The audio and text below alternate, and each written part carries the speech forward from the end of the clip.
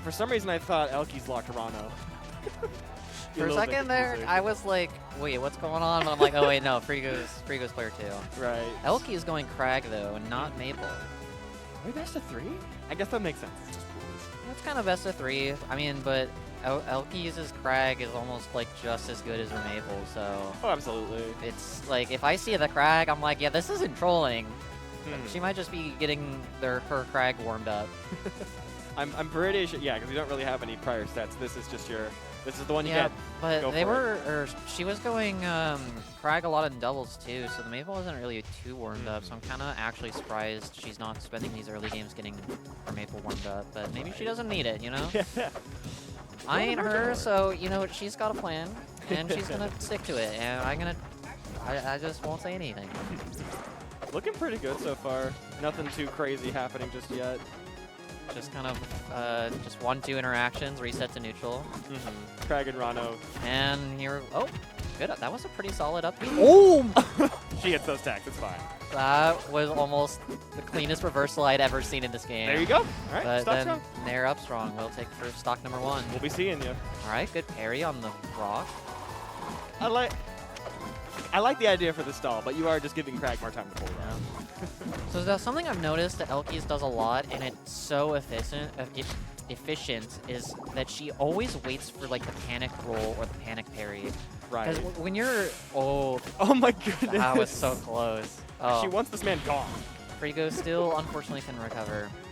But anyway, as I was saying, Elkie is so good at just sitting there and waiting for your panic option. Because when you're up front in Crag's face while Crag's holding rock, and you already just like click parry, you're like, uh-oh, well, I'm about to eat something if I don't roll. So then you roll, and then you get hit by the rock, and she just sits there and waits for that. Exactly. She waits for not only the parry, but then she waits for the roll.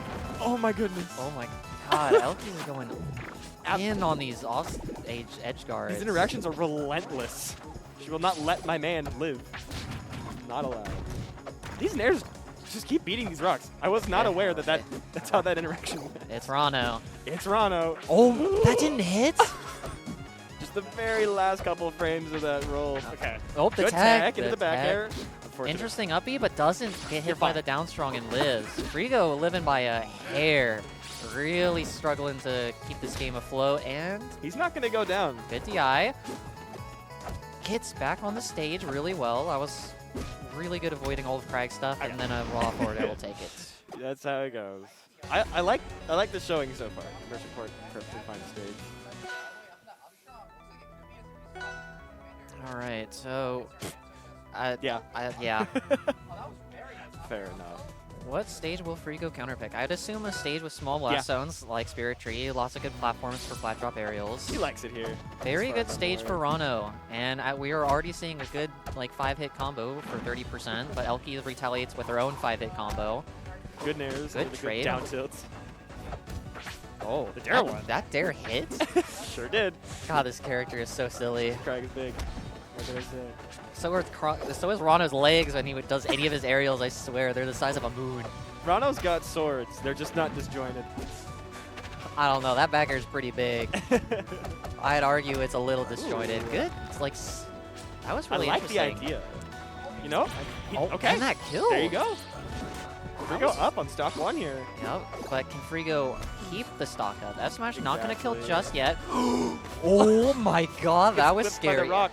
Wait, the perfect uppie to land him back on stage. Dodges the up strong, gets a nice 26% before losing his first stock. I like the Dacus there. It's a nice little extender. Even game now, almost identical percent, and now elkies takes the percent lead. Oh, that tongue narrowly whiffing. Oh, the fastball was so smart. He's laughing at the player cam. I respect the attempt. Yeah. I mean, that was a smart decision, but it was even smarter from elkies to fastball, but not fastball long enough to SD. Oh, for sure. Just long enough to dodge the forward air and then make it back. Frigo seems to be playing a little bit more reserved in this game so far. Oh, and that is Out of a jump? Upbeat a little too low to the ground, or to the blast zone, and that will be the set, right? Who knows? They're still sitting down. Is it all best of 5? It is. Okay. It is best of 5. Watch this just be friendlies and we're just Okay. No, because I mean, there's the scoreboard up top. This is Okay. definitely a set. I also looked at bracket. This is definitely a set. Yeah. Okay. Abyss. This makes sense. Once again, another really good Rana stage. Yeah. I think Frigo's adaptation playing a little bit slower this stage definitely gonna work out. That pillar Oh, next to doesn't the get the wall. back air. Oh, parry. Very funny. Oh, I love the intentional bear down cancel. tilt miss. I'm gonna say it. That was intentional. Tactical whiff. What can I Frigo say? knew elkiies would parry there. Went for the down tilt, knowing it wouldn't hit. Oh my! Nice. That rock went so like hug that wall. That was really a good rock throw. Using the rock to hit the tech there. Smart stuff. Frigo expecting elkies to roll in. She just gets the neutral tech. This first stock is going to be very important. Oh, elkies just tries to go in for the run up, Okay. but that will take it. Yep, parry Little- up strong. Little ambitious, but good damage, you know, if he can just hold this lead. She's Oh. always holding just the right And down direction. strong. We'll take it. Even game still. Even game. Frigo could still pull this back. Oh, yeah. I mean, All right, nice jab. Unfortunately, going to lose your stacks, but, you know, it's all right. Ooh. Oh, and Hobby Is he SD fine? if Frigo makes it back. He can make it. Oh my god! And the double SD from Elkies trying to take Frigo? the stock. Let's go, Frigo. Takes a game. I can't believe she died for that. I mean, it's fastball down me that low to the stage. I'm not surprised at all. We'll call it ambitious. We'll call it intentional throwing. Just trying to put on a show, you know? Throwing for content. She knows Yeah, the throwing pushback. for content, exactly. We gotta get our ad break sooner or later. It's too easy in the chat. Love that. Oh, unfortunately, rolls into the down spike. Ooh. Anytime Elkies go off stage and does like fastball aerials now, I'm just scared. Just got SD. Fair enough. What the? They were just whiffing while hugging each other. That was weird. Just a little bit of spaghetti. It's all right. A little bit of spaghetti never hurt anybody. No. Well, I say that. Unless you're allergic to spaghetti, in which case then maybe it does hurt somebody. I condone. Yep. That was a good wait from Frigo. Like saw the parry and just delayed their jab just like a little bit. Oh. That up tilt was No up tilt confirmed. wonderfully Good placed. DI from Elkies. great there. Oh, and the Ooh, ledge uppy flip. cancel. Frigo playing immaculately this first stock. He read the parry again, but unfortunately did not position properly for the punish. Good. All right. Good disengage. Yeah. She's just That wa- F smash was a little ambitious. She's just walking at him. Just couldn't get off the wall. Just had nowhere to run to. Playing comfortably in the corner until the Crag's upstrutting directly at you. I checked whiff there. That's great. Oh. No fear on the jab. Yep, rolls into the pillar. Combo from Elkies. Oh, parry. Elkies has all these like little Crag strings that I've just never seen before. Yeah.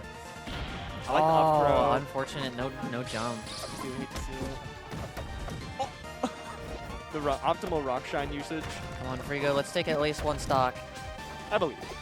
Oh, Run up parry. Not the run way up to do it. parry. Interesting decision that unfortunately does not work out for Frigo's favor. All right, Okay. good uppy. Not gonna. That is extremely ambitious, Frigo. Inspired even. Yep. These upbeats just barely not killing cross stage at 200%. Oh, tongue doesn't hit anything. Fortunate. Up get that there. up There we you go. He got Took a it. stock. We took a stock. He's on the board. Now we just hit just the tongue. now we just need Elkies to do the same thing last game, and this is gonna be a cool game 5. Oh, Elkies greedy. He's feeling Really just wants the inspiration. content. These nairs. Get a cool 50. Okay. Elkies really wants to end with a smash attack, and this might look like the positioning to get it off. I'm liking Frigo's patience, but Craig Yeah. might not be Yeah. the character to stall against. And that is now the set. Elkies takes it 3-1. Good try from Frigo. Did not do too terribly. No, absolutely not. Like he was holding his own pretty nicely. Just Elkies corner pressure, concise combos. What do you do? Exactly. I feel like, yeah, he was playing great. His sometimes you just want to reset.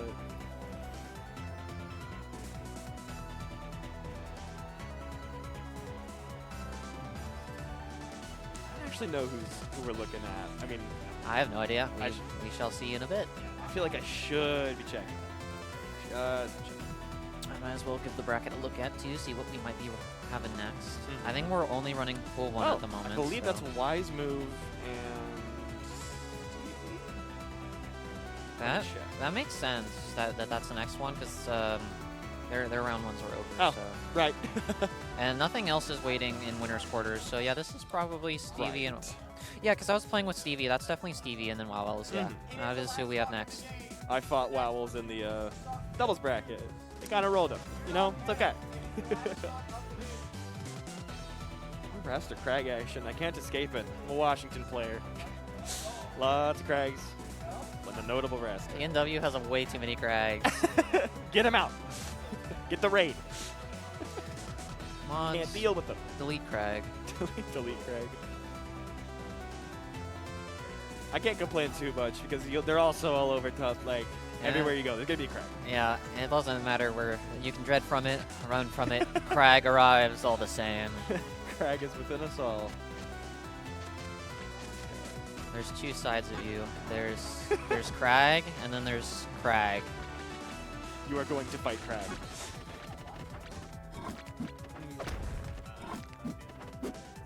But yeah, depending on the Crag, I've not seen much of Stevie into Crags. I'm pretty sure Wowells is pretty happy to see this as their qualifiers match. Yeah, because I assume Wowells plays Baguette Boy a lot, so kind of knows the matchup, at least to a good amount of extent. Right. And I don't know how much practice Stevie has against Crag. Right. I've not seen much Or of Stevie has against Raster, sorry. Mm-hmm. I confused their characters for a second there. It happens. Yeah, Stevie, I think, is from BC. Yeah. Coming all the way down to Oregon. Yeah. Wow. Very solid Crag. I played them at Battle of EC4 Oh, yeah? when I played 4 Crags in a row.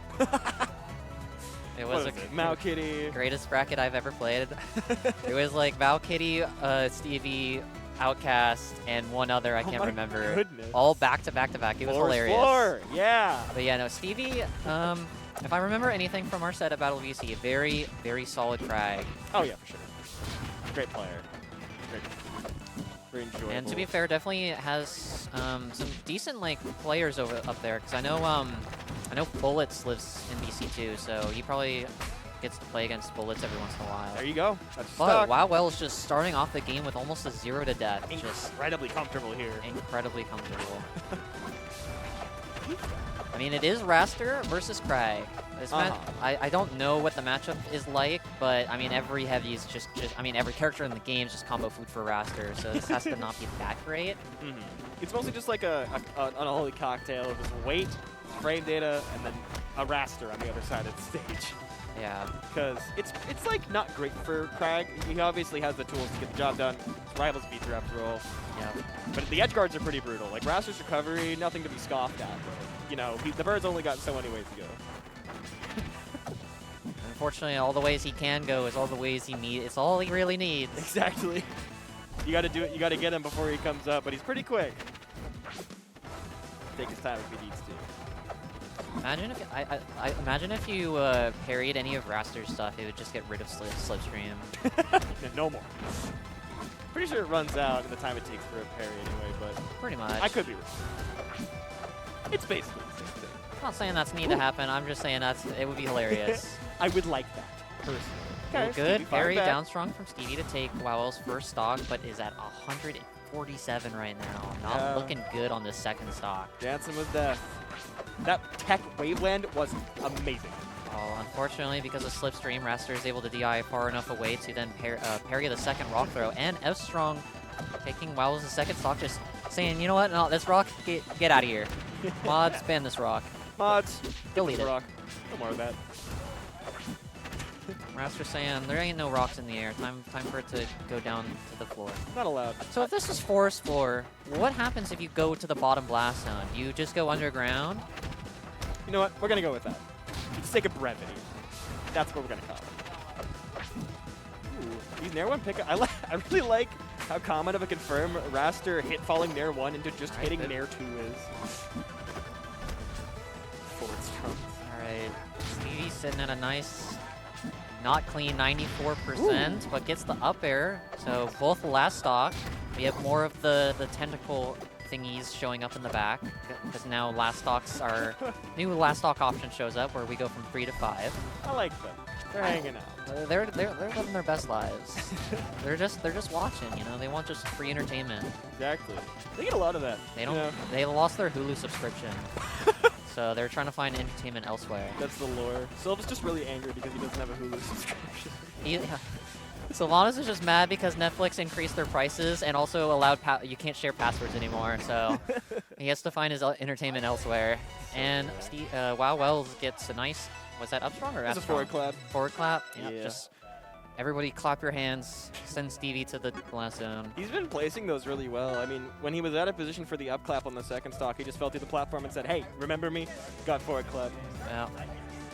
Quick bands, you know. He knows what he doesn't want. I mean, you're fighting Crag. It What is more could you ask Crag, for? exactly. It's like just don't go to stages where you can get up aired twice and die, and don't go to FD because then where's your option to dealing with rocks? You don't want to let him just push you up there. Yeah, because what happens when Raster runs out of jumps and he's forced to up B back to ledge? You just get rocked over and over again. Exactly. You meet Dwayne the Rock Johnson, Dwayne is and there. unlike John Cena, he ain't invisible. He's right up in your face. There's nothing to be done. There is nothing to be done. I like Wowell's overall positioning. Stevie just very ready for it, it seems. Yeah. Just putting rocks and spikes exactly where they need to be. Stevie had a good lead, but unfortunately got hit in the face by his own rock from a parry, and this all turned even. I think my favorite thing about this matchup is that Dare can move rock with Raster. I think it's my favorite thing, to get back hit Dare into like whatever you want. That F strong almost hit. If that hit, I don't think Stevie was going to be DIing that properly and might have lost that stock early. Right. Oh, barely Good misses the up down B. strong, but they're both still fine. They're still alive. Both alive? But Stevie out of a pillar. and There you yep, go. nothing Crag could do in that situation, unfortunately, other than just get clapped. For sure. I think Wowell's just, you know, taking the lead, gonna hang back. What are you gonna do about it? Exactly. Take your percent, get your up airs, conversions, back airs. This is just looking rough for Stevie. Can't really find openings or get hits. Because you can't really wait for Raster to come to you now. Because he ain't ever gonna do it. He's just gonna sit there and be like, okay, throw out a move so I can whip punish. Just Until then, on I'm his just to-do list gonna today. I'm just gonna dash dance at the speed of Sonic from Ultimate. Don't really feel like engaging today. Maybe tomorrow. Okay. And There you once go. again, another forward clap. Stevie on his last stock of game 2. Can he pull out the reverse 3 stock? That's Already a start. gets it right off the start with an up strong on Wowell's landing. Oh, Okay, all right, the fairs. good double fair. Oh, dodges the Slipstream's still slipstream here. and hits with a rock. Armors through the dash attack with side B. I'm liking this. Fortunately, a giant. Oh my! So scary. Good tech from Stevie though. Spike Raster Dare is my Oh, favorite. and the rock into F strong, taking that stock too early. This might be a reverse 3 stock from Stevie if he gets the up air.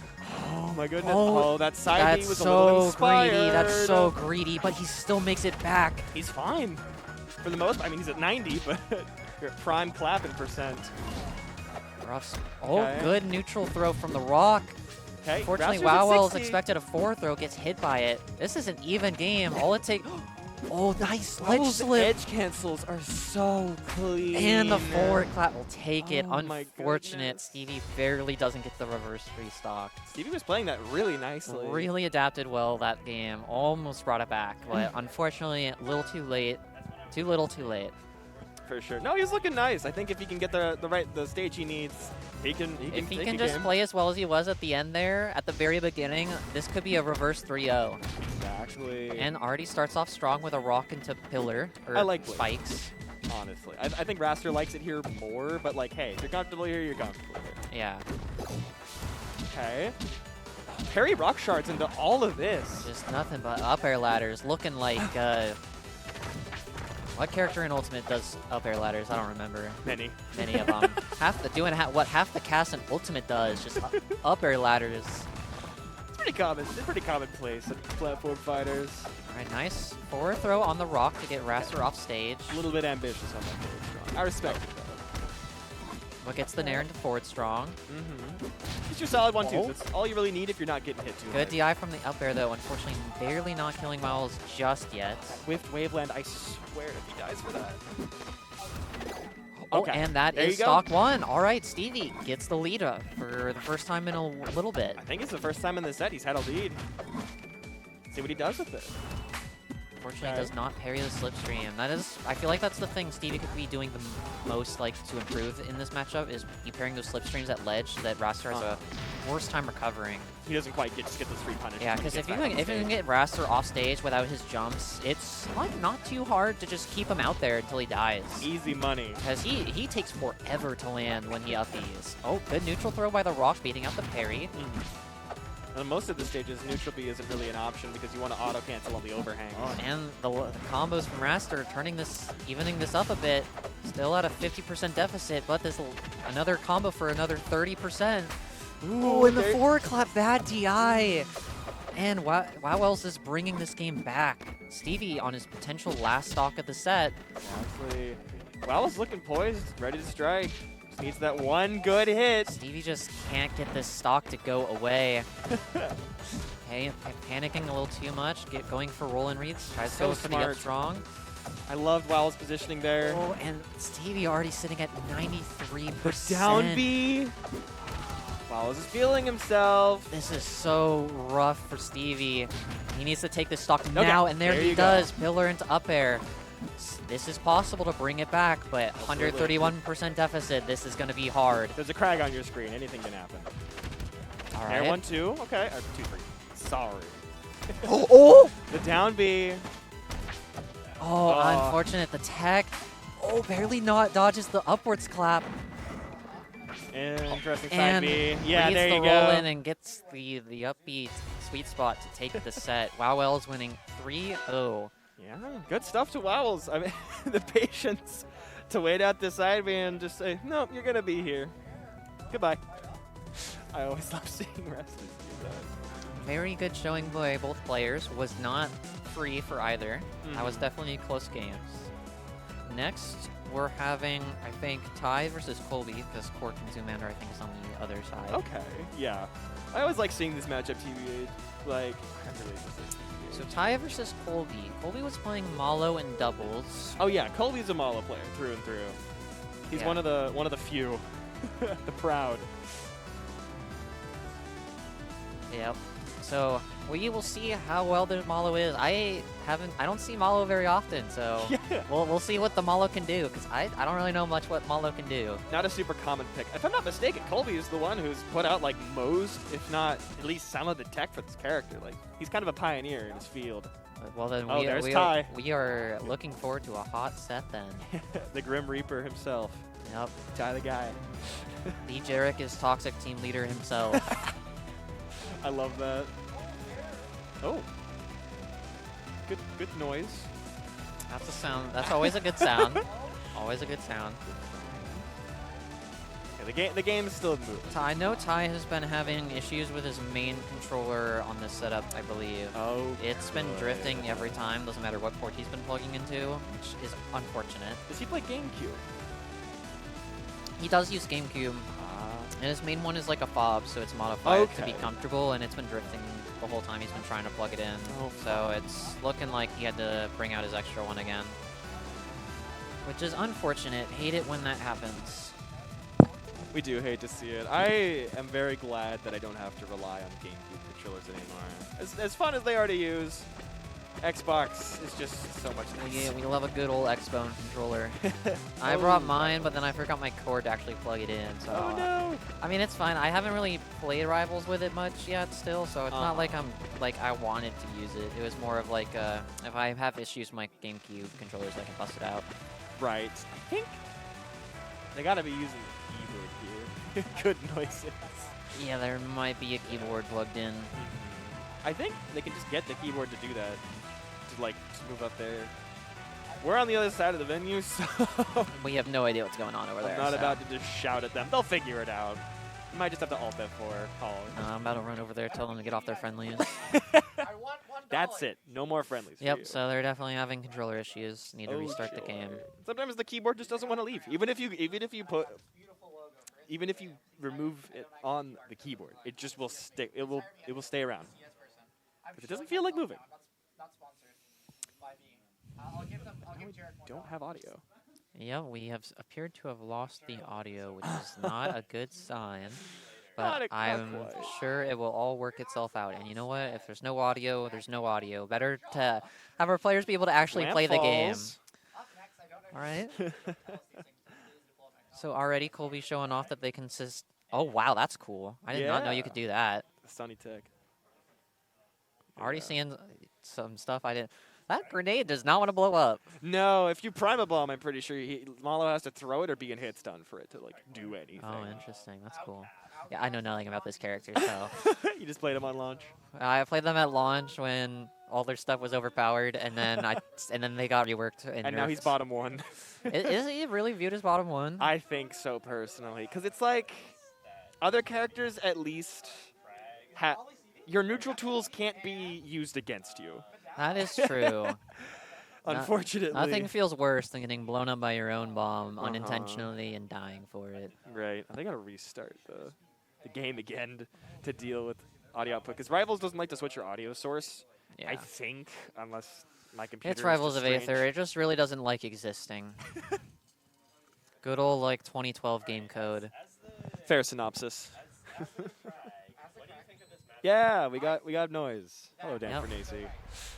We love our Lord and Savior Daniel Fernaniel. Rivals is funny. We love this game, but 2-3. it isn't without its flaws. But we love it nonetheless. Oh, for sure. Huge fan. I wouldn't be here right now otherwise. Exactly. Neither would I. Game rocks. 2 stock. That's a 5. And we ain't running any other brackets other than Rivals, so literally no one would be here if we didn't like the game. Okay.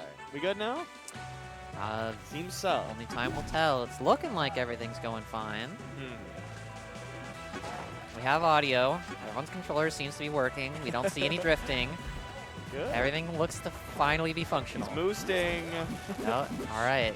Now they're doing one last button test to make sure everything. Oh, and see our Get him out. Get him out now. Give Yeah. us finisher self-destructs out right now, Colby. Nope. Like I recently learned is that finisher's like the best one to hold when you're getting edge guarded because it's not gonna hit you. Exactly. Like you just threaten it the whole time. There's gotta be a way to confirm into finisher bomb, right? Oh, there's several. That's like the main way he gets his kills. Is that's like up strong. Also, no estuary.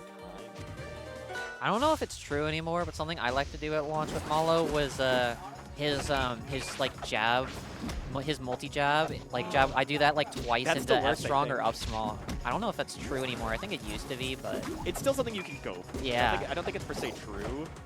but it is neat to do. Colby with a nice start so far, though.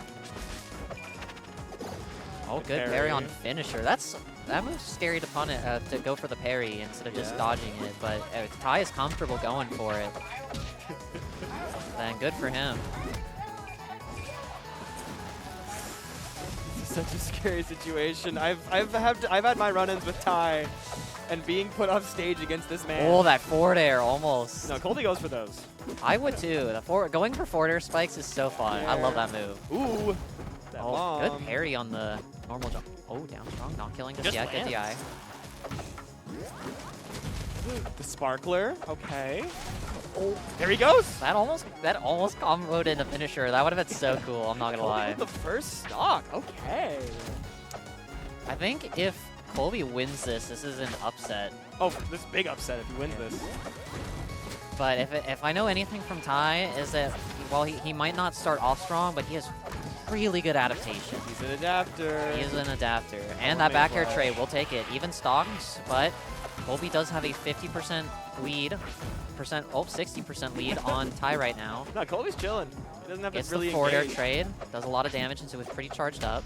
I feel like forward air is just such a good move to throw. Oh, in. good parry, but no oh, actually gets the nair punish. Back nair. It's all right.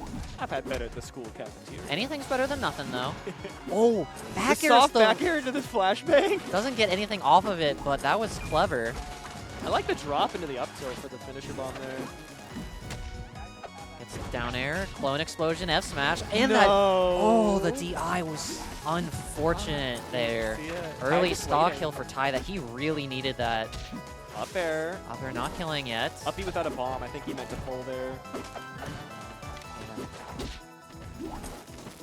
I just love watching MOJO. You don't get to see him very often. It's such a treat. All right, finisher's out, trying to go for the kill. He's Oh, fine. gets hit by his own finisher because Clone just stalled it a little bit. That was an interesting turnaround F smash from Ty. Probably was a misinput. Right. Oh, The perfect and the bomb shot. Bomb shot snipes both him and the Clone. Takes stock number 2. Oh, but the smoke screen gonna pop him up. This is so scary. This is a rough situation for Colby. 85% deficit, but bringing this back with a nice offstage combo. Hits the dash attack. Colby with lots of momentum right now. Now he just needs to get back to the stage. Oh, almost got hit by the finisher. He had a bomb? Yeah, he pulled it immediately after throwing finisher, I think. He's fine. He knows how to handle it. He's trained for this. Bringing this back. You can These always just, finishers are so scary for both parties. Oh, you can always just roll out of the way. Looking for the downer, I think. I think that down tilt. Oh my goodness. Yep. oh, Flashback. oh my God! Uppy into flashbang up strong takes I that can't game. believe that. That was an insane play. Oh, there he goes. That was amazing. That was super clean from Colby. Look at him go. Even with the unfortunate my DI go. on that F strong, still pulls it back and wins game 1. Very unfortunate for Ty. Colby has a lot of momentum going into this game too. There he is. Just nair ladders right now. Quick 27. Something I Oh, he feel missed like that. Ty is doing is I feel like he's respecting like the upbeats off stage a little too much. Oh, But for sure. What's I- Maul gonna do? yeah, but then again, I play Sylvanas where I can kind of just forward air, so I really don't know like how close you have to be from Malo to get hit by like the upbeat dust. Right. You kind of have to be on top of him. Yeah. So like you shouldn't really be going for spiked air or like forward air. You can go for nair. You can go for bear. Or, Oh, like, front and air. Ty loses stock 1, only got 30%. This is really good for Colby right now. Colby He took him just, to a smaller stage and he's not engaging. yeah. Which is smart. He's missing these parries. That's unfortunate. Has are the best of us. I mean, Colby's mix-ups are pretty nice. I like that. You know, get your wall jump back. Why not? Just resetting the offstage situation. CF Strong sends him back off stage. There And you the go. up strong, nice, good charge to get the kill. You gotta get back eventually. Only You're gonna go here. 32%, so this is back to even. Mhm. Ty, like I said, Ty has really good adaptation and showed it full effect right there with that stock. Just bringing that, oh my, very close, very scary situation there. Had to worry about both finisher and forward air spike, Right. but manages to weave in between both and I really like putting now nairs has the- there. oh. Oh, he's dead. Not quite. not okay. quite. I feel like if he went for the third back air, but also I don't know if that would have hit. He was out of resources besides an air dodge. You do not want to be down an air dodge against an offstage model. Yeah. Just hit the bombs. All right, even game. Literally both are at 83% even game. That bomb clipped. Nope. Oh, gets hit by his own finisher, but he's living. He knows Very, the very DI. good DI. You have to know the DI. If you don't, then it's a. Oh, I love that back air. Getting a master class, and all right. he took the words. This next stock is very important, I feel like. Well, absolutely. It kind of determines the momentum for the rest of the game. We'll be really just throwing out a lot of these grenade setups. Just playing throwing with them these finishers. everywhere. Just trying to confuse and overwhelm Ty, and gets the finisher explosion. He's in there. Ty just getting overwhelmed by all of these grenades, just doesn't know what to do. Oh, he like. I think this character is so cool. I wish he was a little bit better. He pulled the. Oh, up strong into down There you strong. Good DI mix up. I saw Colby previously there. He pulled the bomb down with, I think, nair one, and then down tilted it away, and then it blew up. But that's so cool. Ty is Not having enough trouble smoke. recovering, but lands and gets the down strong. That Finisher. finisher. It's looking at you. That downer was a little bit ambitious, but it's okay. Oh, good parry on the back Yeah. air. I like these forward airs, but I mean, once Ty catches on, it might spell something a little disastrous. All right, Okay, Ty Dare getting Bear. advantage. Oh, Flashbang missing. unfortunately gets dash attacked. Tilting the finisher, getting rid of the smoke on the other side of the stage. Oh, Dacus. Oh, probably was expecting to like up the oh the finisher, but he could tech. there you go. Oh, getting Still up tilt alive. This is so That bomb and kills? the bomb kills. instead. Colby up 2-0. Colby up 2-0 on Ty. This could be a 3-0. He's out here doing the most. Ty just getting overwhelmed by these bombs, doesn't know what to do, can't really get good openings. But it isn't over yet. Ty can still bring this back. Runs it back to Truffle, feels Fair enough. confident on the stage, or is a comfort pick. May not know what stages are good or bad for Malo, just more of a comfort pick. I feel like Malo can kind of do it wherever he wants to. Because like he doesn't struggle to recover, he doesn't struggle to, you know, platforms are nice, but you know he doesn't really need them. Because most of his setups come from ping pongs into himself, with bombs, and all that good stuff.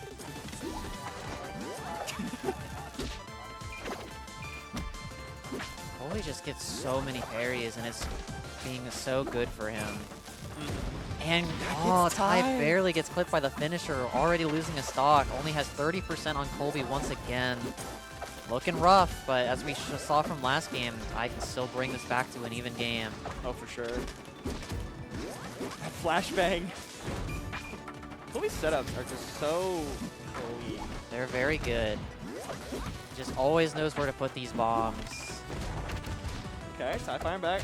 His nairs to the platform have been like pretty consistently hitting Colby. Look at that lamp fall. Look at him go. No bias.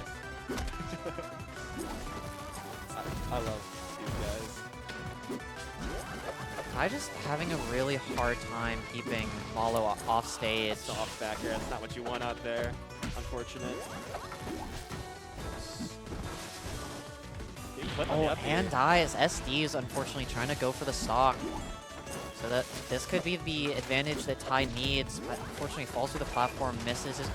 And my the goodness! S smash into the finisher gets the kill. Bad DI on Ty. But then again, don't really expect to get hit by that move in that situation. Ty on his last stock in winners potentially. Can he bring this back? He has 2 stocks to bring this back, but he's getting He looks huge a little combo. angry. Ty has decided he's gonna win. Oh, and gets the flat boost down air Oh to my take the game. goodness. Even game, almost identical percent.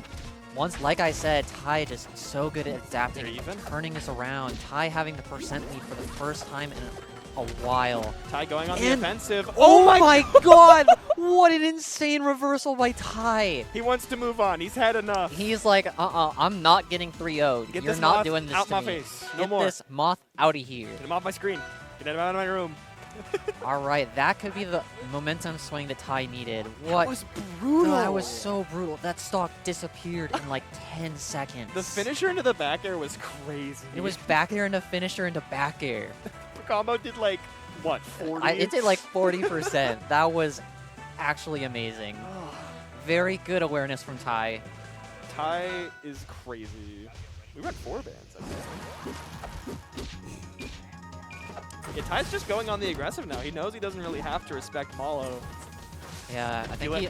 What was that? Was that lamp? That was a lamp fall. Okay, that just looked extremely weird. It looked like he got hit by the clone and just plummeted. The strongest clone this side of the Mississippi.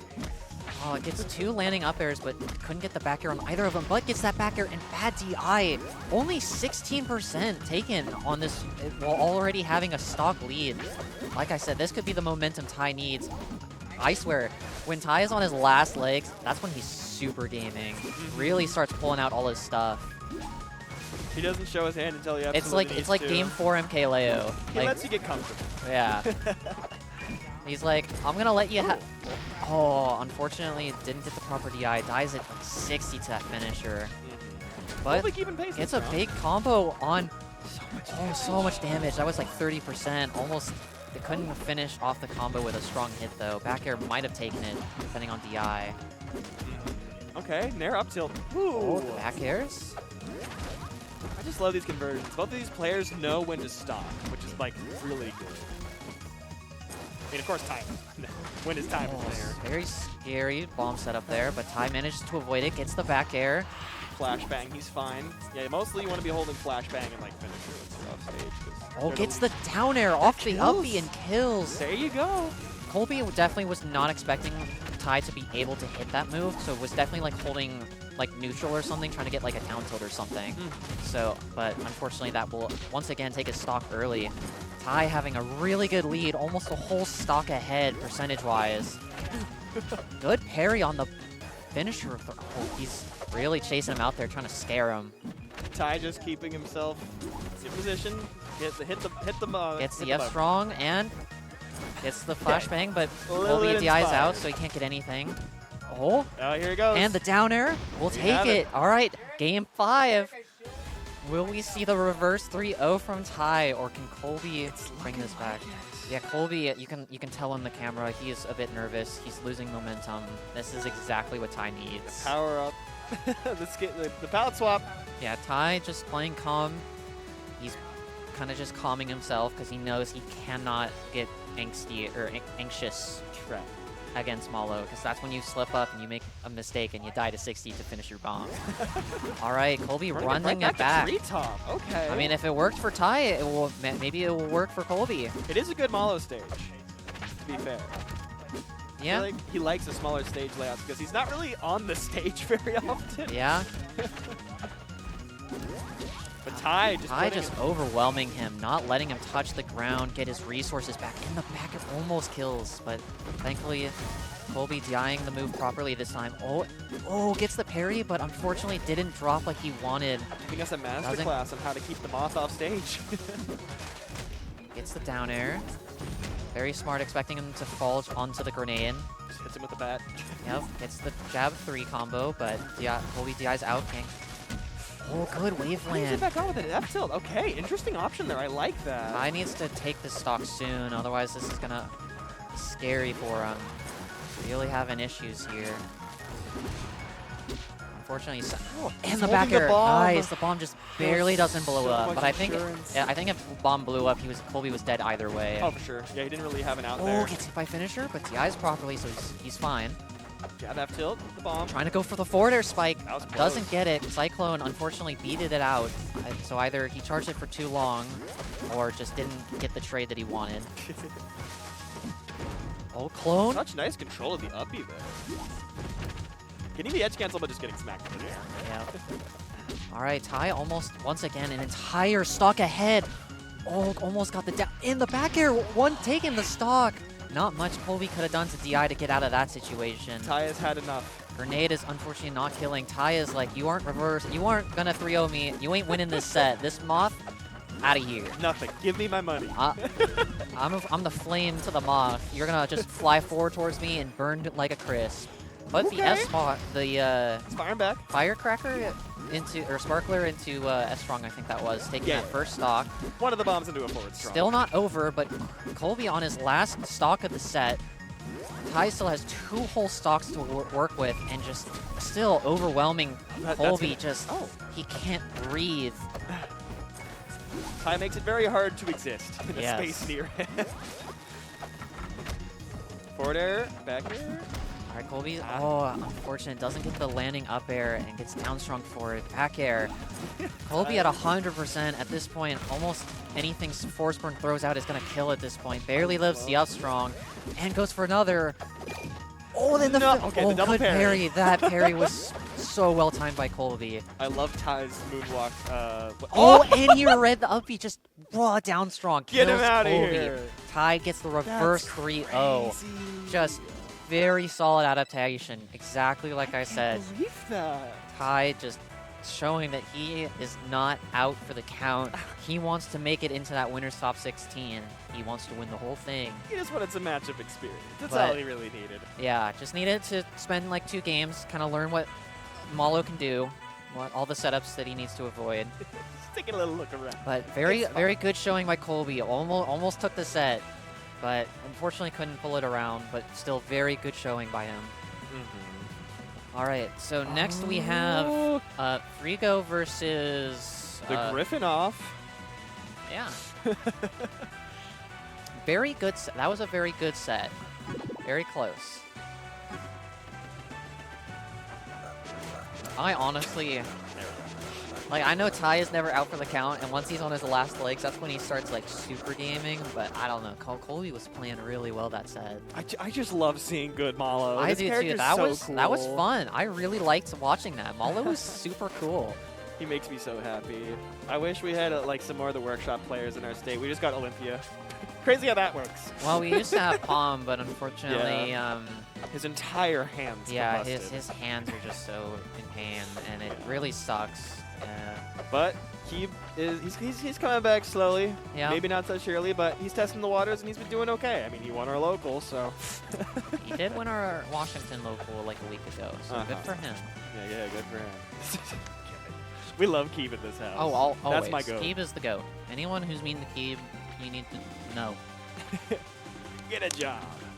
Literally, because Keeb is literally just like the nicest guy on the planet. We He's love so Keeb. sweet. He's so sweet. He's so nice. And he makes Palm look cool. Character's fun to watch. Absolutely. His Olympia goes pretty hard, too. His Olympia is pretty good. It's had a level up. Oh. The 4 It's had a Freddy level up tag. since the DE Yeah. Inferno Olympics. Because when he pulled that out there, I think I almost like JV4'd it. No. It was not great. Oh, that's so messed up. But if it's powered up, that's awesome. Because Yeah. Olympia's really cool to watch, and it's unfortunate we don't really have many of them around. Exactly. We just really don't have like any of the Workshop 4. Barely anyone plays them. We had a couple Hodans. Everybody's got a Hodan secondary for some reason. Frigo has a Hodan. I have a Hodan. Well, I have a Hodan. In quotation marks. Yeah. I also have a quotation marks Sodan if you just want to put a casual only in front of it. He's really fun though. He getting looks into fun. it. I miss when you could just like tape your stick down or your C stick down and you could always just have charge inputs. That was so funny. You have to repress now. Okay. Yeah. Merchant port, game 1 for They Gurf and unfortunately Frigo. nerfed it, so you can't be very funny with Hodan anymore. I also miss the Nair Infinite. That was also silly. The Nair Infinite. Shoutouts to pre-patch workshop. Gotta be out. one of my favorite genders. Yeah, guess what I'm saying. Release Malo was so fun. He felt like it was so fun to just like scrap with the character, like play him like a Goodness. rushdown character. Who just also had bombs. Very good parry on that huddle. Frigo out the gates, just molly-whopping Gurf. Yeah, this is It's okay. This is looking pretty Gurf strong has- showing for Greg already. Gurf has what it takes to get back in this. He just needs to make it happen. Just needs to get one hit off. Keep him at ledge. Edge guard, Nice. F-tilt. No back airs. I feel like rare back air would have been like really good there. Oh, absolutely. Maybe not feeling super comfortable as the opening to the game was him taking about 100. Yeah, but I mean he's still living at 153. Down strong, goes for the up air. Made it this game even. They're both on their like one more like strong hit will kill either of them. Going for the wall. Tries to come back with a back air, but gets killed by a needle. Oh, gets the Frigo. parry, but unfortunately it's puddle, so he doesn't get stuck in parry stun. Oh. Oh, the down strong doesn't hit barely. Frigo being so rude. Frigo really There you got really greedy with those smash attacks, just trying to kill him. And And it Rana's allowed got it. Jerf to just make a really big comeback, take the first stock. He really would not have saw that coming from the first like 10 seconds of the game. Definitely would not have expected that. Getting rid of this fat fish is so difficult. Yeah, Frigo really struggling to take the stock. This is unfortunate. That could have been the stock if he had converted into an up air. Yeah. Okay, But there we go. Yep. Unfortunately, ran out of resources to recover. Had to up B. Gonna catch that. And yep, gonna catch that with an F strong. Would have been cooler if he did Dacus. Is all I'm saying now. Should have gone for the Dacus. That would have been sick. Ooh, big damage. Gotta Evening things up a little bit. Kind of flex on. Oh, and the puddle boosted down strong. Almost killed Frigo there. Going for a lot of these up airs, I feel like I'd like to see a little bit more setups with like just waiting for the Rano to land. He's got decent landing options. Oh, doesn't parry. I think Jerf maybe like didn't expect that to connect. And the forward air takes that stock at 90%. Almost got the micro spacing on that tongue. This game is really funny. They're both just like doing 80% to the other, and then they just don't die, and then kill the other one Nairbott's on the twice. platform. Oh, gets the parry. That There should you be go. the stock. Up strong. Should have flexed and Get him out of charged here. it more. That's all I'm saying. He would have slid past him and it would have whipped. True. But it would have been very funny. I would have laughed. All right, so now if anything's showing, Frigo's gonna get a big combo, and then Jerf's gonna live forever, and then take the stock at 60. I'm liking these strings from Frigamaniac, not letting the rest of this game get away from him.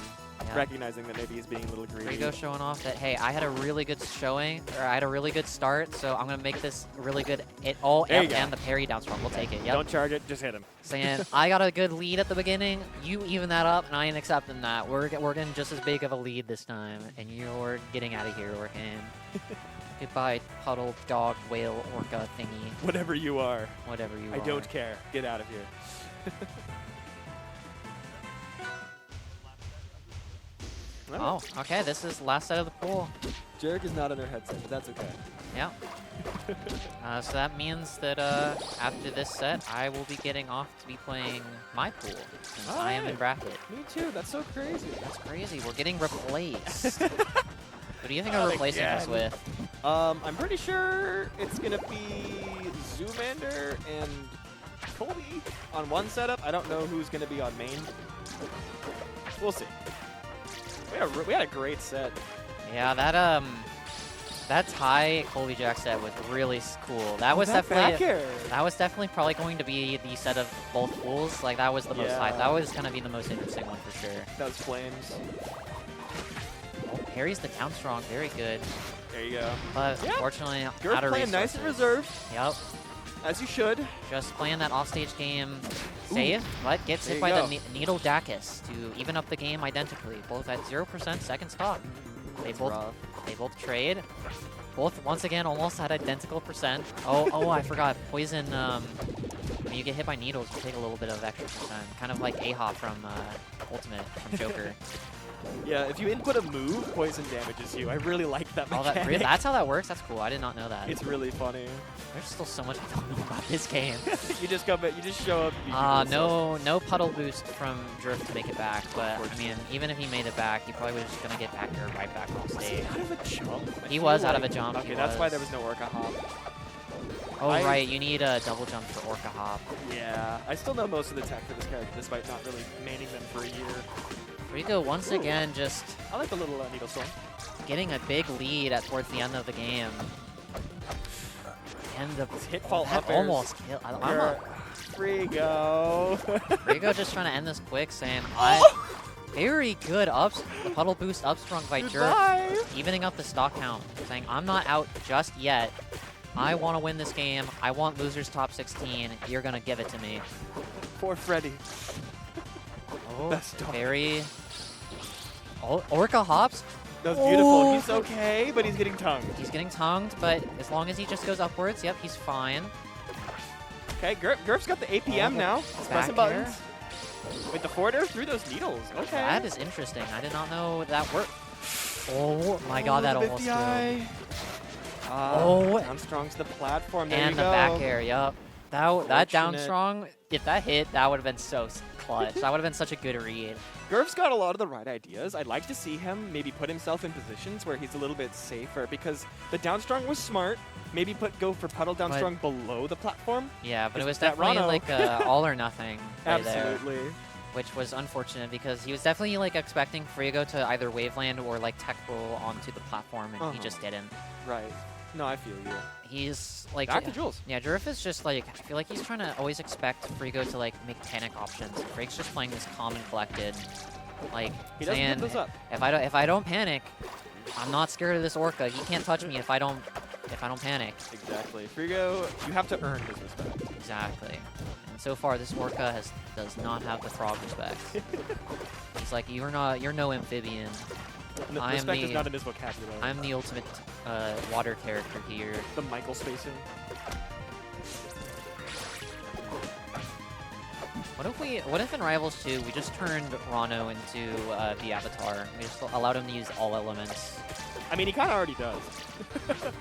That hairstyle, good ground control. He can match like a water character. Good tech chasing. Okay. Nice, nice. All right, Jerf takes the first stock, similar to how he did in Game 2, or not Game 2, Game 1. That up tilt trade. Now he just needs to hold on to this stock for a while, get a big lead in this game. Imagine if he doesn't upbeat a puddle, but I feel like even if he did puddle, he probably would have just died to down anyway. Very rough situation there. Imagine if we see another reverse 3-0. How insane would that be? I can't take anymore. My poor heart. Oh, that was smart, but Good a down little too early on that down strong. Again, I really would like him to just go under the platform, wait for Gurf to Land. for Figo to land, and then maybe go for like a back air or just wave land down strong. Yeah, like Orcane's back here is a very strong move, and if you're not ready to DI it, that move will kill you with 40 at ledge. Even if you don't get the bear too, you still get to like combo into whatever you really want. Yeah. Oh, that back air was scary. That DI looked scary. Thankfully, not dying to it. Even Setting up a really game. nice- Oh, he's able to check and makes it back. God, Jerv just cannot take the stock. Oh, double down strong, neither connect. no. No resources, can't make it back. I think your only option is go for a wall or There a we hop. go. All right, Okay. Jerv takes it this time, and Brings at it up. 0%, this even game, Jerv could still take this game. It's just gonna be hard. He needs to take this stock, and he needs to take it quick this time. With the hitfall up air. Frigo. But 50% already not looking good for Jerv. He's performing. some Gets a devious hit, but devilry. only gets 6%. Just cannot find an opening against Frigo. Oh, and here it is. Here's his opening. Oh, The doesn't get F-tilt much. too. Oh, okay. Nice. Powered up strong. Okay. I like the patience waiting for him to hold in there. Not immediately picking it up, but Orcane's got the frame data to crap that together. Oh, That was purple! that was insane. And that Galaxy, what a comeback from Jerv. I can't believe that. That was really clever. That was good knowing just he DI his puddled Nair in like that and just killed. Well, we're positioned for a reverse 3-0. We got a game 4. We're going to game 4. Yeah, he was playing a little bit more reserved towards the end and eventually ended up netting in the stock. He just got us confirmed, got us solid damage. Even with the unfortunate SD on that second stock by running out of resources. I think I said it already, but the only way he was making that back was side B to wall, Orca hop in, which is pretty tight in the inputs. Yeah, and also Frigo was like right there, so just getting back aired off anyway is just a very... I don't know about this pick, honestly. I Yeah. feel like Orcane just has a field day here. And as I'm saying that, he's getting stomped into the ground. Yeah, because all it takes is Jerf getting like one back air, and you can just back air 5 times in a row. And how do you DI that? But Jerf showing, or Frigo showing that he ain't scared of this Orca, and he's clearly showing that this stage is working better for me than it is gonna work for you. Oh, it doesn't bury the down throw, and dies. The attitude on that down stroke. Frigo acting just so confident, knowing these are landing, knowing when Jerf's gonna click parry and when he's gonna attack. I love Frigo's usage of like controlling the bubble midair to stall. Oh, he had a jump that whole time. Wow. Yeah, but unfortunately, it's just landing. this recovery situation is so scary. Frigo's just expecting the Orca hops now. He's turning up the heat. He's putting the pressure on Gurf. Frigo showing that what happened to Colby is not happening to him. He will not allow it. Yeah, I feel that. Oh, okay. good wait. Knew he just neutral tech, expecting the up strong and just goes That's for exactly what I was auto talking boost about. down strong instead. On this stage, it's a bit more doable since the platforms are so low. Alright. But still a good concept. Got a parry, gets nice 33% out of it. Can't speak.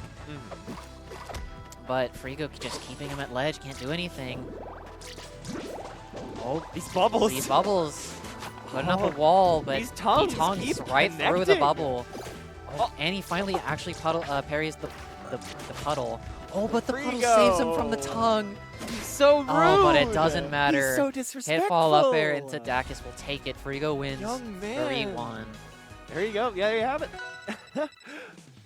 And that's it for Pool 1, I believe. And that is it for Pool 1. So we have good showing from all players. Good sets. All those winners in top 16 now. Very good patience from Frigo those later games being like, all right, I'm just going to sit here. I'm going to wait. You're going to press a button, and I'm going to hit you for pressing that button. And I think Pool 2 is starting now. Well, 2 should be starting now, unless we really just want to delay the bracket as much as possible. I like talking to the screen. It's fun. I also like talking to the screen. It's a great time. It is indeed a great time. I always appreciate the opportunity. It's a joy to be on here. Yep, I don't commentate often, so hopefully it wasn't too intolerable. Well, I'm going to assume we're going to be taking our leave for the time being. I'm just going to wait for Jarek to tell me to get off my friendlies, so. So real of you. It was a pleasure commentating. It was? And I might be back later. We'll see. I probably won't. I'll probably make it too far in bracket to be allowed to commentate again. Because he's crazy. But, yeah. Best of luck, y'all. Yeah, I think, not on yet. Here you go.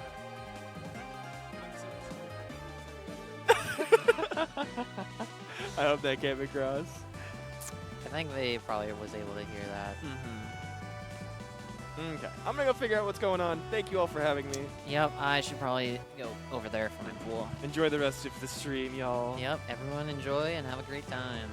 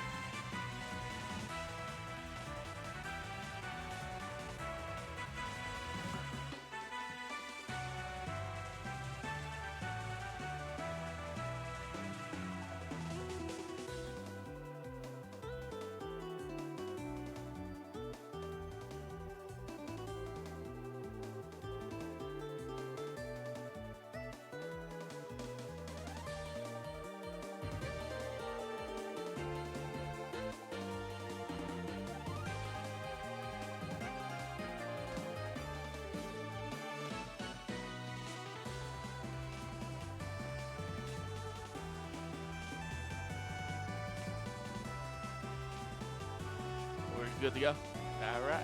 Cork here, joined by. Ty the guy. All righty. Your two Forsberg friends here on commentary. Yeah. Not really talk about now since we were waiting for our set to get started. Let's talk about your set that just happened. It was a real close. I mean, can you really call it a reverse 3-0? Even if the score says 2-2 at some point, it wasn't really close after game 3. Yeah, just for the first 2 games, no matter how hard I tried, I just could not break my autopilot. Okay. And so I just that honestly that happens more often than it should. That I get to game 3, I'm down 2-0, and I'm like, oh, if I lose, I actually like lose now. Yeah. Me and Stevie were sitting there. I was just thinking to myself, like, God damn, there's got to be a reason why this motherfucker goes to game 3 and then reverse 3-0s so often, because you do it so smoothly. I used to think, like, are you just comfortable like this? Like, is there something in the first 2 games that you're lacking? Like you said, that autopilot. But I don't know. How do you autopilot versus, what was your opponent, Kobe Jack? Yeah, Kobe Playing Jack Malo? playing Malo. Yeah, how do you autopilot versus a Malo? There's a lot of moving parts there. Yeah, I don't know. Just, I mean, you saw what happens when I autopilot. There's a lot of running in. There's a lot of getting hit by bombs. And even as I was getting hit by bomb after bomb, I was searching deep within myself to like care that I was getting hit, and it just didn't happen until game 3. I kind of woke up and I was like, okay, I need to parry. Like when I'm autopiloting online, I get hit by every single projectile. It's not even funny. So then, kind of game 3 is like, okay, got a space. Yeah, that got makes parry. sense. That's a good clarification, because I swear when it came to that game 2 and game 1, I was just thinking, like, you're just running into everything. This Kobe Jack set to win. There's I know, no for real. reason why Kobe shouldn't have wrapped that up. Now, everybody knows I like to talk a little bit of mess. I was talking some mess, like in behind, like I knew you watching. would be. I was. I knew. I was, and I was thinking to myself, I was like, okay, the thing, because in my opinion, like, you're a better player than Kobe Jack. You should have already won that shit 3-0, but you reversed it. But anyway, what should have happened is the typical you win game 1, and then Kobe Jack would have SD game 2, because Malo is a character that has a lot of moving parts when they're recovering. You know, you see it a bunch when it comes to Malos. You see it with fucking Rhinos. You see it with what other characters, like, you know, Maples or freaking Hodans. Like, when there's a lot of things that they do off stage rather than just press the up B like a Zeta or something, they SD because they're getting in their own heads because they have to think so much. But when it comes to that game 3, it was the opposite. Like, I literally saw somebody who was up have the opposite effect of, instead of choking, like, and throwing, like, you know, like getting razzled and, you know, SD, they SD from trying to push an advantage that they didn't need to.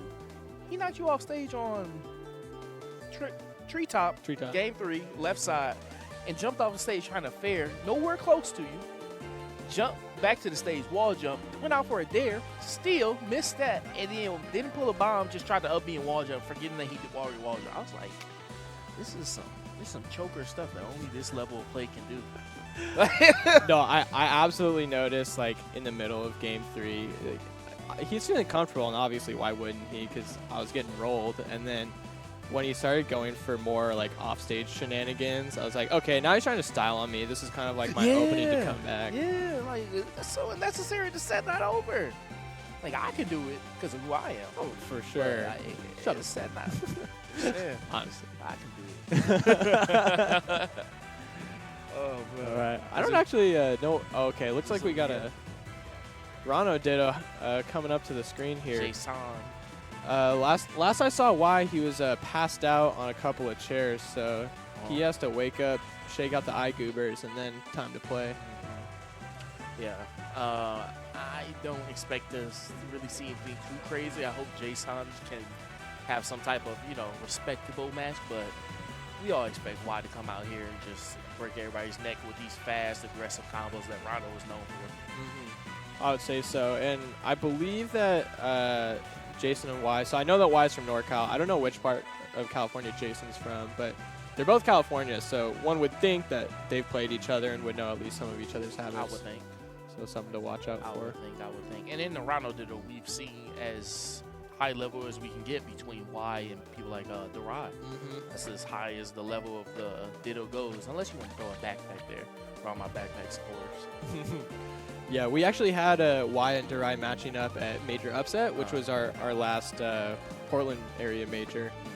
And I think it might have, I don't remember actually the set count. Durai came out on top, but I know that I was talking to Y. I'm actually housing him for this tournament. He was like, oh, I really wanted Durai to come so that I could get my chance at the run back, but It's been for as much as we've kind of put into this tournament, it's been less attended by top players than we had hoped for. Yeah. When I saw, because I rarely ever keep up with a bracket, but once people told me, they was like, yeah, such and such couldn't make it. And I was like, who? MSB. I was like, well, damn, they go to first seed. And then there's like such and such couldn't make it. Whew. So right, well, shit, they go to first and second seed. Such and such couldn't make it. Whew. Well, neither. I was like, man, everybody just falling off. They was like, well, Corey, you probably gonna have to win this. Where's Zoo? Who's still in it? Hey, we still got Y here. We still got Mystery Soul. Those big hitters. Elkies. Those is big Don't hitters. Nah, I was playing. Yeah, those is big hitters. All three of them. Anything can happen. Looks like hand warmers are done. We're going to be jumping in soon here.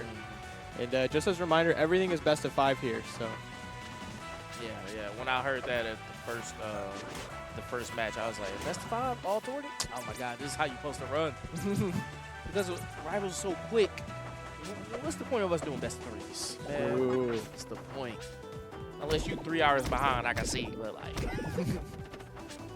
what's the point of that? if it was best of 3, I'd be in losers bracket right now. So thank goodness. That was a close call, but like I said, you handled it. You had your composure. You know, I was talking mess in doubles when I said you ain't got the composure to really make a comeback, but you do in singles. Well, versus me and elkies in doubles. Yeah. Looking forward to us meeting in bracket, hopefully. Actually, we're each other's next match. So. Spoilers. Shoot, we get into the good part too soon. Spoilers. All right, game 1, forest floor. Very neutral. It's a good neutral stage. I mean, it's a safe pick when you don't really know the capabilities of your opponent. Yeah, just a lot of options. Don't really have to worry about a top plat. And Rano especially, I mean, obviously Rano can kill any way he wants, but especially all the setups into Dacus can kill pretty early here, so that's nice. The best thing about this stage is that you pretty much play lockdown. Like, it's so hard for a character, especially like Rano, without that air drift that most other characters have, those burst air movements. They can't really traverse the middle of the stage without really leaving themselves open. Like you see there, like Jason tried to move in the middle of the stage with a wave dash down tilt, but that's as far as he can go. He went to the middle of the stage. He couldn't really push himself all the way through to the other platform and find that shelter, because a lot of people hide under platforms in this game since we don't have shields. Yeah, so I think a lot of this is going to come down to who's going to hold their space, but Y is so good at that, and so one of the reasons why he's so good at that is his platform movement is so crispy. So even when you want to invade, nice setup, even when you want to invade his space, it's really hard to know exactly how he's moving just because he's so quick up It's there. fluid and it's unpredictable in the most predictable way. Like, he always goes left, right, but you never understand when he's going to go in and just, blow you up, maybe a down tilt, a back air. It's really the best form of playing this character that I've ever seen. Yeah, I was playing just some friendlies last night with him, and I was pretty impressed at how hard it is to hit him when he's got just like platform control and a stack of needles. Can't get in. Oof. Even without that bad DI there, I was ready for a follow-up. Yeah, he went for the needle boost fair. Didn't need to. That's the thing that I like to look at in a player. Like, if you continue, like even when you get a hit, if you have something above that even when you technically sealed the game, but if you can go another layer out there, like what he was about to do with the needle boost, and really put a nail in the coffin, that just shows a top level player. Like, that just shows like you don't take it easy until that thing says game. Yep, that's good preparation. That's a flow chart. You always want to have a backup plan. Yeah, exactly.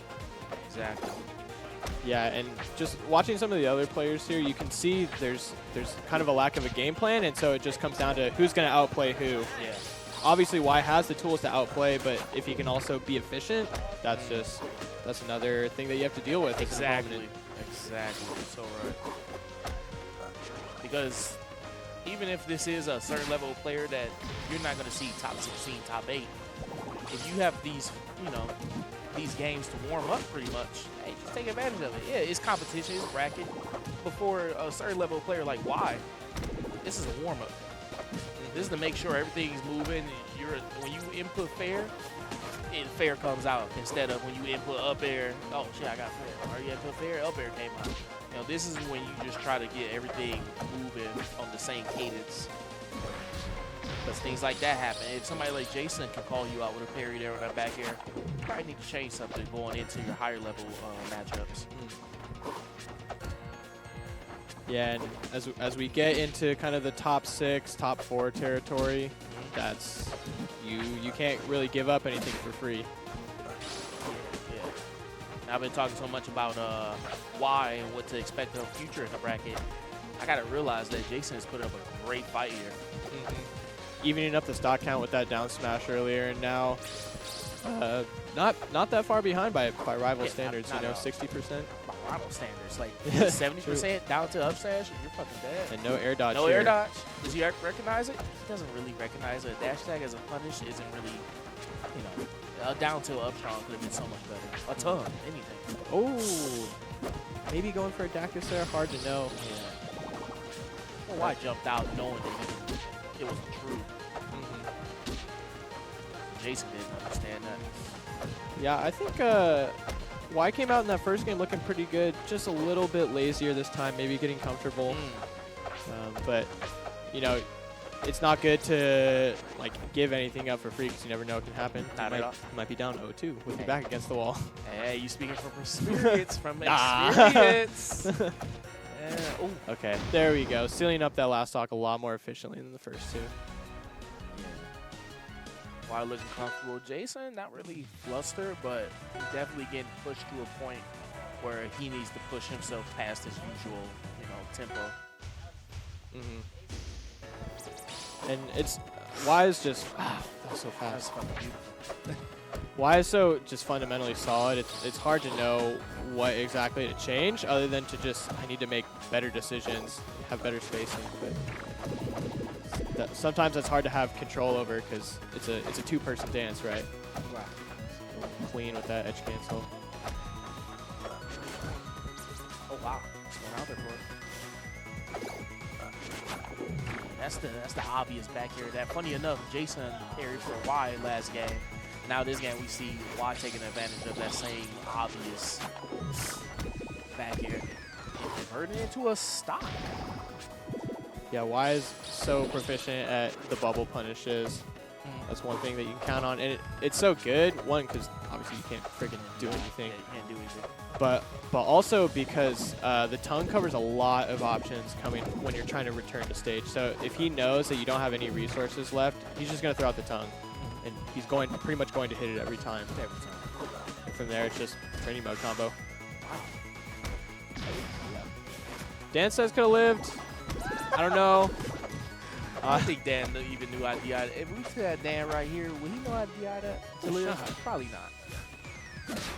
Oh my god, that was at 50. I can't tell if that was great DI or terrible DI. It's kind of ambiguous on that. I mean, hey, you're living. It's like good on him for not DIing full in, but also Right. almost died from that at like 40. Yeah, like you said before, game 2 came out sluggish, but game 3 definitely said, I'm going to fight you like, you know, you're the best player here.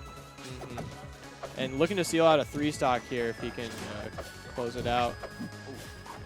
Too high. And all right, there you go. Deny him the 3-stock. That's good. You going to say it? See ya. JV. Not the varsity 3-stock, but the JV Yeah. 3-stock.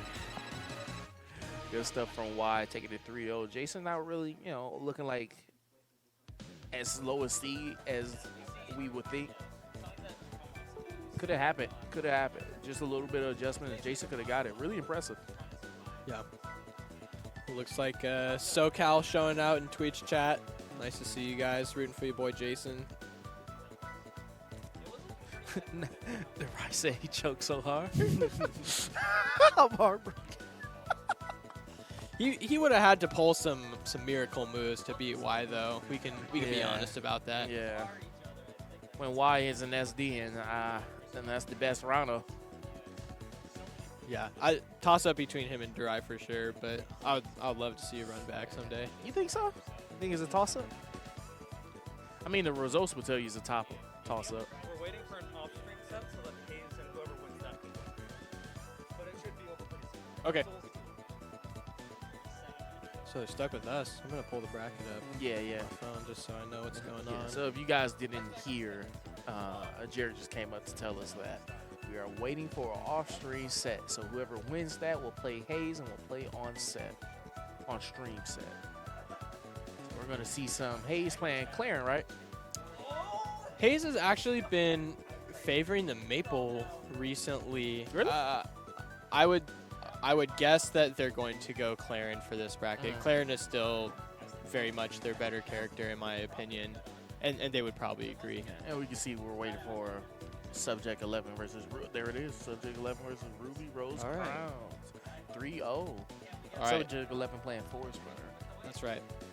Yeah, I can't imagine Hayes goes Maple.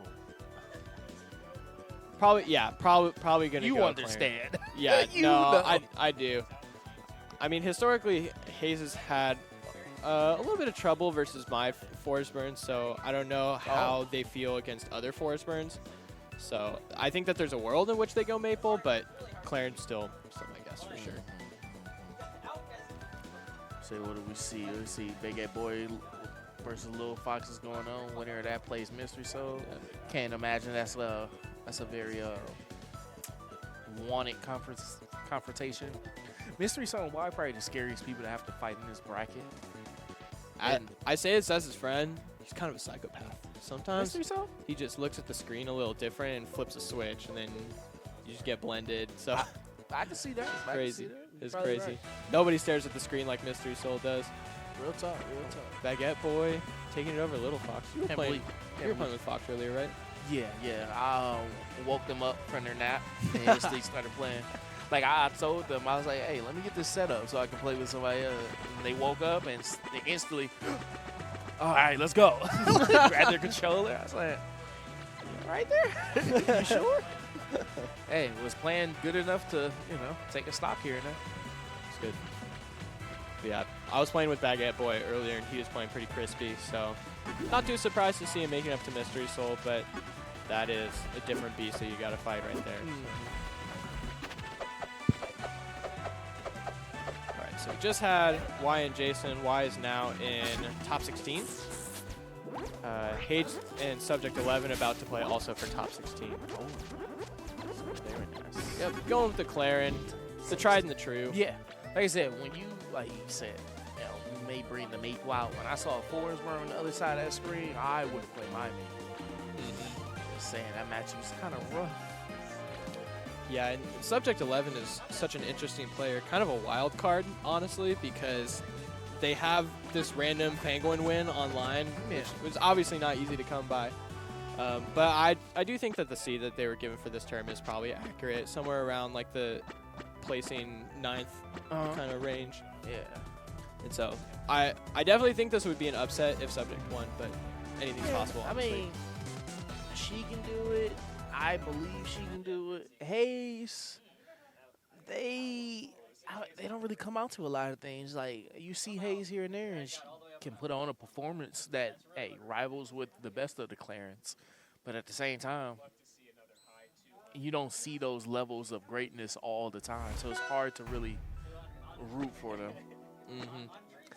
Yeah, I feel like a lot of us around here, honestly kind of in the Pacific Northwest as a whole, a lot of us are pretty consistent and just really hold our seeds but have trouble getting like really top quality wins. That's kind of where all of us are That at. makes sense, yeah. And we get in positions to do so. Like Mystery Soul got to play MSB at Major Upset. And I think that was like a 3-1 set or something. But those are the kind of sets that I would want to see Pacific Northwest start taking if we were to improve as a region.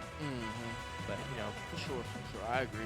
Sometimes you get a little complacent in those local brackets.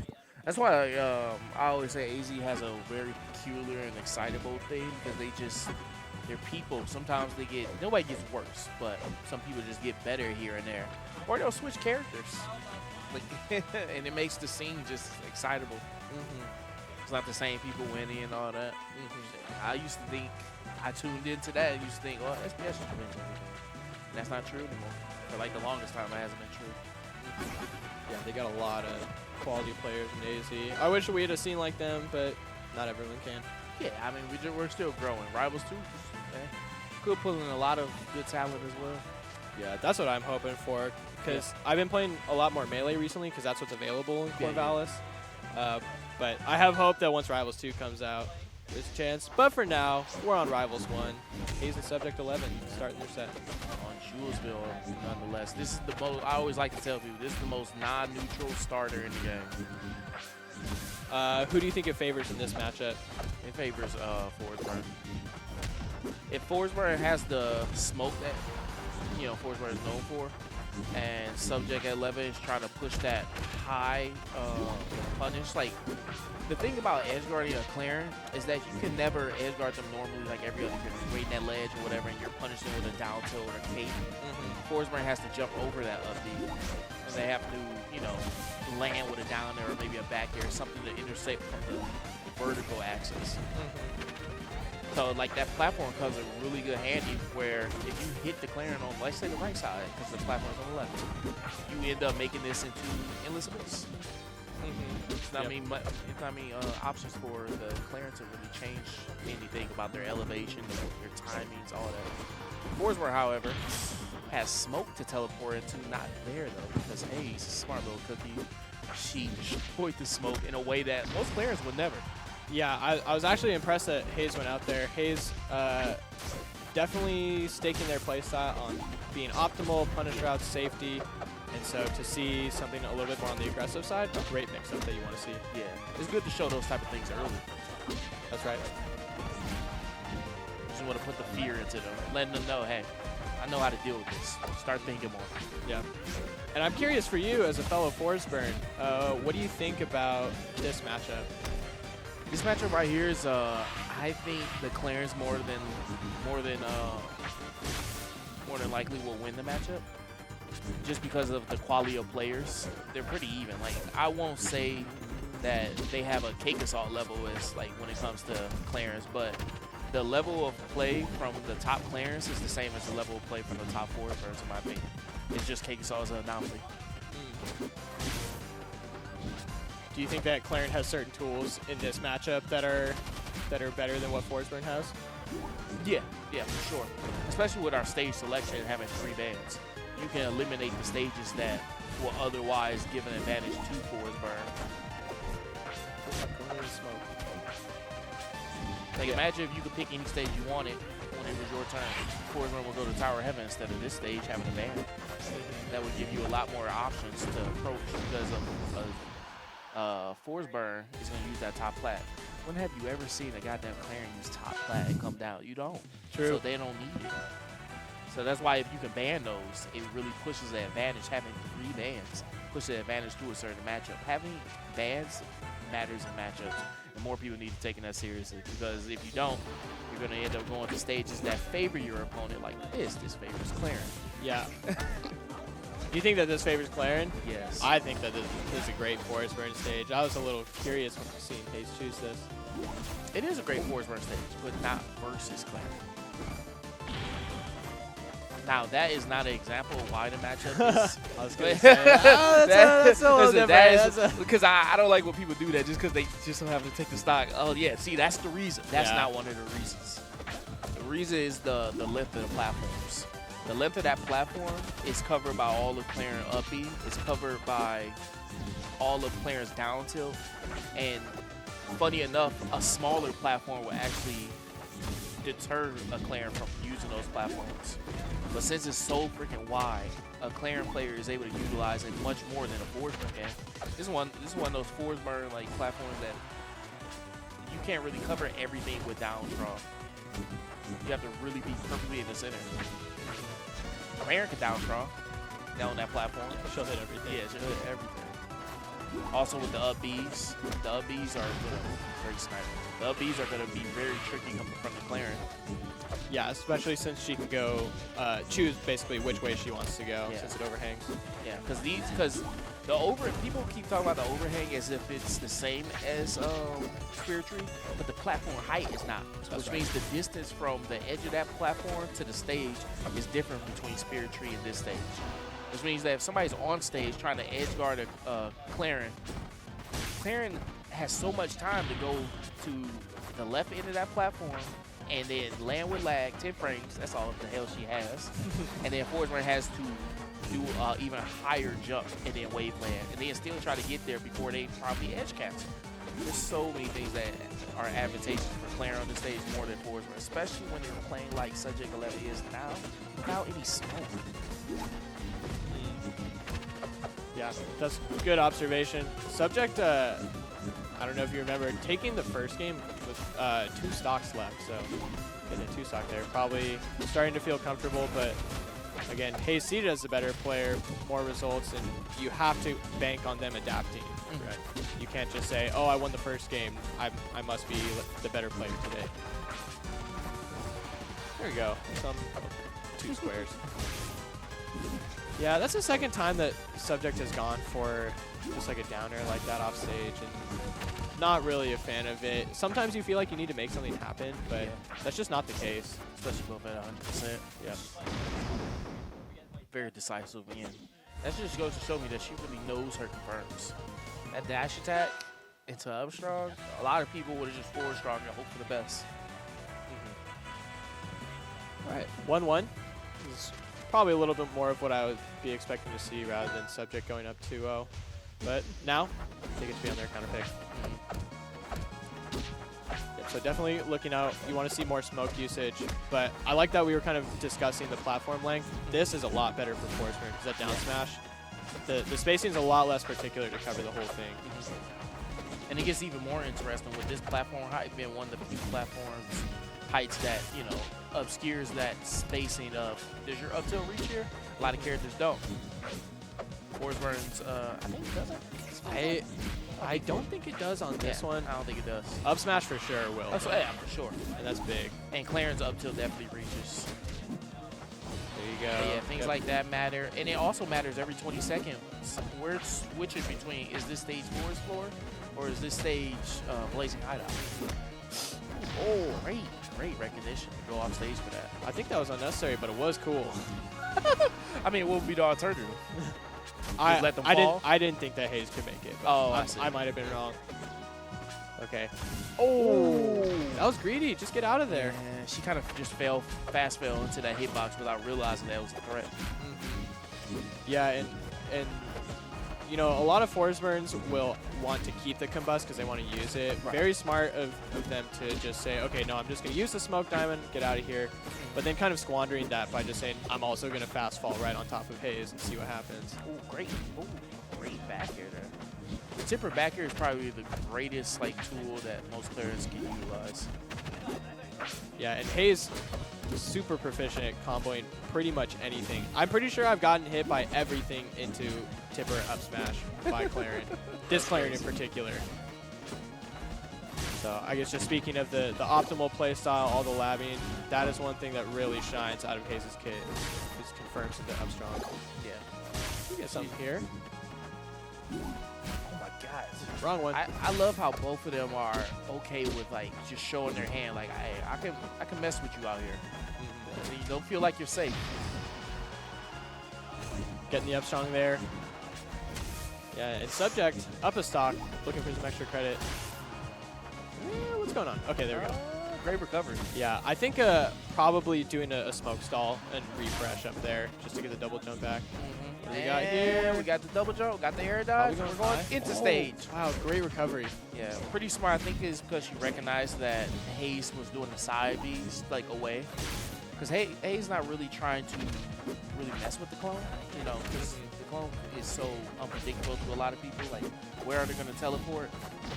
So I understand the side Bs just to get out of there while leaving a threat in the hitbox. Subject 11 picking up on that, and we are on last stop. Hayes putting something together here. I may be biased as a Forsberg and you too. I feel like I've been noticing a lot of opportunities where Subject 11 is dropping combos that would otherwise be pretty easy. Despite that, still in the lead here, but a lot of double roll, CWS, shout outs. A lot of improvement. I'll do it. You can see Hayes reeling back in the player can there. That up tilt, I wonder, I can't imagine that up tilt was on purpose. An up tilt right there, your opponent isn't anywhere near you, above you. They're below you and to the left. I can't imagine that being exactly what you wanted, but nonetheless, Subject 11 is going to take advantage of that and push it to a match point. Yeah, perhaps wishful thinking at that point. Yeah, you're right. Subject 11 up 2-1.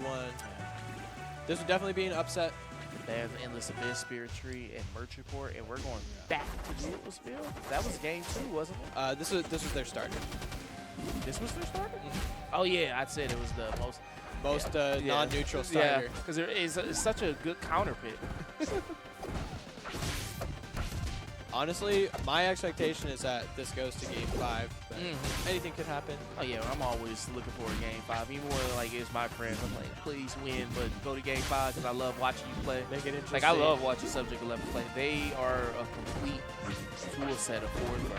When it comes like everybody can do a lot of things in this game. There ain't shit that's hard in this game.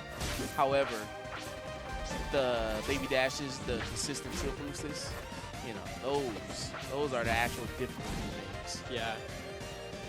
She does it. I don't even do it. Oh, that back end. We haven't needed it so far. Yeah. That's why I try to tell people. They be like, why don't you do this? I'm like, I don't need it. I don't want to admit that I'm just not good at it. But Subject 11, using it a part of her play style, and Wow. hitting hard, fast, furious. Fast, furious number 10. Stop making more moves.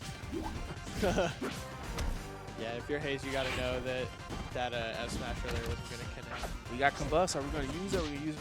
Oh, we're using it. There it is. Oh my God, we are pushing this, and we might end this. Okay, there we go. That's a scrub killer right there. That's a scrub I killer. love, just killing straight off the platform. Yeah, like we don't got shields in this game. I know you want to jump. Oh my God, the way Subject 11 is combo is so great. She's keeping Hayes close while dealing consistent damage that you can't really fall out of. She's just taking the easy, safe stuff. That would have killed if it connected. Yeah, after my comment about Subject's punish game in the last game, man, big turnaround here. She's playing better than me. Oh my God. Oh my God. Oh, what do we have here? Yo. Yo! Yo! God. The lightest of fist bumps. Sick. That was Man, amazing. I saw Subject going out there. I was like, you don't. It's like, what can you do out you here? don't have to style. You Yeah. just wait for them to come back to stage. Nope.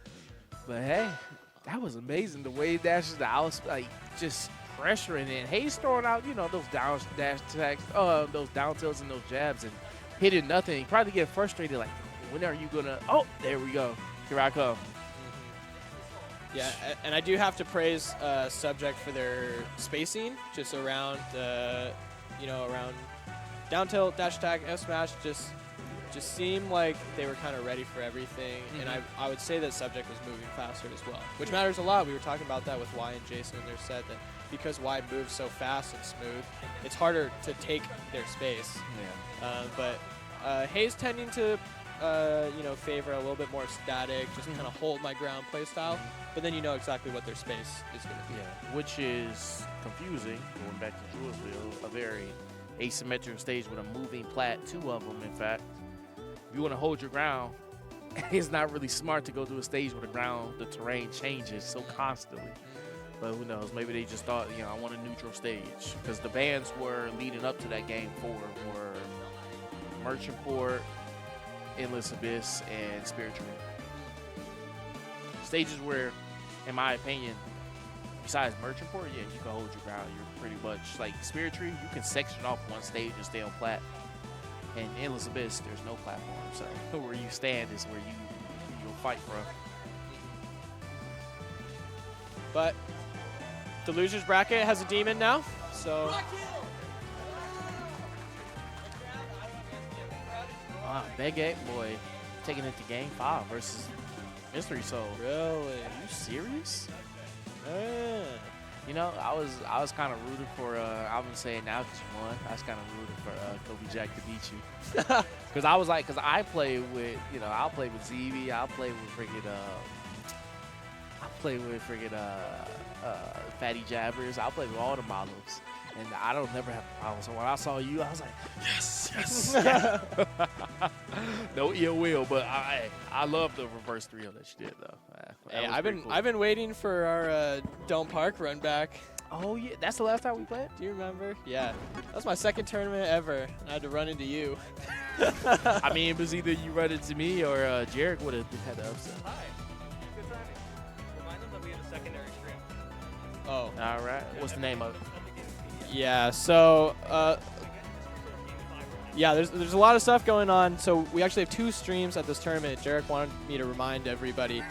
So right now we're on the Rivals of Aether Twitch, but our game store where we're holding this actually has their own Twitch. So if you want to check out Mystery Soul and Baguette Boy Game 5, hop over to that secondary stream. That's twitch.tv/epicgamingpdx. Yeah. So man, I wish I could. Might want to catch that game 5. I get to look at it here. He doesn't have a good view of it. Yeah, you got to commentate it for me. Yeah, it's looking real good. I mean, unless you brought it up. Looks like Mystery Soul might be Mystery Soul poised to take this one. They're on Jewelsville for Game 5. It's Raster versus Sylvanos, and the Raster is 1 stock left at low percent, while the Sylvanos Mystery Soul just died, and now it's even percents pretty much. Raster at 25, but Mystery Soul has 2 stocks. My bad. I thought you only had 1 left. Mystery Soul has 2 stocks on Game 5. They need it on both streams. Oh shoot, we got a match of our own to commentate. All right. Okay, come back to the mainstream. Come back. We're back here. We got Hayes. Yeah. Oh, see ya. My God. We got Hayes and Lil Fox. Losers. This is I think loser probably gets 17th here. Oh my God, Hayes is looking for revenge. I know this is the spite set. Oh. This is hate rivals right here. This is a hate match for real. I shouldn't be playing you. Oh my God. Dang. Holy crap. Yeah, we started off with a crazy parry on the side special. Oh, see you later. Side special main hitbox of Zetaburn, putting him in the parry fall, and then letting Lil Fox just die. Just float to their death to the bottom blast zone. And then it hasn't stopped since then. All right, no mercy here. Oh my God. See what we can get. Are you All right, kidding me? this should be a dead Zetter, but How do never you mind. lose such a close set earlier? Even if it was game 4, it was a close set, and they come out and do this. Usually people need to take a minute. Yeah, I don't know. I kind of like the hate energy. Yeah, she just came out here and said, "Who are you?" Yeah, so definitely not going to put it past Hayes to go on a loser's run. Oh, yeah. There you go. Yeah, I'd be scared if I saw that. I'd be like, what? If I was Lil Fox, I'd be like, wait, she might need 2 or 3 more minutes. Nah, she like, nah, I'm ready. That is crazy. Dang. Hayes is amazing. She's resilient. I don't know if she takes that. I don't know if she's angry or upset, but she definitely took something and put it into that match. Yeah. But I think confidence goes a long way, too. Just Yeah. knowing, because, you know, as you're going up against Subject, you know the kind of resume that Subject has and the kind of player that they are. Right. Lil Fox, you know, fewer results, and so I think you can just kind of play more comfortably right off the bat as Hayes. Just feel secure in what you're doing. okay, yeah, that makes sense. That makes a lot of sense.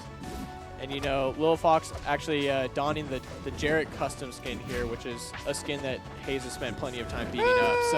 So you're looking at a familiar target here. Oh my God! I was just playing with Lil Fox. I was saying to him, I was just like, man, you and Jarek, y'all may not. I won't say y'all play exactly the same, but y'all definitely go to the same school as Zetter. Yeah. No, absolutely.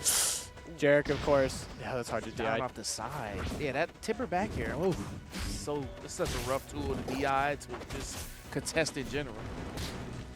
And Jarek has been Lil Fox's mentor for the entire time that he's been playing. So if it just looks like Jarek on the screen, kind of is. Yeah, It's Jarek 2.0. pretty much.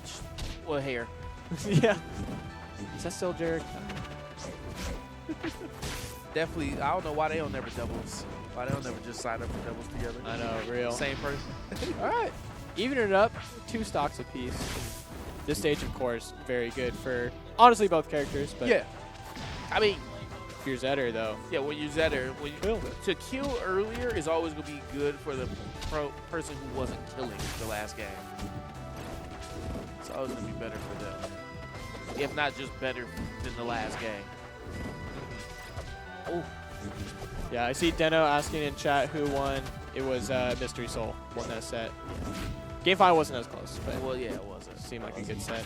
Those are the type of sets that I'd be hoping. I'd be like, can you please beat these people? Makes it so much easier for the rest of us. Get him out of my bracket. Yeah, yeah. It reminds me of like how Ultimate always is with like, somebody beat MK Leo early. Great. Just don't go with the losers. I'll Yeah. have to play them. Man. Oh my God, she is relentless. And no air dodge. So what does she want to do? And that should. Yep. What? Triple tipper. Who thinks of this? I don't know. I don't even know what you're supposed to do with that because I think if you DI out on any of that, you lose anyways. So good on Hayes Man. for executing. Yeah, it's a tough matchup. Lil Fox, you know, I was just talking to him. I literally sat down next to him. He woke up. He was like, and I was like, hey, you want to play? He's like, yeah, I'm ready. So who knows how much he really is in there, but he's going to play his game. And if it doesn't work out, it doesn't work out. I'm pretty sure he's having fun regardless. Yeah, and at least you gave him a good top player warm up right before he had to go play. So. Yeah, that works out. All right, what do you think of the stage pick? Well, it's very different from the last one. We went from Spirit Tree to this. I mean, I, for one, not because of what the stage is, but the contrast to the last stage, losing on that last Spirit Tree, now coming here where there's top platforms, there's, you know, the abundance of space. I think that when you lose as bad as you do, what we saw from that game 2, you should switch it up drastically. You never know. Like, if you don't have the game plan really, hey, go to a different stage. If you do have a game plan, then you should already know what stage you should be picking. No, I definitely agree with that because that last game was actually pretty close. It was like last stock, so which is an improvement from where they started. But we'll see. Maybe Lil Fox knows something that we don't. Side beast to catch the second places. Yeah, he's just playing good. Yeah, the wall out style I think is more effective on Lil Fox. Lil Fox definitely one of those players that just wants to get in and be a masher. Yeah, wants to get up close. Yep, and that is probably one of the things that Hayes is the most proficient at dealing with. Which is ironic for Portland because none of us do that here. Wow, going to the depths of the sea to kill the center bird. Light it up. That'll do it. Only Jarek and Lil Fox forward strong is center. What is this? It's the Jarek school of thought. Oh, Lil Fox gets balder day by day. that's crazy. Oh, yeah, you can't parry there. Last Just too many stop of the options. tournament, right? For Little Fox. Yeah, this is losers. Man, that's crazy to see someone lose to Hayes and just get knocked out of the tournament this early. Yeah. That's a travesty. I mean, somebody at like Hayes being in losers already. It's crazy. Yeah, not that having to play Subject 11 is that much better of a draw, but For sure. When you got so much great talent nowadays, it's bound to happen to somebody. Early parry. But not too much of a capitalization. Double down tilt. I hate you, guard. now we're just waiting for the last needed hit. There it is. Yep. Hayes looking really solid. A good comeback, and I hope that's a confidence boost coming back from the Subject 11 set. Right.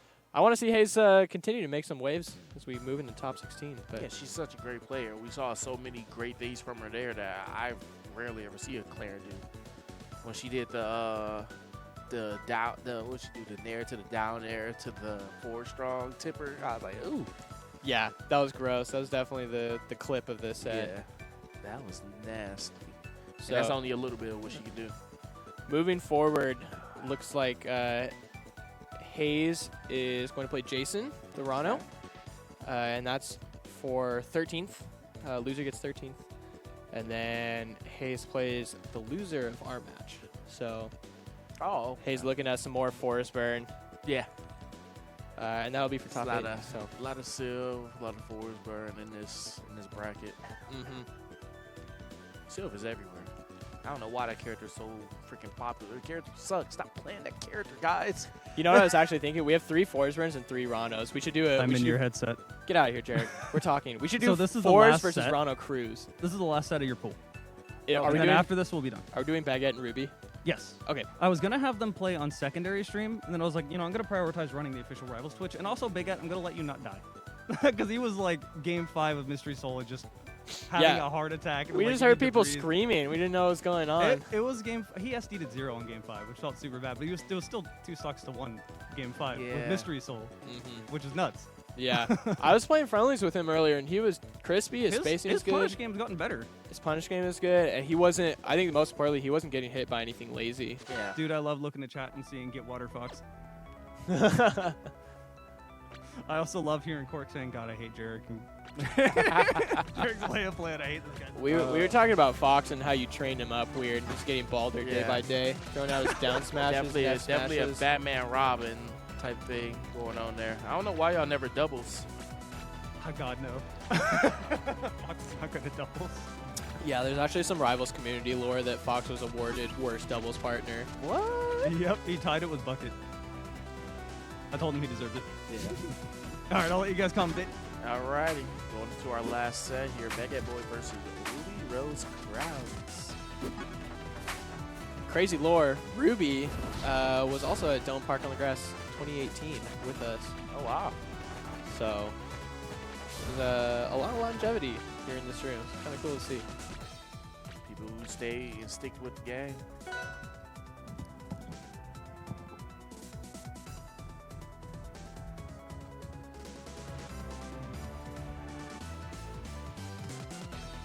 Let's see who's going to ban first. Not really all that matters in a, let's see, a Maple Raster. That ain't Baguette.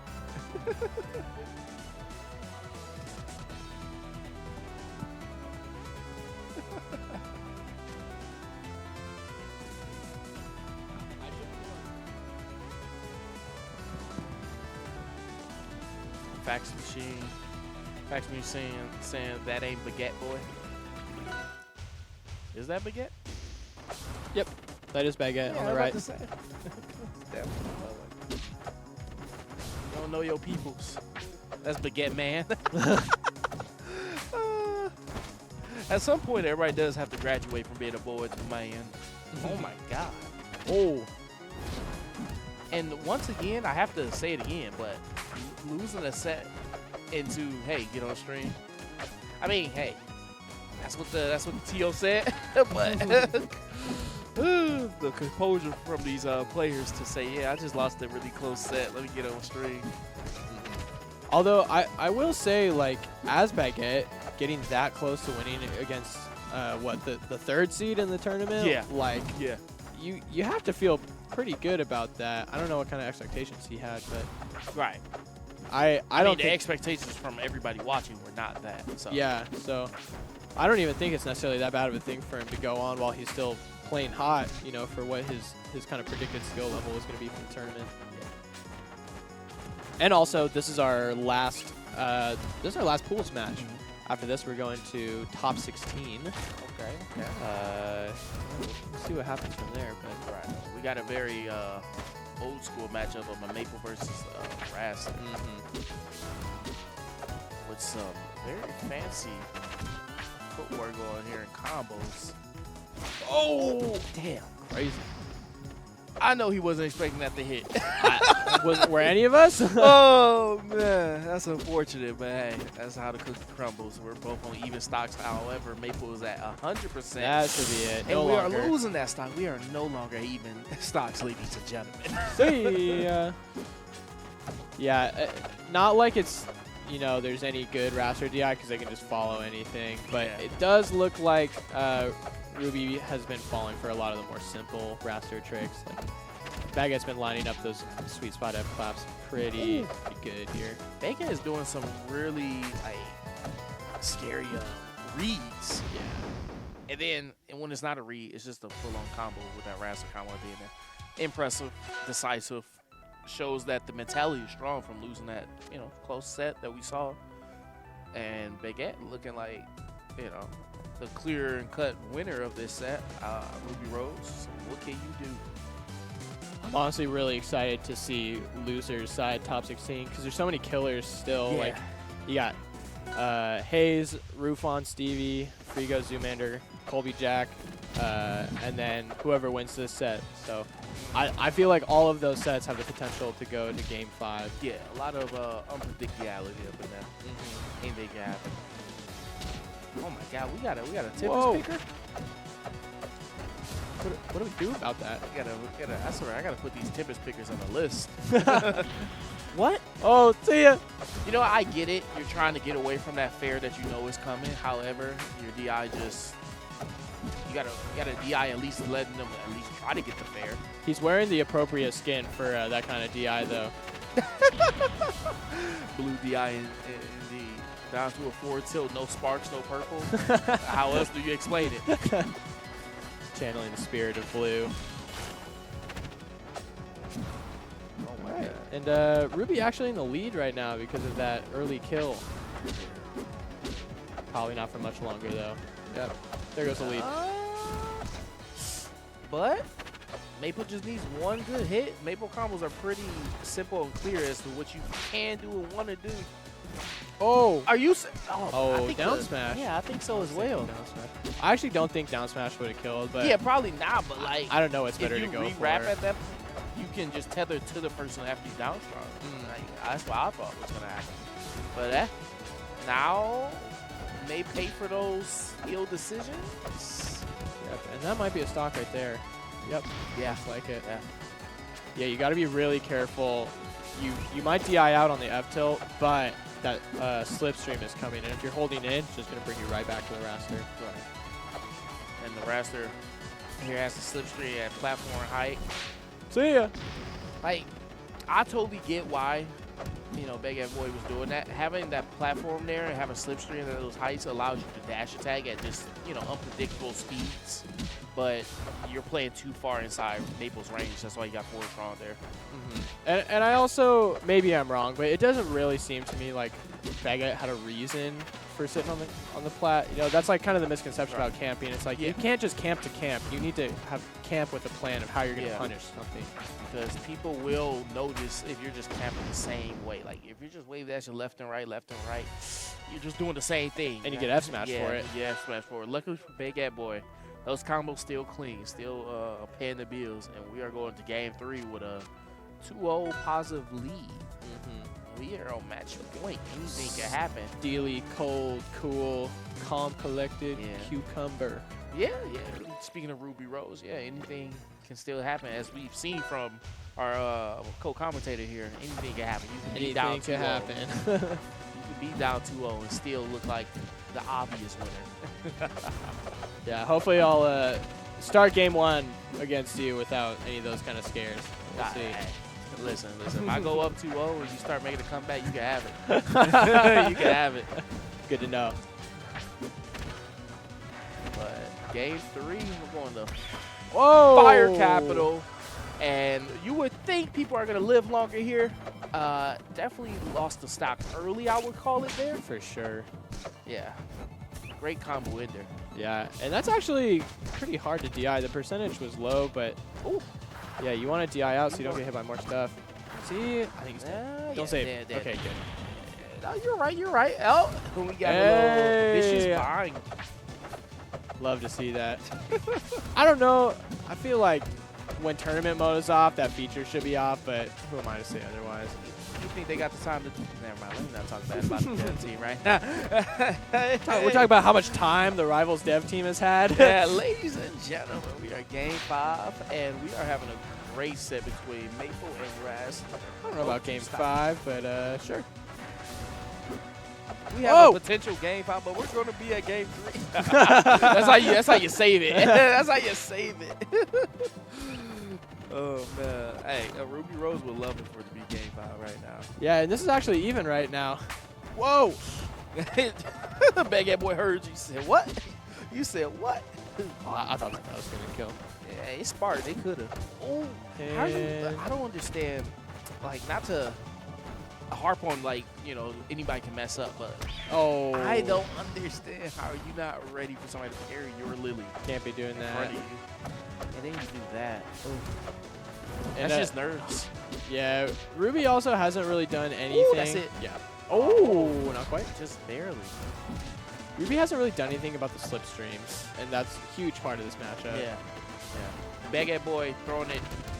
Baguette Boy doing a great job throwing it at their opponent, throwing it away from their opponent, and not really giving a chance. And yeah, that's GG's right there. You got is hit by GG's. Raster Dowstrock. Hey, what you gonna do? What you gonna do? I don't know.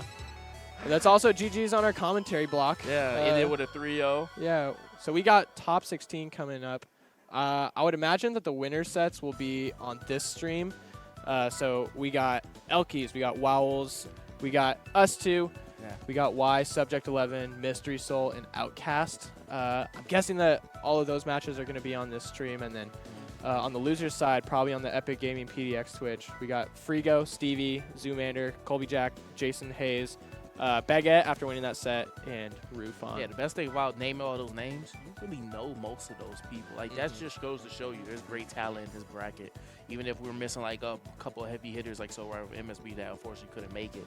But we still have a lot of talent, a lot of interesting, expected sets to come. I'm looking forward to some good Game 5s. Yeah. Not from the commentary Yeah. booth, though. I just Yeah. want to go watch and just get into it Yeah, as a spectator. Yeah, so keep watching the stream, and then also on the other stream, what was that? Epic Gaming PDX. Oh, yeah, so open that up. Have Yeah. 2 browsers open. It's fine. Have 2 of them open. That's right. And since we're talking about Epic Gaming PDX, just want to shout out TJ, our producer. We've been doing locals at this game store since I first joined the scene. That was November of 2018, actually, because I went to Don't Park 2018. And so we're coming up on like my 5-year anniversary of being here. This same store, same guy. He's been really good to us. Got all of this like awesome streaming equipment, running the stream, the overlays. So huge shout out to him. You don't always see him, but he always sees you, and just really thankful for the work that he puts into this for our community. Yeah, upstanding guy. I met him. He's a great guy. I asked him for something. He was like, yeah, go ahead. Here you go. And I was like, man, I likes this guy. It's good to me. Yeah, but I think we are going to be signing off here. We'll see you, but we'll be in the next camera over, not in this one. So here we go. You're going to see us. This is going to be good. All right, and I'll be back to commentate the end of the tournament after I get knocked out. So Do I get to commentate the end of the tournament? Grands. No, you're going to be in Grands, dog. Oh, yeah. Come on, That's what you true. doing? Oh, yeah. Okay. All right, I'll see you guys in Grands.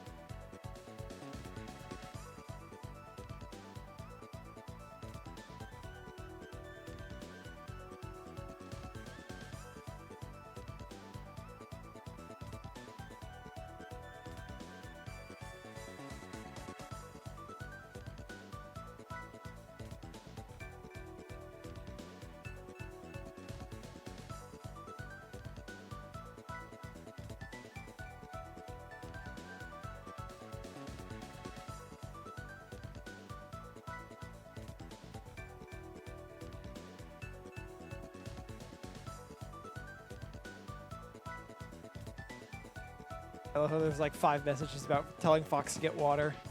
That's amazing. That ain't Baguette Boy, that's Baguette Man. So true.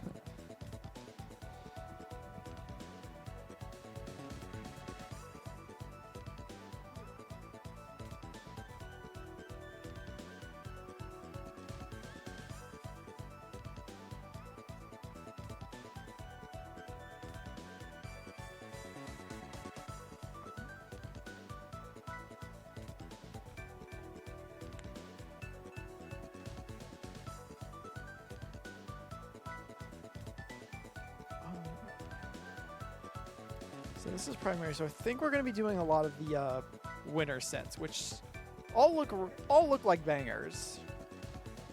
Can you link me bracket? I have it right here on my phone. I'm just looking at it from start. Just start GG CREST 2.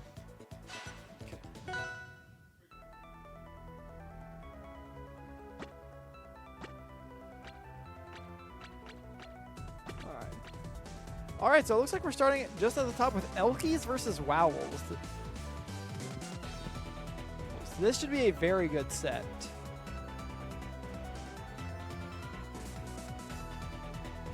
Are we live? No one's told us we're live. It's a good question. You're talking as if we're live. I don't think we're live. I mean, I feel like if we weren't live, the screen. Although I guess no one's talking in chat. We probably aren't live, yeah.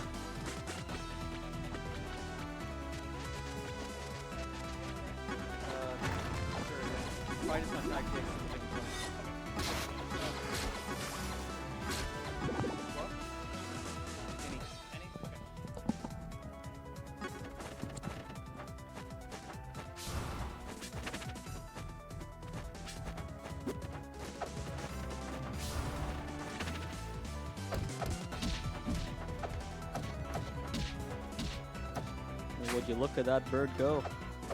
Yeah.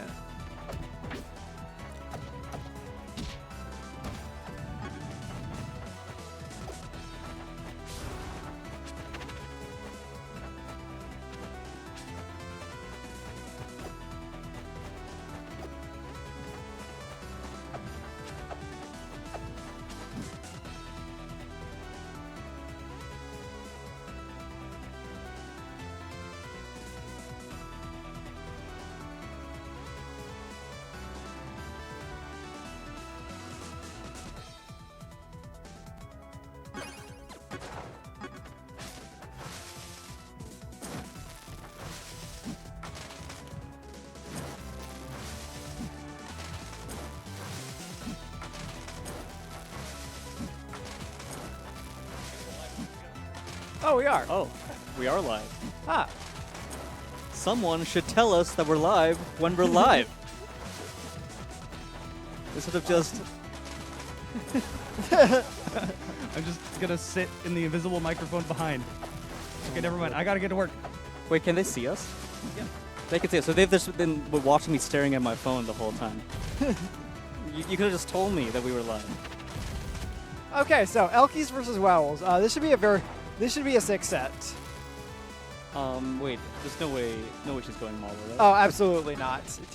Okay. Sitter? Okay, so I talked with Elkies before the set started, and she was thinking a lot about like which character she wanted to go. She does feel her Maple's best in this matchup, but she was thinking maybe going one of her seconds to start things off, to feel things out. If it doesn't go well, she has like the anchor in the back pocket to pull it out game 2. And so she was talking a lot about going Crag game 1 potentially. I mentioned Zetterburn, but she seemed to be leaning Crag at the time. It looks like she is going to go Zetterburn now. I'm a little surprised, but yeah, let's see how it goes.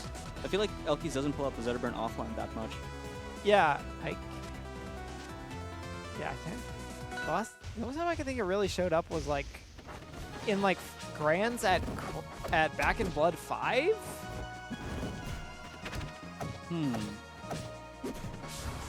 Maybe. Alright, we're getting into it. So Wowels, I believe made 1 or 2 upsets to make the top 8, beat his seed to get here.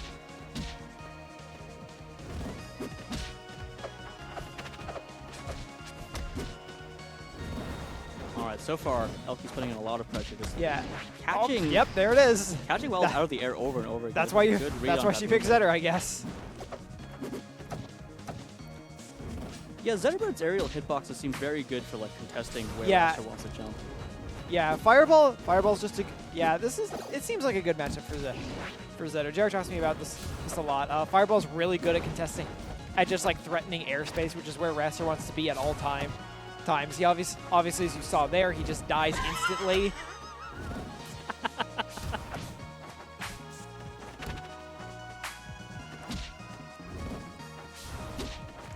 Oh, nice fair coming in from it. Wait, you died for that?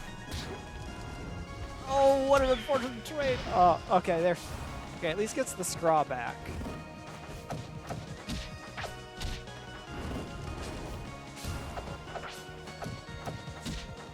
Alright, Wowls getting a big combo started. Oh, might be able to take him off the shot. Whoa, okay, and she's out of there. No, she's not. She's living for some reason. I think she must have like SDI'd a certain way. I don't know if that would be up or down to just like fall out of. I imagine maybe she like SDI'd up to like fall out of it before the finisher hitbox, kind of like how you do with Maple up air. Huh, I guess so. I'm so surprised. She's braver than me for doing it for sure, but I mean, I guess when you're in that position, what do you have to lose? Oh, that dare setting at a crazy angle, but oh my god! Elkies not just surviving, but stealing that final stock at the same time. Okay.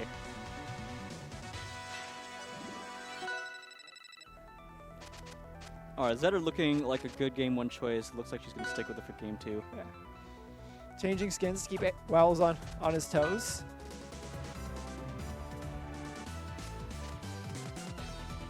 Yeah, where do you think Wowls will want to go here versus Zetterburn? I don't know. This makes sense. I was kind of thinking in my head something with a lot of like vertical platforms, kind of something where we can like ladder, maybe like hang out on the higher plats, just so like Elkies can't control like all the airspace with just Fireball. Yeah, I could see that. The platforms do make it nice to run away from fireballs, but you gotta be careful that you don't get laddered yourself by Zetterburn. For sure. And Wowls holding his own for game two so far. Pretty even percents, making it back. The platform so far helping out, just like make his movement a little bit more slippery. Yeah. Like you said, Elkies not able to. And there it is, well. very, very clean conversion.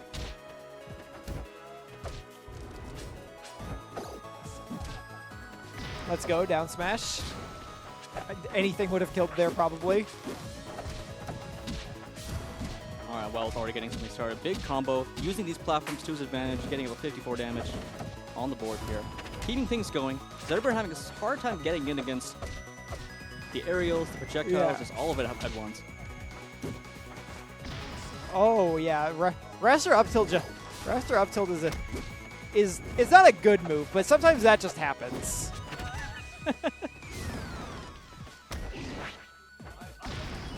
Oh, good catch. Once again, we're even stocks right away. The immediate responses from Elkies over and over. Yeah. Yeah. Oh! Wowls managed to get the momentum the first two stocks in a row. If he can get it one more time, that's going to be the game. And here it is. Here's the momentum. Oh. Can we convert it? All right, Elkies staying just a little bit safe. Still eating some damage, though. Oh, finds the parry. Oh, fair. Fair. Sweet spot may not have been what you wanted there. It wasn't gonna kill anyway. Anyways, Is that going to kill? Oh. Good DI. No, but this will. Okay, wow. And that's 1-to-1. I bet Elkies is going to swap to the Maple now. But really good stuff from Wowls. Yep, there's the Maple.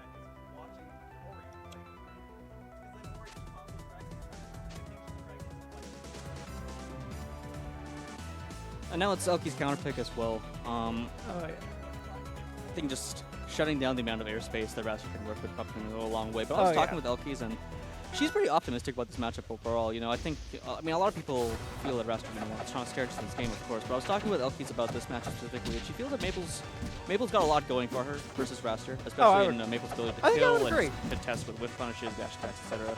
Yeah.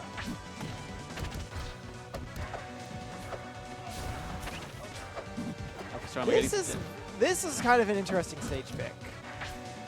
Although I guess Actually, I guess not. I guess I might have just been thinking more of like the Zetter raster, not so much Maple. Well, this seems like a fun. Oh, really good job falling out of that up. Oh dear. Wow, what a catch. Yeah, the question to me, I guess, is whether Wowls will be able to use all the space on the stage to camp. Yeah. Play that air game. Yeah, because I usually don't like this stage into Raster just because like Raster has so much mobility and moving around the plats, but I guess so does Maple really. And those plus putting like Lily on one of those plats can be really obnoxious for just limiting how Wowls can move. Yeah, and I think also if you mark Wowls, then that limits the ability to actually run away. Because you always have that ability to have these close space even if you can't get a true follow-up. Oh, whoa, whoa, whoa, whoa, where are you going? Oh, is this going to be the kill? Oh, going for a fair of another strong attack. I'm not sure about that.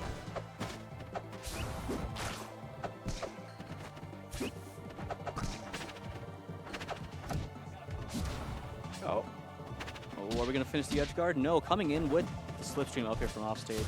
A lot of speed coming in with that. Wells is going to stay safe. Getting so much damage here. Might be able to convert to a stock, but LT still with a slight % lead.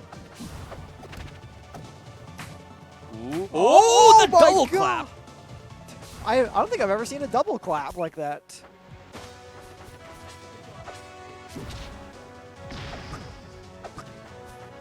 Alright, once again, we're down to last stock. Game 3 usually matters for that, I think. I think going up 2-1 in the set's big, because now that's the difference between having to like deal with winning 2 more games in a row after dealing with so much. Like, I think mentally, it's a big shift after the third game.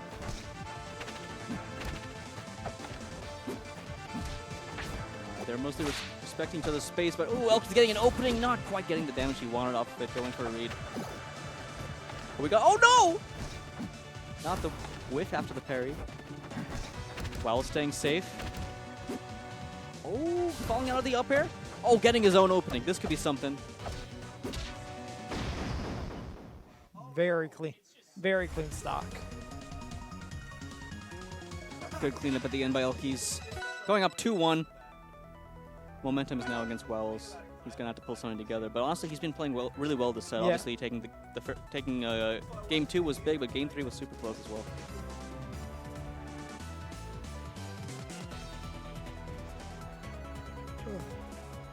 So, did you officially change your tag to Gurforama? Yeah, I can't remember exactly. Yeah, it was like a couple of months ago. I don't remember the exact.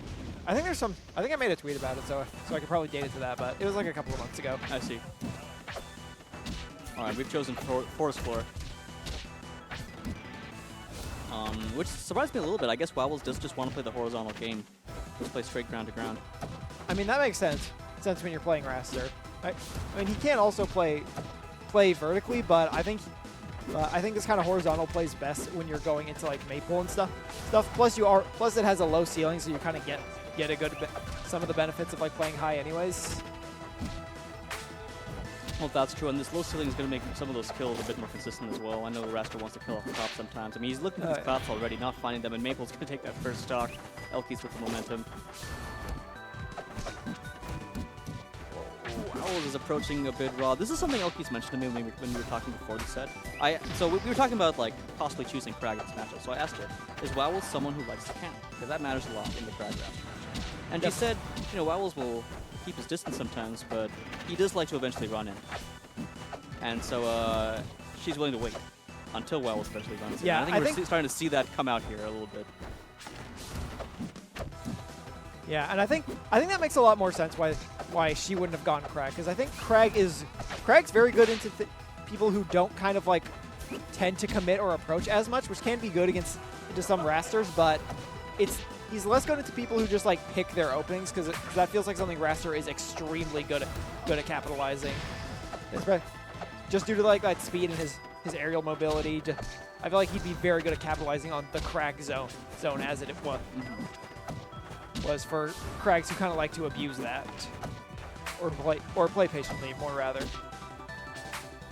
Yeah, that makes a lot of sense, especially as Rasters get to optimize levels. I think to consider a counter pick like Crag versus Raster is a more player specific or skill level specific pick.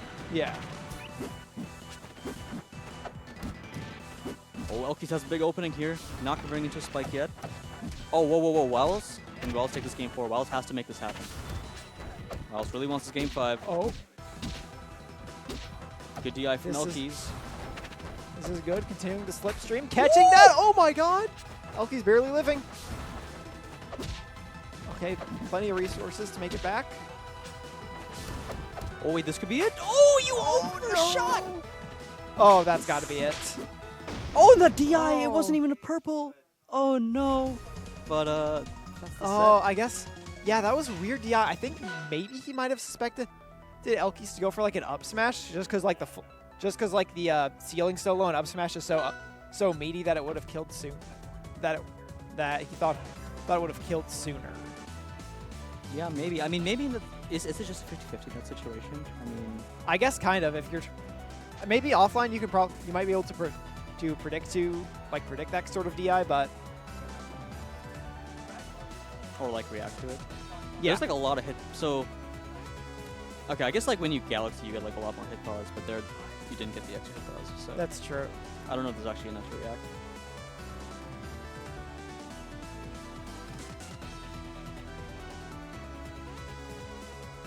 I'm catching Alright, up on so- chat right now. Are you guys playing rock paper scissors in chat? No, I think they're talking about about how he tried to DI what was it, down smash, up smash instead of down smash, going off it was rock paper scissors and he guessed wrong. Oh, I see. I see. Anyway, we have got a Force Ditto now, Cork versus Ty. I am extremely excited for this. Ooh, wow. This should be cool. I feel like we almost never see Force Dittos at all. Yeah, honestly, like. I mean, you only see like 4 or 5 force sprints total, and Yeah, right. like half of them tend to not play online much. So, yeah, this will be a treat. It's been a while since I've watched this matchup. Ty known for being much more of an offline warrior. Cork enters a lot of online stuff. Yeah. Cork recently had a pretty big tournament win. I Yeah, saw on yeah, Twitter. he won. What was it? Gamers on the Edge. The Gamers on the Edge thing in Let's Florida. go. Let's go. Yeah, yeah, it was super. Yeah, super sick.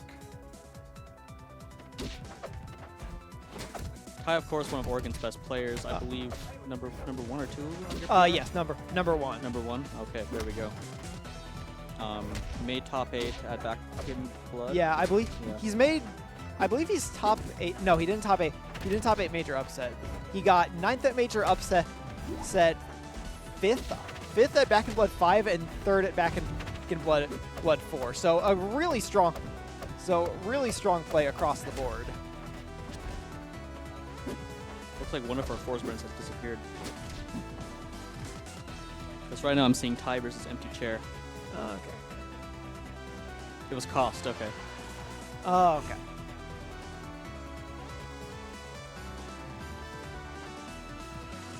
One of the interesting things about Dittos and Rivals is, of course, that the characters can use their own or their opponent's gimmicks in a way that you typically don't see in most fighting games. Yeah, I always doesn't Rivals forget really stand out. which characters can use the other's gimmicks and to what extent. Like, can Force eat the other's smoke? I feel like they might be able to. I don't. I am not 100% Actually, sure. no. I don't think they can eat the other smoke. This is arcane game knowledge for me. Well, I believe they hide in each other's smoke. Okay, that makes sense. So like, I mean, we're about to find out all the mechanics for sure. Oh, that's true. in this never before seen matchup.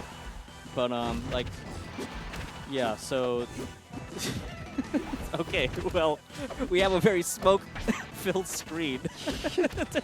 Yeah, Ty is, I think, what I would consider very good at using smoke. Very good at using smoke and clone, and like a lot of Force's more deception-based strategies. I haven't seen as much Cork gameplay. I think Cork was just a little bit before my time before he started like coming back recently. I think Cork is a very like.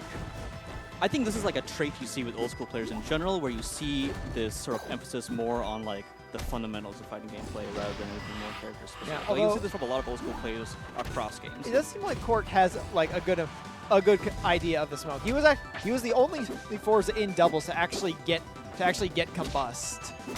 Oh wow. Yeah, which was very impressive for doubles. Let's Sounds terrifying to play against in doubles. It was. We saw it. All right, so I guess they don't hide in each other's smoke, but they can eat each other's smoke. Okay, Okay. cool. So I was complete. So I just happened to be right. You had a premonition.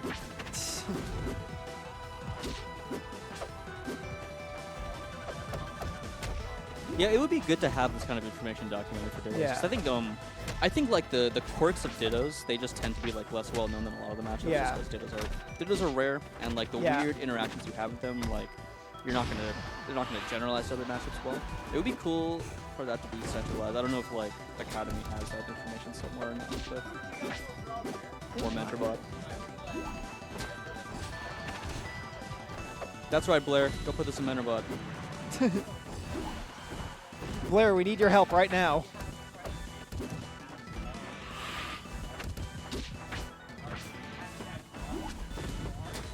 Alright, Cork up.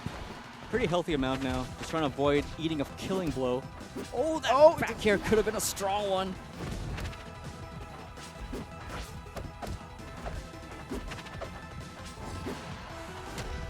We're playing so close to each other. I really just have to get these hits in. Oh. Try to get some good two-piece in and a kill move, but He is now purple. It's pretty obvious which one of those was the super clone. okay, Oh! finally. What a very clean. Oh, did he mean to do that? I don't know. I don't know that he did, but he also could have. Smart call. Cork in Oh, control. just free.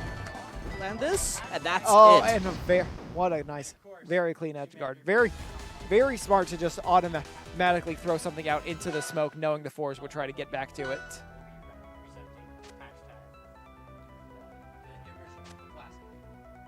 Yeah, I imagine that in general, you're gonna see some like hard reads and dittos in the recovery aspect that you wouldn't see in like a lot Oh, of yeah. matches. Because like every character in Rivals has like 1 million recovery mix-ups for some reason.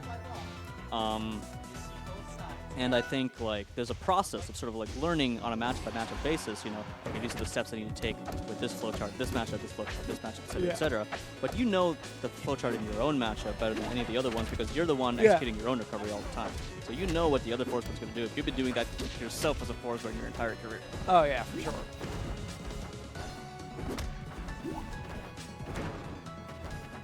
Throwing a rock wall into Ditto. That's a volatile pick.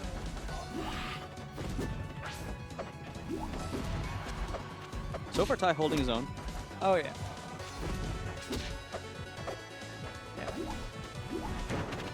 Ty did pick this stage because he lost, and I believe Ty really likes this stage. I think he just feels very comfortable on it, and you can kind of see why the platform, like it's very close, so you can get like very early kills with like back air or down air.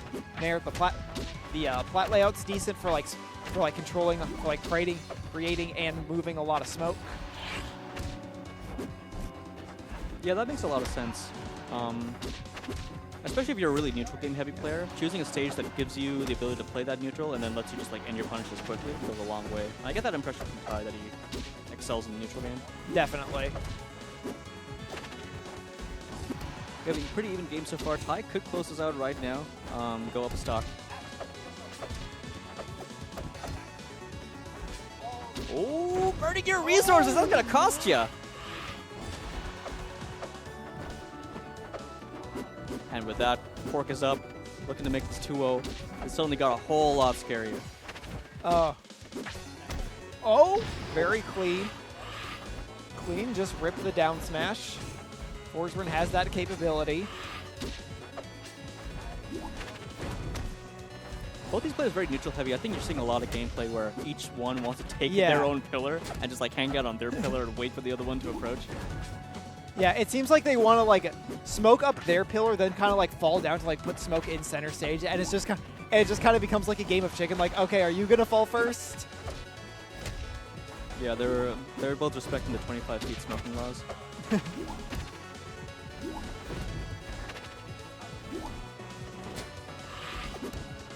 Oh, coming down from above, using the smoke to disguise that a bit. That was interesting. Unfortunately, not getting a lot off of it.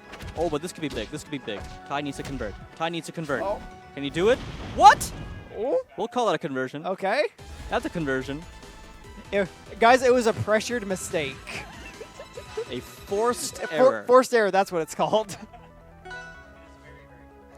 Yeah, Ty got way deep into Cork's head right there. Yeah. All right, Cork's counter pick.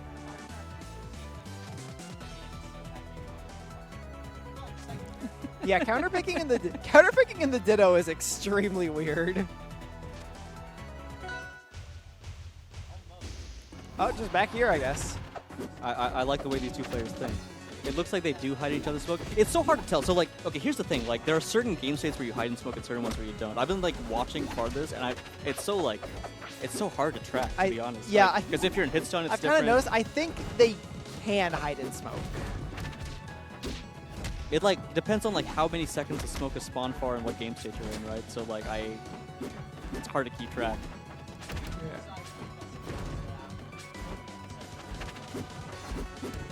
Oh, getting 3 charges clears your smoke, but okay, that makes sense. That is intuitive. Okay. Okay, Ty taking a very strong lead. I mean, we have seen Cork able to just melt stocks, but still. Oh, and he's got. Oh my God. Yeah, there he is. Oh, it's gonna happen Oh, he's again! gonna do it Oh, again? do it down there! Oh, I thought he was gonna dip down for our second one. Yeah, I thought the combust was gonna come out. Oh, that didn't kill though. I guess the percentage is a little too low.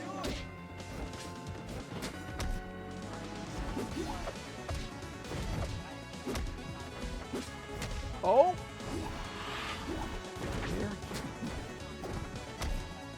Queen. Oh, Let's go. by converting the clone. Now fours. Overextending by edgeguarding the my clone instead. That's unfortunate. Cork's gonna take full advantage of that. That's such a risk.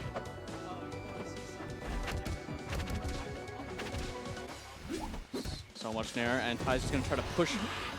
I push so Cork wanted off that of Sour Bear to kill. Okay, but F Smash is gonna do it. Dude, I thought that Sour Bear would be just a nudge. It felt right. just gently coercing Corks into the blast zone. Oh my God, this is such an even game now. Oh, Ty misses that down air, and Cork is gonna convert. Oh, he's going down. Cork doesn't miss No. Cork not missing that down air. All right, he's acquired the purple, and that's gonna do it. Holy crap! Oh my God. Yeah. Dude, that down air missing right there was everything. What that a crazy was. reversal. Oh my God! Are you hearing the stream through your headphones? Yeah. But like from 5 seconds ago? I Okay, don't maybe I'm hearing it from elsewhere. I don't know. Maybe I'm hearing I it don't from think like so. It another could- speaker somewhere. I did hear something, but I don't think it was the stream. It might have just been the crowd.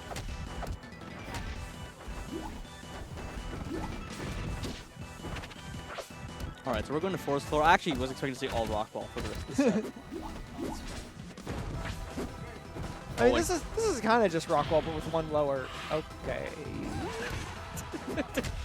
Is this the discourse we're going to have? Oh, this is just FD with platforms, by the way. Rock ball is just FD with pillars.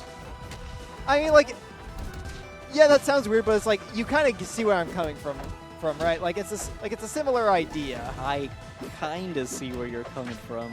Yeah. Like yeah, it's kind of like a big stage. You can get like a lot of control with the plateau. Core, come on, dude. rock wall, but topless. Oh, can we show that on stream? I'm just Okay, describing the very stage clean. layout. What do you mean? I guess that's true. Oh.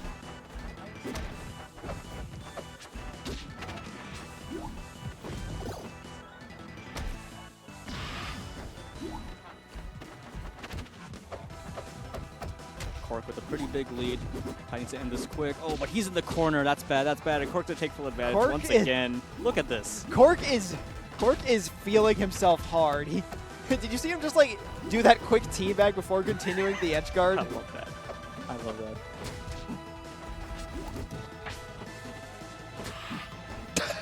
Wow. Rude. That's part of his playstyle, though. So. Yeah, this is important. Oh, but Ty Oh. might be able to find a kill here. Ty covered like most of the options, but Oh, it wasn't yeah. all of the options. But does finally find the kill there. I always say, I feel like in these like EDX regionals, Ty kills off the top with back air more than off the side.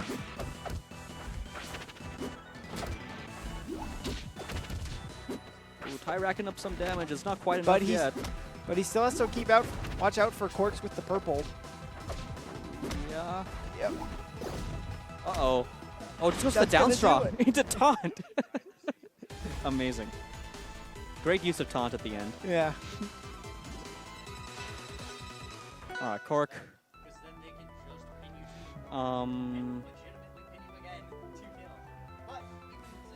Yeah, and that is Yeah. the set. Good games. Yeah. We're taking it 3-1. Impressive from both of them. Yeah, honestly, Ty played super well. I was feeling a game 5 in my heart. Yeah.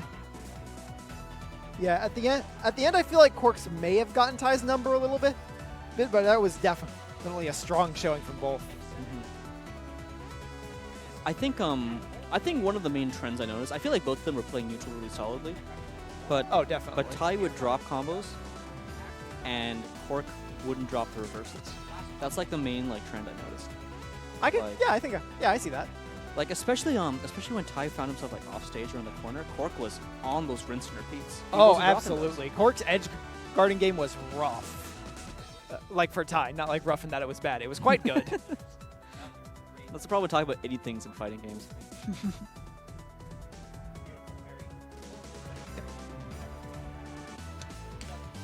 Oh, we're hydrating. Folks at home, drink some water. Is that water? Yes. Folks at home, drink some water.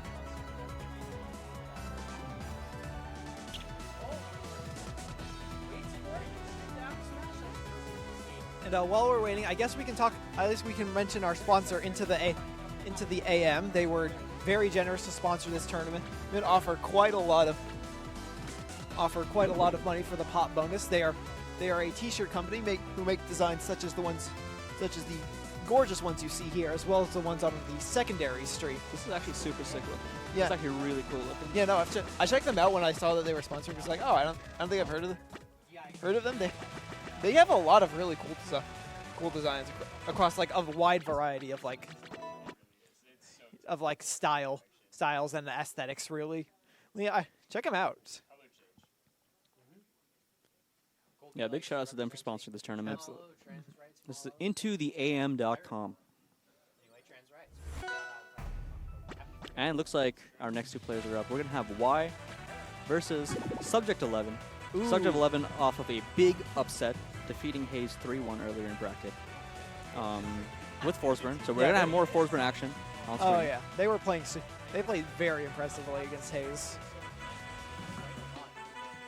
So this will be Forsburn versus Rano. Y, of course, one of the best Ranos ever in the world.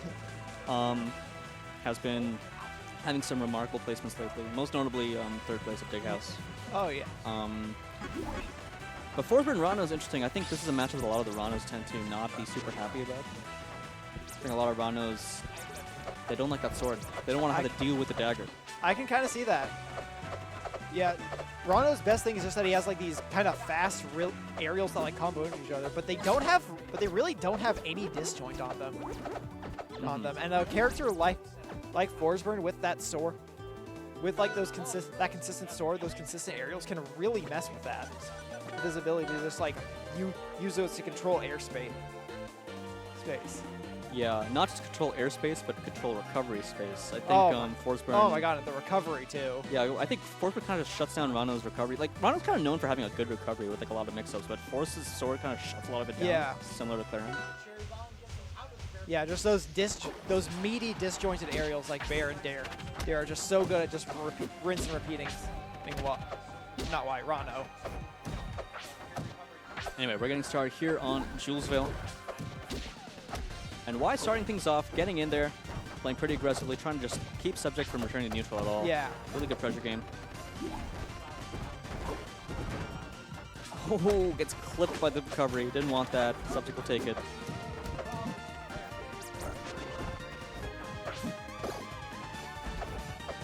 Alright, good jab check, getting out of there, and then committing a little too hard. Looks like Y's going to be trying to play this relatively passively. Oh. River quickly bringing. Oh, just raw Dacus. We love to see it. Oh, going for the strong bear. Not going to kill yet, but this is an even game now. Yeah. There it is.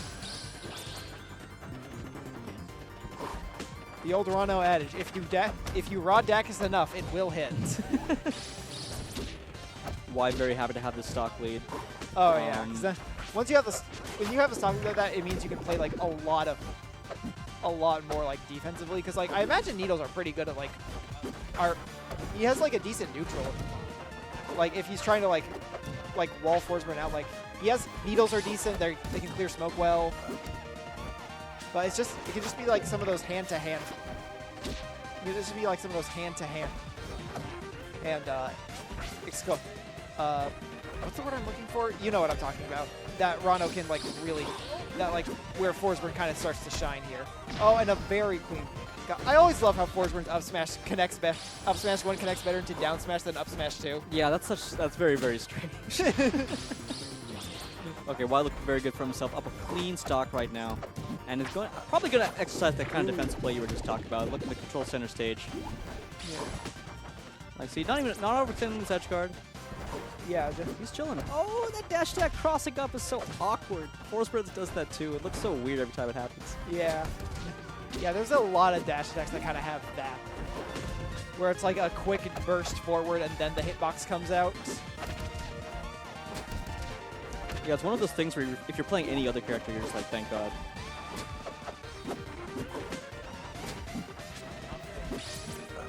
Okay, Subject trying to slowly encroach on Y's space, pushing into the corner with these big hitboxes. Unfortunately, Y able to just jump out of there, Yeah. create a reversal situation.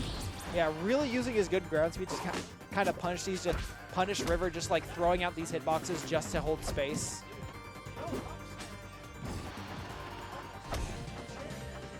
Okay, Y might be able to find a kill here. Okay, Subject getting back, no worries. Oh, Y trying to get back past 2 forces. Succeeds and finds the kill. And that gorgeous up air 1 up smash. Good stuff. Y going up a game. Subject with the counter pick advantage. Probably going to matter a lot with the skewed matchup as well.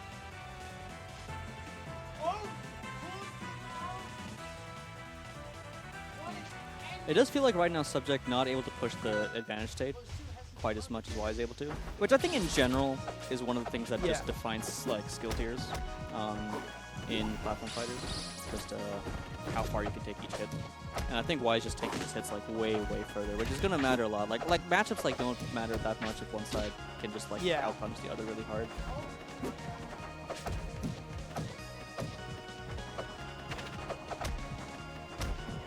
Yeah, Subject. I feel like I'm seeing a lot of like these like spam jabs in neutral by Subject. I feel like Subject really wants to like catch Y running in, and Y is ready for it. Yeah, Y knows that that's exactly what Subject is doing.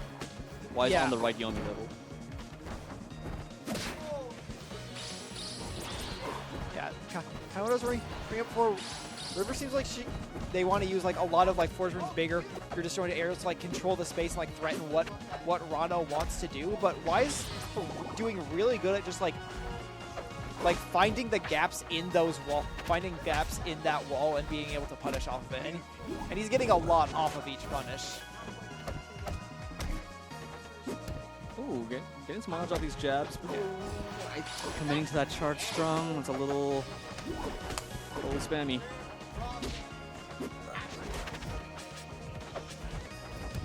Nice slingshot, making himself hard to catch. Oh, and Y is just catching these landings. Oh my God, Subject's in a hard spot. This could be the kill. Even though Subject has such a low percent, this could be the stock right here. Once again, whiff punishing the land.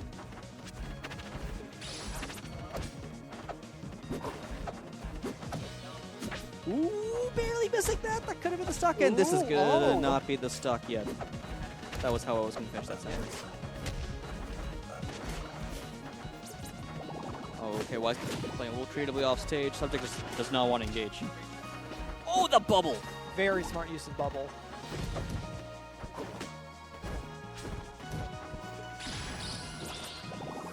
Restock to 1 lead, really big from Y. Y's just totally in control of the pace of this game.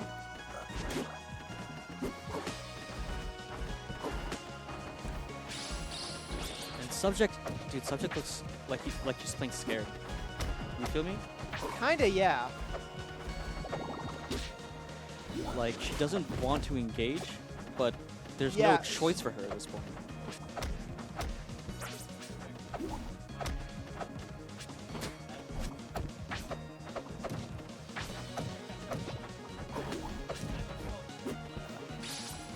Oh, is Subject gonna make it back? This Wise gonna go for something crazy? No, he's making it back safely. Catches the right one. I think at the end there, Subject made it a little too clear which one was the clone, which one wasn't. A rinse and repeat situation. Why just rinsing and repeating over and over and over again. Subject finally getting back. What? Oh, that was. Are you talking about what? The other thing? No, I was talking about what I just looked at. Oh. That looked like a controller being let go of. Which is just another way of saying neutral game, of course. Alright, going to Spirit Tree. Subject wants to close out these kills here. Yeah. No platforms for Y to really run away to either. Yeah, this is an interesting choice because I ended up going here against Frigo when I played, and I'm not sure I would recommend it, but Forsburn is but Forsburn kind of digs this stage. Yeah, I could see that. That Darren Bears take up so much space here, eh? Yeah.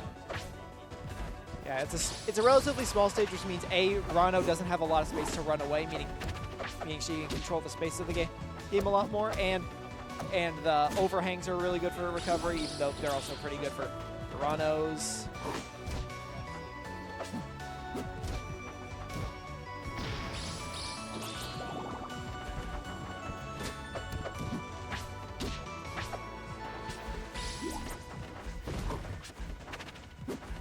Oh, they're just dancing around each other. Good neutral game. Subject finding the opening, and is not gonna try to smack the dude. I don't know if I agree with that.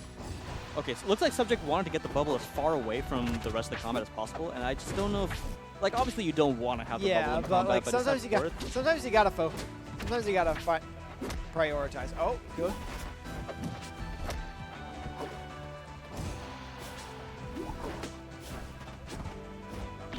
Oh no! Taunt it! Yes! What a great taunt.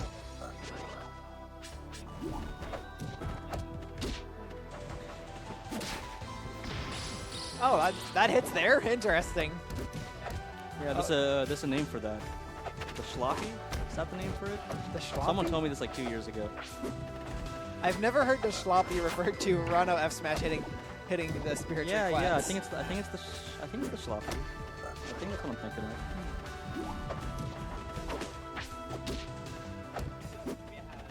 It's a really cheesy thing.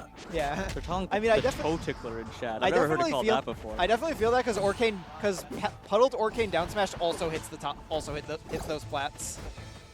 That feels a little more deserved. Wait, did you say up strong or forward strong? Down strong. Down strong. Oh, okay. Yeah. Only puddled. Okay. Yeah, that's okay. That's acceptable. It's definitely extremely cheesy. I'll allow it. But he also needs its smile. And that is the very set. unfortunate catch. GG's commanding gameplay from Y, taking it with Yeah. the 3-0.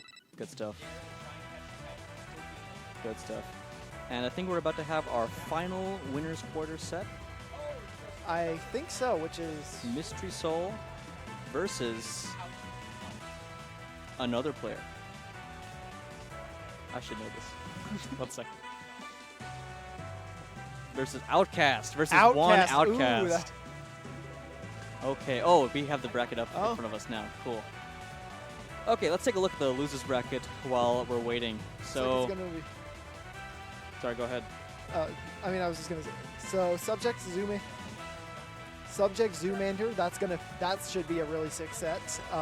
Stevie versus whoever loses this. So either Outcast or Soul. And is gonna Outcast or Stevie are trading partners. So that oh could yeah, be, they are, aren't they? could be bad news.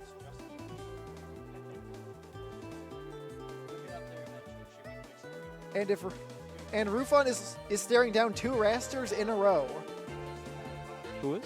Rufon. Rufon. Oh my god, yeah. That's rough. And Hayes is staring down Jason into Ty. Oh, Ty is kind of a demon for Hayes, right? Yeah. Fun. And Hayes was eliminated by Subject earlier, so this could be a double force bracket. We'll have to see. I mean, obviously, everyone knows I'm a huge Hayes fan, so I hope she does well there. Yeah. And then But yeah, the fact that Ty and Hayes have to fight for 9th is super rough. yeah, it is rough. All right, Mystery Soul versus one Outcast. 2 players who I have been seeing go at it for a long, long, long time. I mean, Mr. Soul is probably one of the first Rivals players I met. Number 1 in Washington right now. I think pretty much uncontested ever since Zaps left for California. One Outcast hailing from Canada. The most British of Columbias. The most British of Columbias. Excellent Crag player. One of these players who I always describe as having a quality that they could beat anyone. I feel like there's a few players that have that quality, and Outcast is very much one of them. He's got a very good mentality. He needs to be going Crag. Crags typically like this matchup a lot. Yeah. Still can kind of struggle to kill Crag sometimes. Oh yeah, yeah. Sylph can struggle against like some of these heavier characters like Crag, especially since Crag I mean, you can edge guard Crag, but it's definitely tricky with Pillar, and that's gonna be a very unfortunate. That's very unfortunate. Outcast will take that for a little bit of a DI cheese.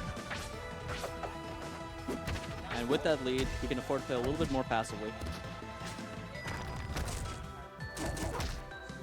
Okay.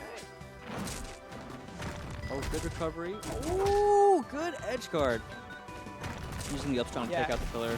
Oh my God, that was he kind of forcing him to go low because of how well he was covering high pillars with up smash, and then just absolutely getting him with the piercing bear. Oh, great parry on the Howl. We're gonna get the edge guard. Trying to use that rock to make Soul's life difficult, but Soul's recovery excellent as always. Soul has so many mix-ups at hanging out around the lip. Like that. Look at that drift back right there. Into finding the opening yourself.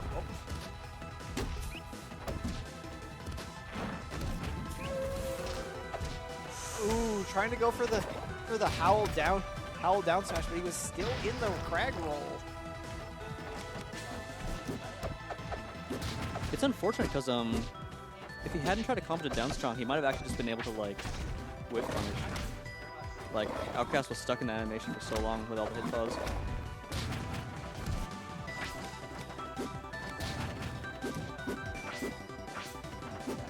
Outcast in the corner, but Soul playing very respectfully. Yeah. Respectfully. I like that. Now, I mean, you're Sylph. You can play like a farther away game. You have the disjoint. Kind of just biding his time, waiting to see where he can find like a way to kill. Like that. Ooh, and the pillar was on the wrong side for Outcast there. Great awareness from Soul. All right, this is the kind of situation that Soul gets into all the time, where he'll just hit a 0 death. Like Soul just hits 0 deaths in these kinds of situations all the time. That's true. Oh. Misses that kill, but he's Soul's. Oh yeah. my God! Great finish from Outcast, taking that first game. Like, let's be clear, if Outcast wins the set, it's an upset. It's very solidly an upset. Oh, it's very much an upset.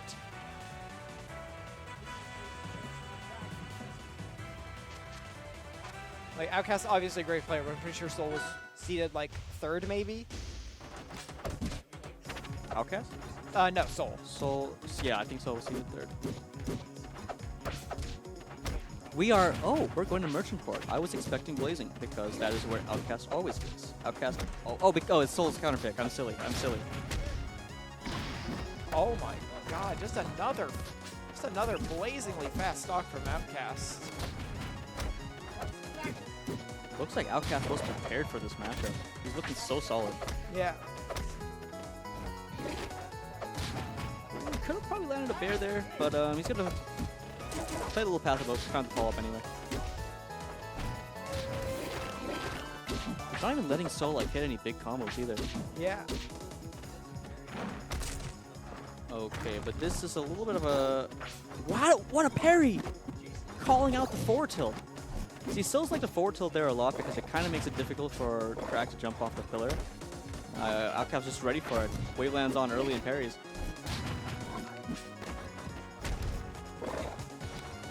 That's not where you want the Charlotte to go. Oh, what? I've never seen that kill. That's not true, but I've almost never seen that kill. That's crazy. There's been like, he also got one of those. He also got like, no, at least one of those in doubles. Wait, really? That's sick. That's super Yeah. sick. Outcast has been practicing against Plushie's Sylve? Interesting. I didn't even know Plushie had a Sylve. Like, Plushie mained Crag before Hordon came out, Yeah, right? I think so. I guess maybe she just has like a competent, maybe just like that kind of experience gives her like a competent like idea of heavies, even if it's not like a super refined. Yeah, if you're a top player who's, you know, who has experience Oh, across there all the it is. matchups, you probably have And there it is. There it is. Oh, okay, Soul gonna hit a big combo. I swear that Mystery Soul does this thing where last stock, he just like gains faster reactions.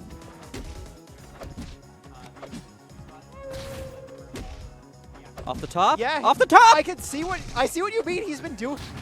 He has basically been in advantage state the entire stock. Oh, he's going for it. And is that gonna kill? Not quite! Craig doesn't die! I mean, you say what you will Ooh, about. wait! This could be it! Oh! This could be it! Oh, he's Oh going for my God, something! just- Oh my god! Okay, we're gonna get some forward tilts coming out. Oh, he went for the parry again. Sylve. That's Oh my gonna god! be it. Soul was in advantage state from like 0 to 160%. He's so good, dude. This is so good! He's unbelievable. But dude, I thought Outcast was gonna get that final fair there. That Dude, was I so thought close. for That was sure. so close.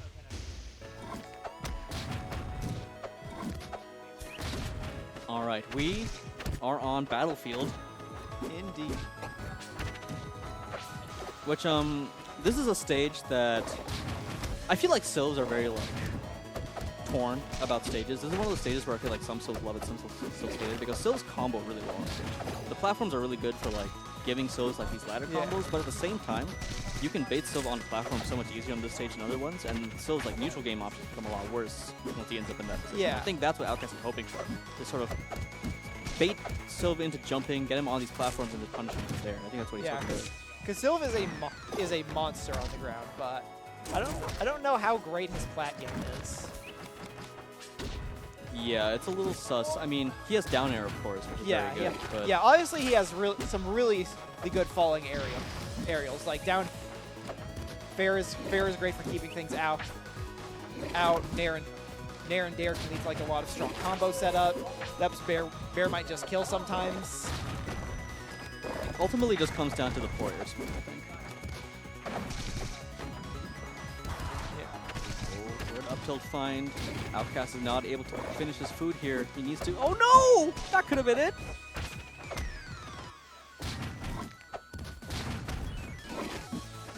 Oh, look. Yeah.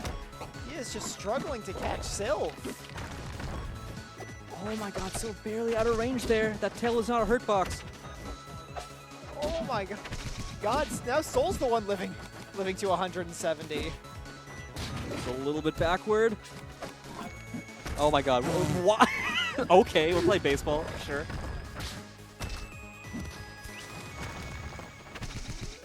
Oh, he's going for a drag down from up there. That's a little too greedy. I don't know if that was necessarily supposed to be like a drag. If he was going for a drag down, I think he was just going for like a timing mix-up because he thought he might try to like do something in response to like a fair. Because I feel like fair was pretty obvious. He was trying to like mix up the hitbox or like timing. I can see that. That makes sense. Dude, Soul's just not approaching. I mean, he's got the stock lead. Soul is playing the way that people used to play against Ice Climbers.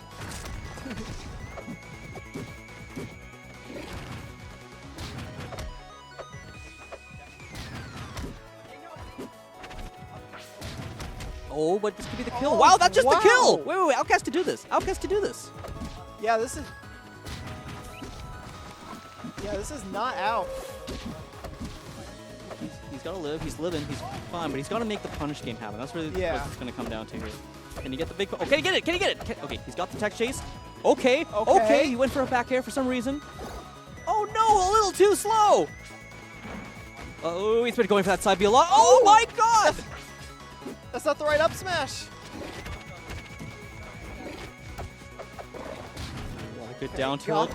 Got Sylvan Edgeguard in an edge guarding position. Oh, what the falling there? Is it going to convert? Wait. Will it? This is so close! Oh! The stage is so tall. The Nair's not going to send him anywhere. Oh my God! None of these moves send anyone anywhere! Oh! He rolled in time! Off the top! Oh my God! What an insane... That was insane. Holy crap, dude. Wow. Okay, Mr. Soul is up 2-1. I think my heart rate increased. I can't believe what I'm watching. Oh, back to this stage. Please, I'm gonna have a heart attack. I am a little bit surprised about back to the stage, but okay, we're doing it. I mean, if you think about it, Outcast was extremely close. It was just like 1 or 2 flubbed kills near the end. Yeah, I guess maybe my mindset is back, because the way I was thinking about it was, wow, my opponent kept it that close. Oh, man, you know how to make a read?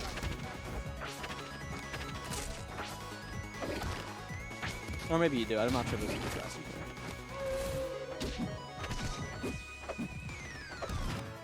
Whoa, that was some slick movement.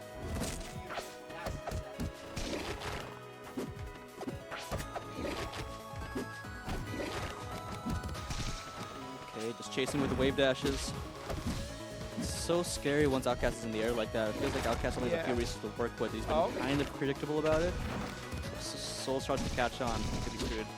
Off the top, okay. Oh my God. Soul is so good at hitting those fair up airs. Airs up percents like that.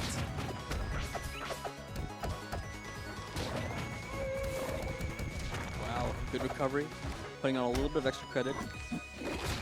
Outcast might get this kill real quick. What a catch.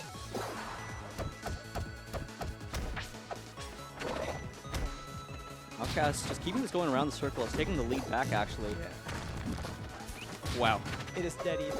Oh, great parry on the Howl.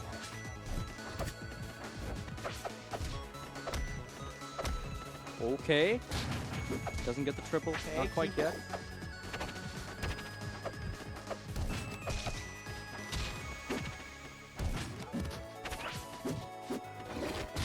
Okay. All right. All right. Sylv going for some blenders.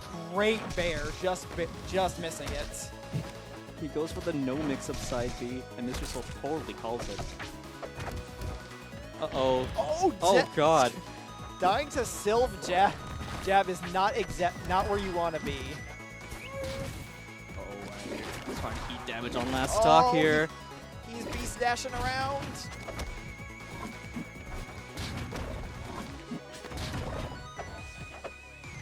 Wow, Mystery Soul just avoiding all of those hitboxes that Outcast is throwing out. But Outcast finally brings the last stock. Is this going to be the set, or are we going to game 5?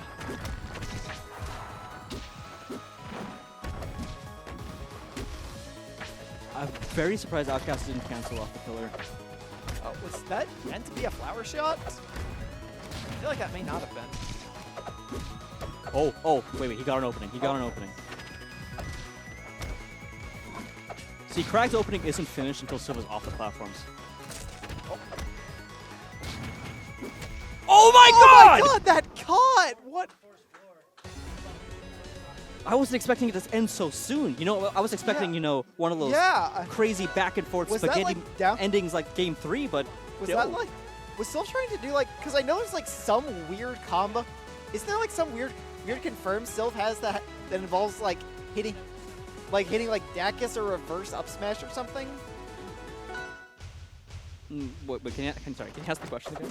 It's like, so Soul went for like an up smash the other way.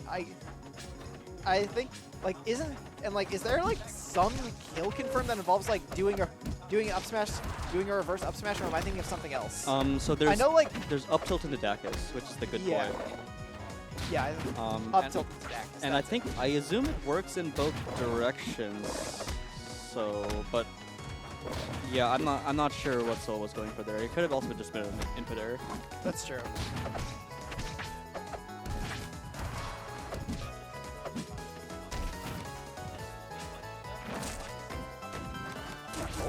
Catching the landing. Crag living. Are we surprised that so I'm pretty sure Outcast could have disallowed this on DSR grounds. Are we surprised that he's letting this happen? I don't know. This seems like a fine stage for both of them. Like, we might have to ask because like I saw them consider it. You saw like the pause to hold kind of show up, and they both kind of stopped. Ah, okay, yeah, you're So right. maybe they like talked about it, and they're just like, who cares? Oh my God! What a reversal! Oh my god, that pillar doesn't confirm! Just mashing tear out of that up B, that's so unfortunate. We're gonna get the kill off the top. Oh, it could have been an up air, probably. Down tilt at 178. Dude, this isn't the same Mr. Soul. This is Game 5 Mr. Soul. That's true. Like, we talked about last stock Mr. Soul, but this is Game 5 Mr. Soul. And when you Like- think about it, Game 5 is just 3 last stocks. So true. See, the last couple games, we saw Outcast lose the first stock, but only take like 20% of extra credit. Yeah. But this is 140% of extra credit, dude.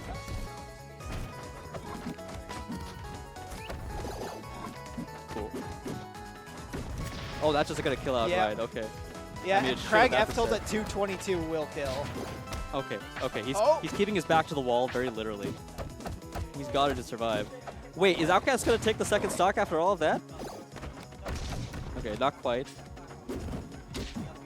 Ooh, Yeah, that's that's gotta be. Yeah, that's 100% it. all right. Outcast is on winner stock. Soul's looking to make this happen as fast as possible. Clean beast boost. I respect just kind of walking away from it. Naked with the up B. Outcast has to play super perfect. Uh-oh, uh-oh. Yeah. Oh my god! I was about to say the biggest thing is just that he has to stop himself from like getting just in a massive Sylph blender there, and it looks like he's only escaped. And it looks like he's escaped with like 80, which honestly against Mystery Soul, that's like as good as you can hope for sometimes. Yeah. Oh wait, this is What a- doable. This is doable. So like This 80. is The thing is like 80 is not kill percent. Yeah, like, kill percent is like a very ill-defined Yeah, thing in 80 this matchup. Yeah, 80 can be. Yeah, he could still legitimately live to like 100, and like Soul. We've seen Soul get like massive blenders, but like his blender. Oh, all the way across again! Oh my god. Oh, that's gonna the kill! jump What a in way to win the set! The Soul standing up. I cannot believe he won that way. That was an incredible set. Holy. And that's our winner's side top Yeah. 16, folks. That's how we're gonna break into top 8 Yeah. with that set. That was insane. I wanted it to be a little closer at the end. I will admit, but really amazing play from both of them. Yeah, Soul no, clutching it. incredible like adaptation from both. So do we have more sets before top 8? We might end up. I think we're probably going to end up doing losers into top 6. The losers into top 8. Let me check on my phone here.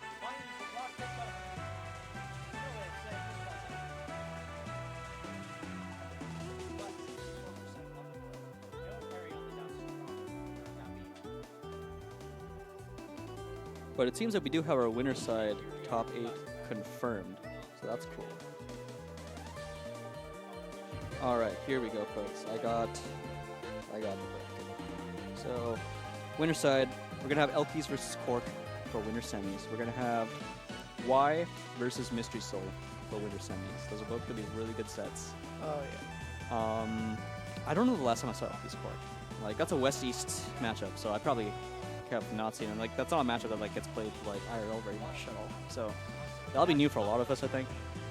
Y Soul we've seen a lot more of. That's gone back and forth over the years. I think Soul's probably like a bit advantage, but like, I mean, every set's a new set. Like we'll see what Y's bring to the table this time.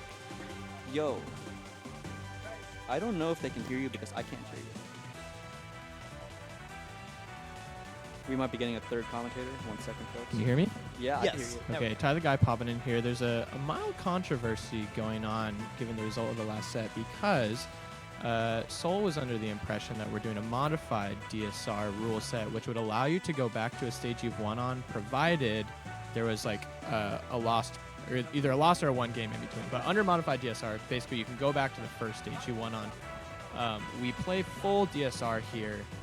And so Jarek is talking it over with them right now to figure out if they did a gentleman's agreement that they were going to play on merchant support or if they need to replay the game. So it is possible that we could be replaying Mystery Soul versus Outcast Game 5 again. So if you see them back on the screen, that's the reason why. Okay. I mean, look, this is your guys' tournament, it's Jarek's tournament, not mine. But I feel like if Outcast knew the rule set, then it was on Outcast to like declare it at the start of Game 5. Question for you, Pride, because it's not stating in the RCS rule set. The question is, do we have full DSR or just NDSR? Full DSR. Full DSR? Full DSR. Okay, looks like we got to have him run that last game back. Unless, well, as As they were playing, if Outcast was under the impression it was MDSR, you should rerun the game. no, they weren't. As they were playing, what came up was Outcast's turn, or Mystery Soul's turn is like, no, Outcast said you already win here. Mystery Soul said, no, it's MDSR, right? He said, I don't know. Oh, that's really borderline. That's yeah, really. and I would that's like- replay it. I would replay it. Yeah, I Okay. think so. Which is really distressing to say out loud, but yeah, I would replay it. Yeah. Yeah, because I looked over at them directly and I saw Outcast turn and say, didn't you win here already? And then Soul said, like, I won another game since my first Merchant Port win. So I saw that. I saw that they like almost paused and like were kind of talking to each other. I kind of assumed there was just like, oh wait, is this happening? And then they just kind of like, I kind of just assumed it was like a gentleman's. Yeah, Outcast technically called DSR, but like both players mistakenly agreed to it being an MDSR rule set. I would say that should be replayed because that was a decision that was made incorrectly under like a misunderstood rule set. I don't know. It's definitely like very awkward because like the players are like expected to know the rules, right? Like there's an expectation players know the rule set. So like it's a very borderline situation. I could like see a TO calling it either way, but yeah, and I see Anti talking about some rules about that. I am pretty sure it was before 40% that Outcast looked over at Soul and said, "You already won Yeah, here." I And think so it was like I do think that qualifies. You have until 4. All right. I think that. Anti told us. Yeah, I think Okay. that Outcast did that. And honestly, I think that this is the right call. The reason why we're in this situation, so I was sitting in the front row of the spectators section with Jarek, and I looked over, I saw the interaction, then I looked at Jarek, because everyone was saying, like, oh, didn't Soul win here? And I said, Jarek, I think that you should go over, but the game was already going, and so that's just like a hard spot. That was kind of Jarek's call. Do I go interrupt in the middle of the game and interrupt something that may have been a gentleman's agreement, or do I go make sure? And that's just, what do you choose? I would say never interrupt. I would say never interrupt. I Yeah, mean, like that's what he obviously, did. like on rare occasion, you'll have sad stuff like this, but like most of the time, the players are expected to know what the rule set is, and if the players don't call DSR, it is what it is. That, in my mind, is like what the default for how Rivals should be played is, and how I run tournaments anyway. Okay, Obviously what everyone- is actually happening now? I'm getting different responses. Anti making a very good point, You're chat. the TO. Why are you asking us? Well, Anti knows the rules as well as another TO, so I'm kind of getting. Anti is saying it's good. It is kosher. So it is reasonable. Anta says IMO should be replayed. I think this is a reason. Okay, thank you.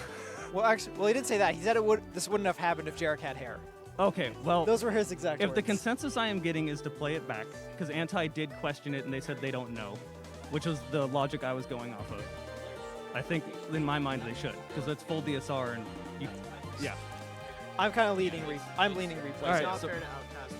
Mystery Soul would get. Yeah, It's- you're right. So I'm gonna let them replay it. It's kind of not fair to both players. Like, And this also, is I'm not, gonna this is not a stop. one-sided unfairness. I'm gonna here. get stream going again, and we're gonna play. Okay, I vote for replay. Yeah, I think It's a sad situation, but I would vote for replay. There is some solace in the fact that this is winner's bracket, so even that's if the true. result were to flip, like Mystery Stole would still have the full losers bracket to go do some damage. So I agree with you, really unfortunate, but I do think this is the right call. We're trying to do right by the rule set that we have prescribed for the players. So, Bet. but yeah, thank you guys. I'm gonna hop back off. Yeah, thanks for coming on here and Thank you. clarifying things. yeah. Thanks for helping clarify all this. Yeah, folks in chat, thanks for your understanding of Yeah. all this. It's a really awkward situation. Like nine times out of 10, something like this happens, you don't replay it, right? 99 out of 100 times something like this happens, you don't replay it. Even here, I'm like a little bit on Yeah. the fence, just because like it's I think they're I think responsible for it's knowing the rules, but I think so, but I think it's still like if someone called it out and then if someone saw the right rules, then called it out. I'd just like to again thank you, chat and Anti, for helping. This is a case where it's a little iffy in the RSS rule set, so you don't really know because it doesn't fully state. But I was under the impression full DSR was the way to go anyway. full DSR is after the rule set, yeah. There's one hypothetical we could talk about that I think makes things a little clearer, which is what happens if that wasn't Merchant Port, it was like a random stage, but Outcast mistakenly called DSR at the start. What do you do in that situation? Do you replay that game, like, or do you keep going from there? Like, what do you do? 'Cause I'd say keep going because like if he thought it was DSR, because like at the end of the day, no. At the end, because like in that scenario, at the end of the day, there was still nothing broken. Mystery Soul just still won. Mystery Soul still won, but through. But you're interrupting the flow of the match because Rivals doesn't have DSR built in, essentially. Actually, you know what? That's really the thing. Okay, here's the thing. Okay, I'm coming at this from an online mindset. Offline, you guys should like talk about this before clicking on the stage. Like online, like this stuff happens, but like offline, you guys should just like Yeah, hit the X on the stage, not the screen. that's This true. should actually does not happen offline. What are you guys doing?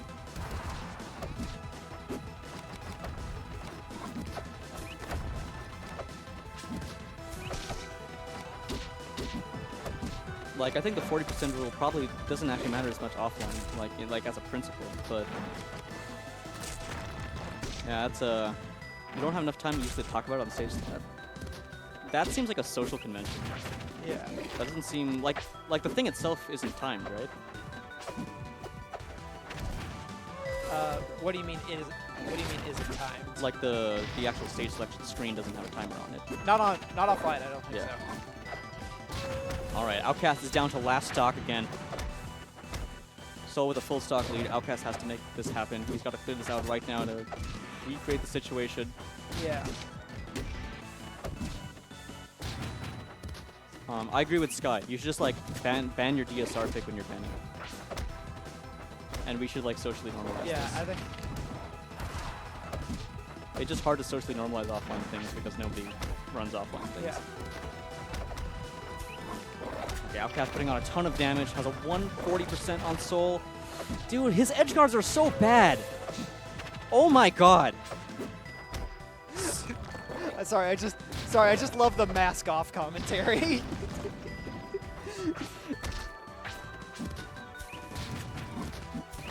It's frustrating, okay? I can kind of, yeah, no, I He's can kinda not see where dealing with you're the coming flowers, from. that he's just going for a hard read on the grass, and he's getting bitten, and he's just doing everything he shouldn't versus the recovery. It's pissing me off. I mean, peeving me off. It's really grinding my gears. It's really great.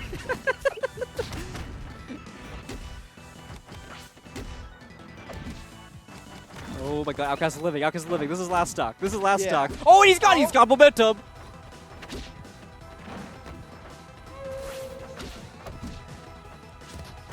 Is Mr. Soul gonna win this 4-2? Oh my god! Oh, off his own pillar! The pillar was there. Wait. People yelling in the background. Jesus Christ. Oh my god, the no. spike's connecting. That up B acting like a Shoryuken! No chop. Ooh. Like, Off the top? Not quite, not, Not quite! quite. Nobody wants to die! Oh my god. Holy crap! Why did you parry? It didn't matter! Why did you parry again? Oh my lord. Oh! Oh.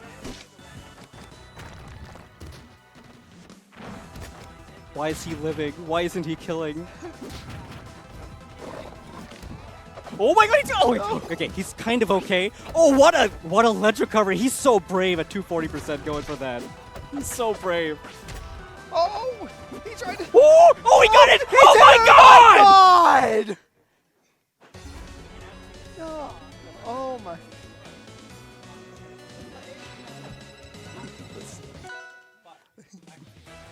Ladies and gentlemen, where were you for the CREST 2 incident?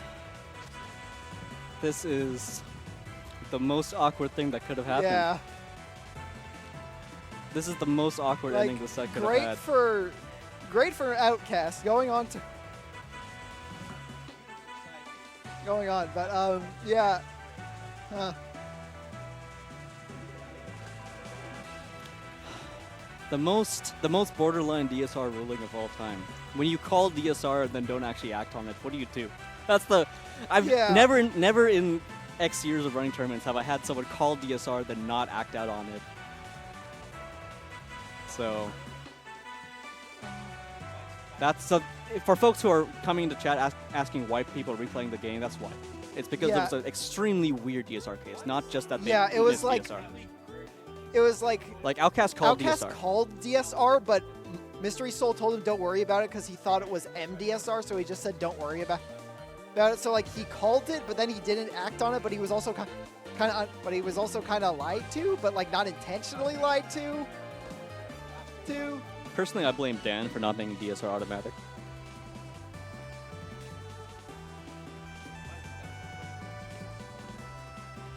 That's the 130 IQ take here, I think. Yeah. Dan, please put DSR in your game. When you really think about it, this is all Dan's love you, fault, Dan. actually. Actually, Trevor, Dan doesn't work on the game, I don't think.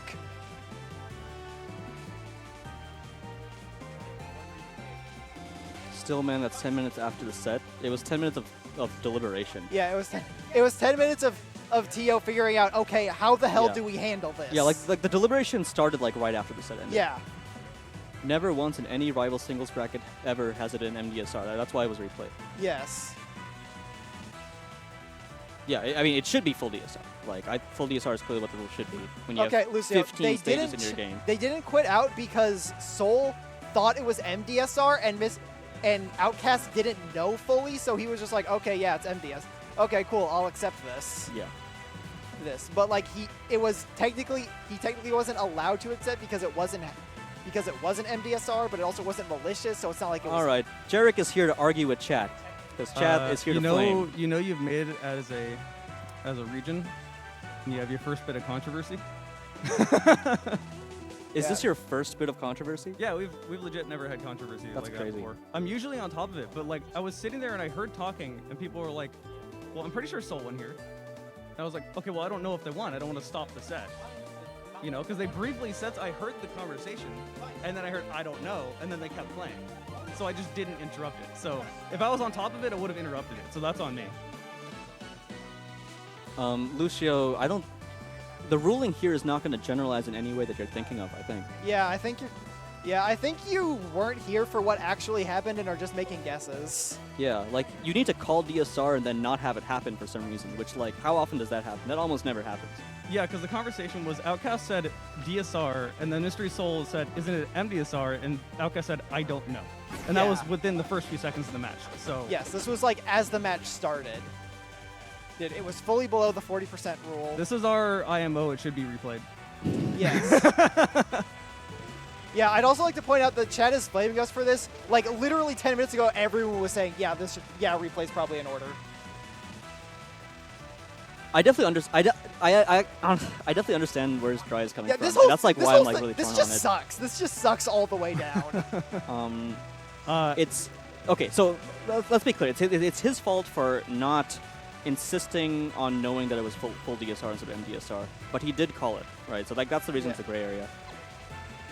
But I do agree that players should be responsible for knowing the rule set. Very, very awkward situation. But yeah, now we have a different set. And this one is also unfortunate. Is this doubles? What's going on? Doubles? There's 4 things on the screen. Oh, they might have controller issues. Ty will figure it out. Ty's just getting his headset in order. So this is Ty versus Hayes. This is a regular grand finals in PDX. And due to an upset where a subject beat Hayes, now Hayes has to play Ty, and Hayes has never beat Ty. Yeah. So that's super unfortunate. This is going to be hard. I mean, Hayes with a loss to a Forsberg. You were cheering for Outcast, which just kind of says. I would just like to say, Mystery Soul is my Seattle buddy. He drives down to Portland and stays at my house. Yeah. So if I'm having bias, it wouldn't be Outcast. Yes. What Jarek is trying to say is that he hates Canadians. Yes, especially Fox. Especially. As he TO'd. I agree that if Outcast has won, it should not have been replayed because no one would have had to call DSR. Yeah. Like Outcast had the right to allow a gentleman's merchant, right? Yeah. So like it wouldn't have been replayed if Outcast had won. IMO. Yeah, I think there's definitely Also, a difference most- between like gentlemen to a stage that was on DSR and going to a stage that was technically banned by DSR because they didn't know what AZ Rivals of Aether with the most pragmatic Teo brain post ever. Well, whatever. The ruling has been made. Move on. I love it. That's true. I got wording from everyone and said, I'll go this way though. Because I got people yelling at me from both sides, so you got to make a choice and you got to get the tournament going. Yeah. Yeah. But yeah, it happens. You go. So, Hayes is playing Claren. Hayes played Maple against Jason Zerano, and I thought Hayes was warming up the Maple to play against Forsberg, because Hayes does not like Forsberg. Hayes really doesn't like Forsberg, and Hayes lost to Subjects Forsberg. But Maples also don't like Forsberg. Yeah, I don't know what you're gonna do here. So, I think what happens is that you got seeded into your local bracket team and into 4 top 8, and you just have to deal with it. I actually seeded them not to play, and then Hayes got well, upset. yes, so but then tragedy struck. yeah. Anti, you can go back to a stage you won on if your opponent lets you. All right, I'll let you guys commentate. All right. Thank you. All right, here we go on Forest Floor. I obviously have huge Hayes bias going into this. But no bias. Yeah, I don't really have a bias because I'm from PDX. I've known both these people for like probably 5 years at this point. Ty maybe closer to like 4, but yeah. It is worth mentioning that if Hayes does make the upset here, this will be the second time Ty has just missed out on a medal at CREST. Where did Hayes go? I just don't know. I just can't know.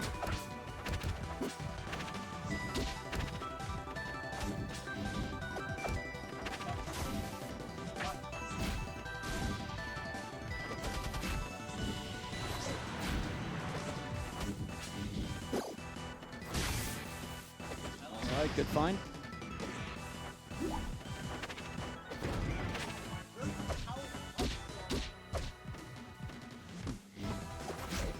In terms of the discussion happening in chat, I think gentlemen's agreements should be respected. Yeah. And so, we need to have rules. I that mean, allow I players think, to make yeah, agreements. gentlemen agreeing to like a DSR stage is fine, but I don't think a gentleman agreement really applies when you're agreeing to it with incorrect information. Right. So this was a gentleman's agreement under false pretense. Yes. Like, what is the ruling when you have a gentleman's agreement under false pretense? Yes. That's what makes it weird. Yeah, it's like, would Outcast have like let this agree to this if he knew it was full DSR? And we just don't know.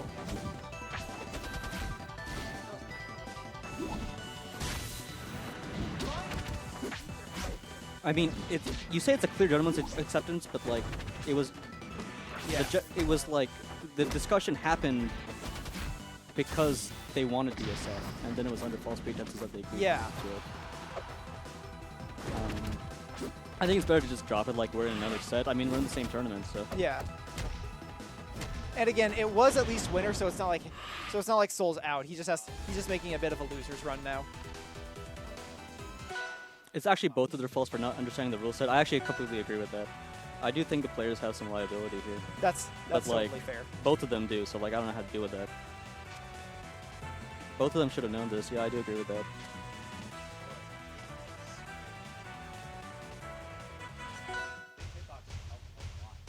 All right, we're going to triple.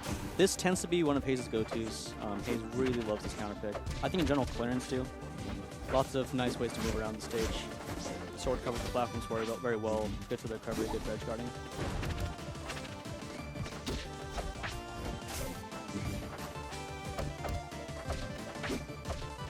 All right. So Ty took game one. It was actually pretty close. It was final stock on both ends, and Hayes is making a pretty. Hayes got a bit of a, or not, no, but playing quite solid. I'm just gonna poke Forsburn out. Yeah. Keep that space. 'Cause that's what you want to do. You got the longer sword. You just want to play Yeah. that sword distance. Kind of what, yeah, I can see kind of what I noticed when Hayes was playing Subject is that both of these characters kind of want to play that like spacing game, using their like long disjointed swords to like keep each other out. And while Claren has a bit of an advantage in the fact that her sword's bigger, so she can just physically space more. I think what we saw against Subject was that Forsburn was just able to get more off of each win, which I think overall is the bigger advantage. Good kill there, evening up the game. But Hayes gonna get a little bit of extra credit here. Or not extra credit, but just this initiative on the stock. Hopefully try to push it all the way. Backing up all the way into the corner and winning neutral once again. Nicely done. Oh, very clean advantage state from Hayes.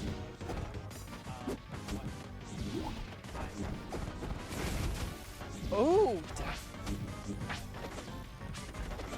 down B on the clone showing up. Ooh.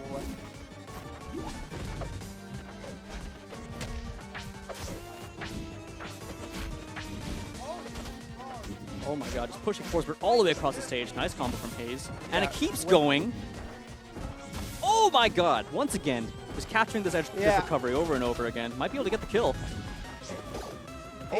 Hayes not making too big a combo, but just doing such a good job keeping Ty out of being able to reset neutral. And a 2-stock game too. Wow.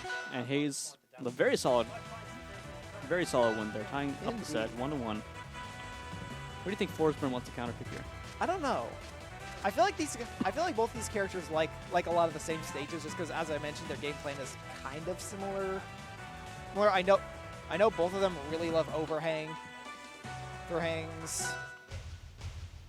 What kind of Yeah, rock wall? I And feel you kind of saw that that was Troutball, and I believe that is Hayes' favorite stage.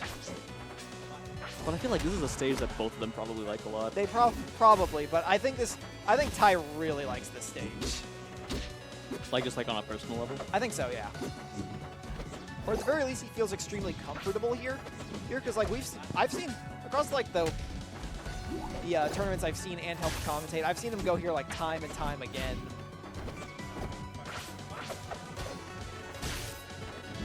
Hayes playing neutral really, really well. Hanging out in the center here. Oh, but just getting called out by that dash attack. Ultimately, Ty is just getting way more damage off these openings. Hopefully, Hayes is able to even that up. Oh, like right here? Oh, missing that up air.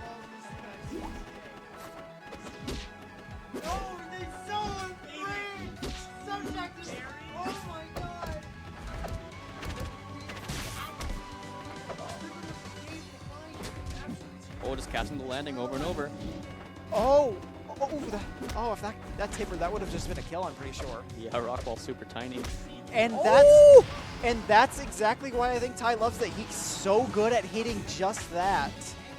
He's so good at controlling the stage from the platforms and converting them into kills.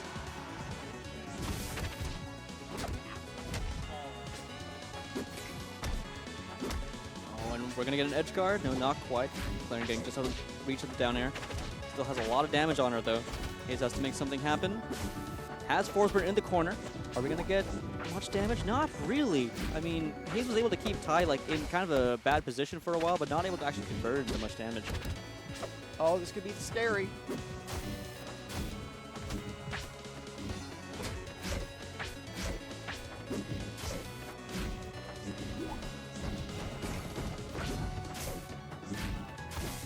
Ooh, very, very good.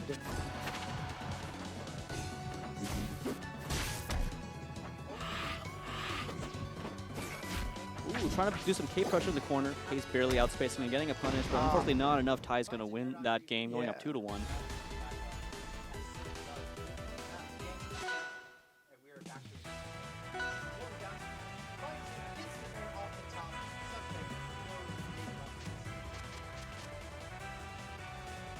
Okay, Hayes' counter pick. Spirit Tree? Okay, Spirit Tree's getting banned. Yeah, you're going to ban Spirit Tree versus Claren every time. I think pretty much regardless of the matchup. You can be as good a Force Burn as you want. You are not taking Claren to Spirit Tree. I like the idea of Tower here. I don't know how you feel. Tower? Oh, okay. I kind of dig this one actually. Both get like a really, both kind of get like a lot of off of like plat drops, and I think the biggest, yeah. I love it when two characters have their backs turned to each other and jab. Perfect spacing. I'm sorry, go on. Yeah, I was just kind of saying like, again, it just seems like very tricky to counterpick in this, just because these characters both seem to get a lot off of kind of the same things, especially now that you've already won on Trout Bowl, which is both one of Claren's best stages and Hayes' best stage. But yeah, Ty gonna take it extremely quick.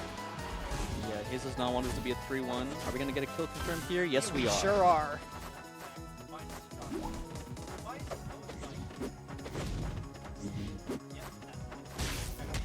Ooh, they're swinging, they're whiffing. Oh, but Hayes has finally gotten a good, clean opening here.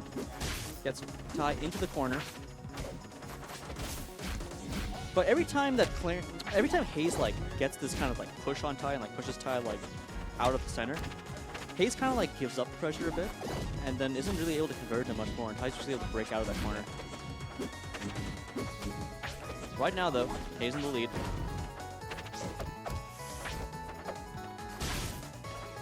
Oh, is that not going to convert quite? Hayes going for a lot of these turn-away side keys. They're not quite working, but they're safe enough that she's not really getting punished. Yeah. Yeah, they're not exactly killing, but she's kind of good at like reading approaches, so like it's at least batting Force Burn away. Oh! If she had turned around for that up strong. Worked? Or would that have been too slow? Oh, down strong might have worked. I guess it kind of depends on the way it plays, because I don't know like I don't know the frame data on like which half. Oh yeah, I'm not sure. Yeah.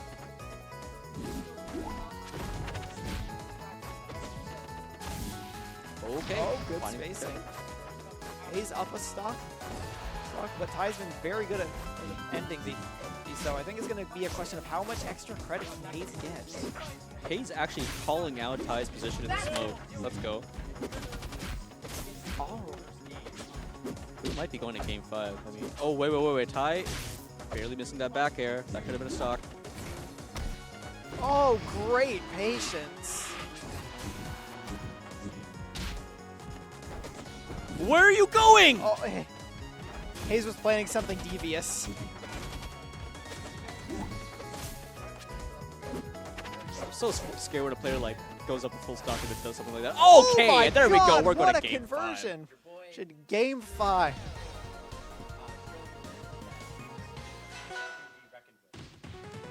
All right, here we go. Ty's counter pick. Is this it? Is this maybe Hayes' first time finally defeating Ty, just realized? the guy? This is like a shockingly similar aspect to what happened at CREST 1, where it was AZ cards versus Ty the guy. Ty the guy for 7th. And, or like the loser got out at 9th. And this was like, CREST 1 was like Ty's first like big break. Like we knew he was good like one of the better players, but like I think that was like one of the first times he like beat AZ in brackets. Oh, okay. Word. Yeah.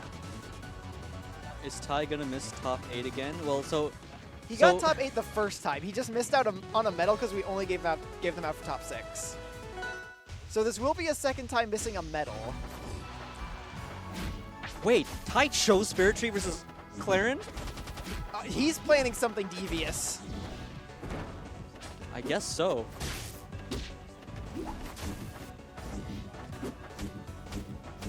Yeah, that's the type of decision that definitely makes me question everything I understand about this game. I guess the mind just goes to crazy places when you're game 5 against someone you've played probably hundreds of times. I guess Oh, so. my god, what a conversion! Holy. Okay, Hayes has to be careful, and Ty can afford to be a bit more passive, but he's choosing not to. He's just getting in there. It's like, I think he just wants this to be over. He just does not want Hayes to get an opportunity to bring this back. But I feel like that's not how it actually works, right? I mean, like, yeah, I don't think that's how it works either. But I think that's just might be what's going through their head. Just psychologically. He might just be getting a little antsy in his pantsy. That was pretty antsy recovery. Yeah. Now got Hayes in the edge guard, but those. Oh no! Barely missing it. This is Ty's This is a wild game. Wait, but Hayes gets extra credit. Hayes might be able to get the kill. Hayes. Ooh, that was a little slow, but okay. Uh-oh. Alright, only 10%. I don't agree with trying to parry the clone. I don't know. It seems a little high risk. Oh. Uh-oh. Not able to get the conversion that she needs. I wonder if these runoff nairs are supposed to be something else, like maybe just a dash attack to like cover a lot of options. Just pulling the up smash out of that scuffle. All right. Hayes, this is your chance. This is your chance. Oh. This is so tense, dude. Hayes going. Oh my god, this is your opportunity. Ty getting the hit. Ty looking to get the edge guard. Oh! I love Hayes Ty, going but he can get flustered in times like this. Ty not mashing parry. And Hayes. Meanwhile, Hayes is keeping it together shockingly well. Yeah, oh my god, the random side beat. Oh my god. Oh my god! God! Not Ty's yet. still living. Oh, is this it? Oh, That was a jab check. down. She's living! She's living! She's still alive. Oh my god. Oh. That clone does no knockback. Oh, look at that fade back. Oh, and that's and a the set. fade. Ty takes it. Oh my. That was a roller coaster. My heart Oh my is god. in pain. That is so heartbreaking for Hayes, but such a. Also, it feels like cosmically right that Game 5 of the top 2 players in PDX involved both players SDing once. Yeah. Yeah, it does. Yeah. Oh, here's Mystery Soul for his top 8 qualifier. I feel bad just saying it out loud. Like this, I feel like a little puke in my throat to say that out loud. I haven't I haven't stopped thinking about this this ruling. I'm going back and forth on whether I think This truly is going to be. I said it almost as a joke, but this truly is going to be the CREST 2 incident. It's The CREST IMO is, should be replayed. But okay, so this is the last one of the block, and after this we'll be moving to top 8. Ooh. So, the good news about that is it was winners. So Yeah. watch Mystery Soul end up going farther than Outcast anyway. Everyone seems to be like the crowd. Everyone's popping off for the games. That was really close. Yeah. Are you guys hearing me? Okay, good. All right, so I guess top 8 starting soon after this. Yo, what's up, Tech?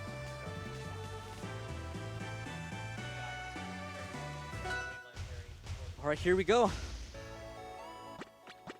Oh, they're calling DSR Game 1 right away.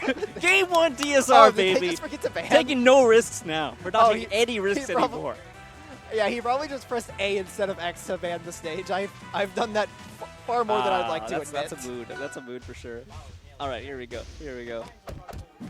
But yeah, that was a very funny thing to start off with. I straight up thought it was a reference, dude. I thought they were just referencing. So this is Stevie. This is a player who I personally have never seen play before. I have been told that Stevie is Outcast's training partner. That Yes. they're from the same region. Oh my that they lord. have similar play styles and similar skill levels. So this could be Outcast version 2 for They Soul do right now. have, yeah, I have heard similar skill levels. I feel like historically Outcast has a couple better results, but I think that might just be because he's done more. I can't. Stevie hasn't been to a lot of things. I think this might actually be the first of like the big PDX like regionals that he's been to, while his Outcasts have been to, I think, like all of them. Maybe not Bib 4. Yeah, I mean, Outcast is both a traveler and an onliner, and I think Stevie Yeah. is not either of those things to the same extent. Yeah, Outcast definitely known a lot for his line stuff. Great reversal by Soul there. Shout out to the one person in chat complaining about Soul. You, sir, are my homie. Oh, that missed? That back air missed? Oh. No shot.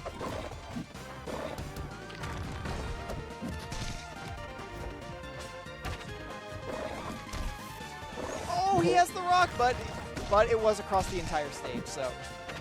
Awkward moment to pull rock, because you feel so safe, right? But that Yeah. pair just comes at you from across the out of blast zone. Good on Stevie. I hella just jump up and pop pillar there, despite the fact that will not lead to him dying in the slightest. Ooh, okay. Soul getting a full stock lead. Or over it. Oh. A little awkward, but there's that full stock lead for sure. You know, these happen sometimes. Ooh, okay. That side B coming in. Soul not ready to parry that. Soul in animation. Ah, Stevie looking to stuff that out. Good call out on the up B, but the timing was just off. Good. Oh, nice damage.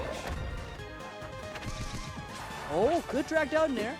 Unfortunately not linking.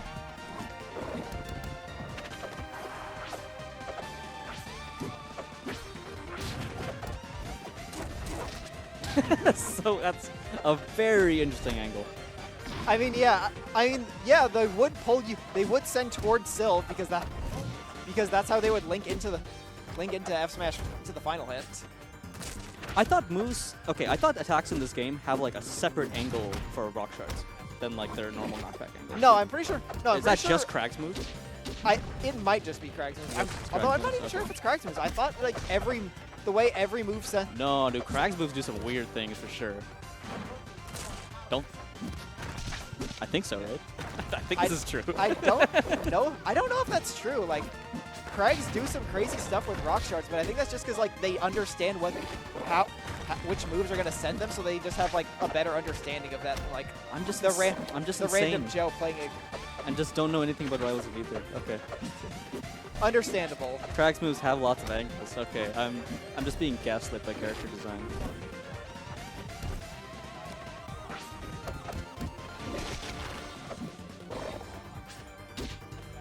It's the normal angle rounded. Okay. Oh, I see. Okay. That makes sense. Ooh, okay. Soul pulling that one back. Yeah, Stevie almost making the full comeback there. Yeah. Getting it to 140% last stock.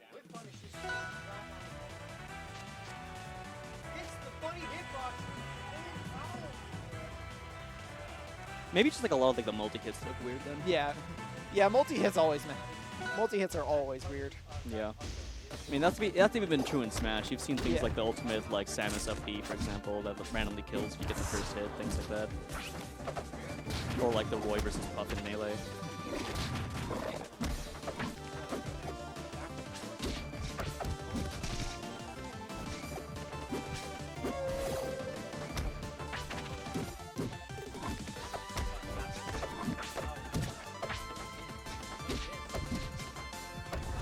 So Stevie in kind of a bad position, but I feel like overall Krags don't mind that much having to recover in this matchup.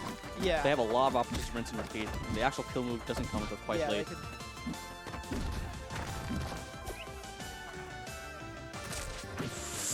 Good timing. Yeah, very good timing. And making sure you getting on stage just enough to avoid the up smash and actually punish it. Oh my god. Oh, what spacing? And making sure he's low enough to still tech too. Yeah, I thought Stevie was gonna completely miss altogether, but being in range to tech, very nice with that. Oh, and then place to punish that too. I thought he was gonna be a little too far out, but he's good. He just needs to not drop the stock. Oh, and this could be it. Okay, he's up. Stevie is up now.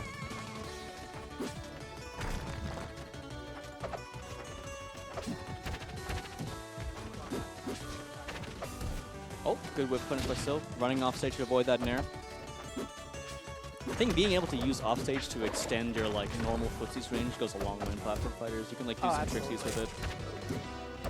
Nice empty pillar to hop over the depth smash. Oh! Oh, he tried to get cheeky. Yeah. Oh, but okay, that's gonna be the stock. 209%. Stevie left a long time for that one. Yeah. Okay, so now Mr. Soul's Yeah, gonna we're be gonna. like, Yeah, how do I get Soul's 90%? gonna. Looks like Soul's gonna need a patented Sylph blender.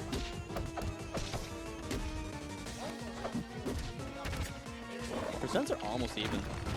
Kinda, yeah. Percents are no longer even. Yeah.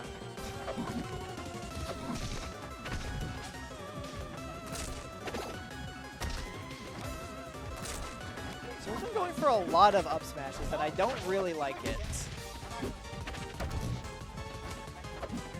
Yeah, I'm not sure how to feel about that. Ooh, Stevie approaching for the top platform, making it work. Okay, you're fine. Yeah, both Outcast and Stevie go for that ledge dash really consistently. But it seems really hard to react to. I guess with the pillars really low, you can react to it, but otherwise it seems pretty difficult. Off the top? No, not quite. Not quite. 167% is gonna be the end of the stock soon. Well, I don't know. I've seen MS be a little 250 in these situations, so. Okay. Last stock, the Tribal King is arriving.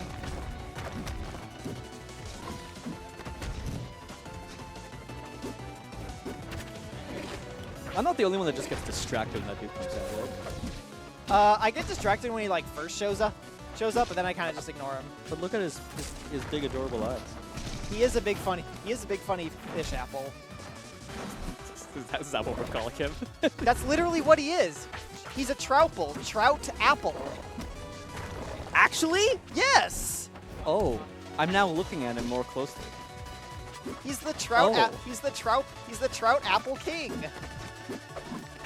Oh. Today I learned.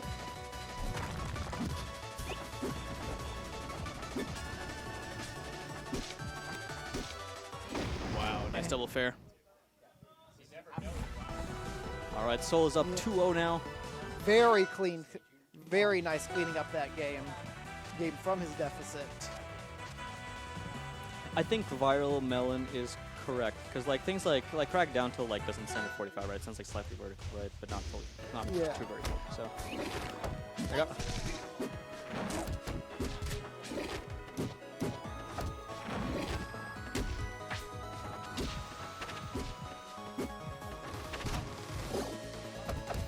Good parry from Soul.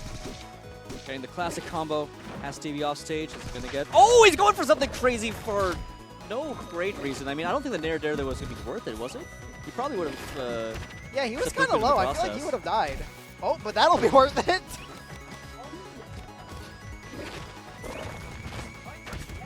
Okay. Coming down with the Nair, unfortunately not converting super hard, but okay, we might be able to get the kill here. That was a bit of a commitment on that forward air. Like, whether a move's a commitment, it's not just about the move itself, but about, like, how far out you place yourself. Right? Yeah. Like, whether you are giving yourself the luxury of, like, protecting yourself after.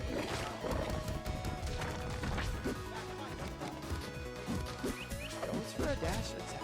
Goes for a dash attack over. I'm not sure how I feel about that. I feel like I would have liked to just set to neutral, because that just did not seem like a. Oh my god. Wow! Oh my god. You can see people. You can see folks in the crowd cams covering their faces when that happened. Yeah. 81%. That's such a. Oh jeez. This could be Stevie's last Yeah, legs here. that's the thing about Sylph. He doesn't kill until like 180, until he until he happens to hit a fair sweet spot.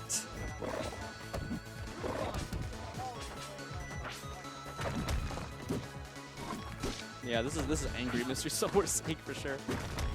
This is punished Mystery Soul.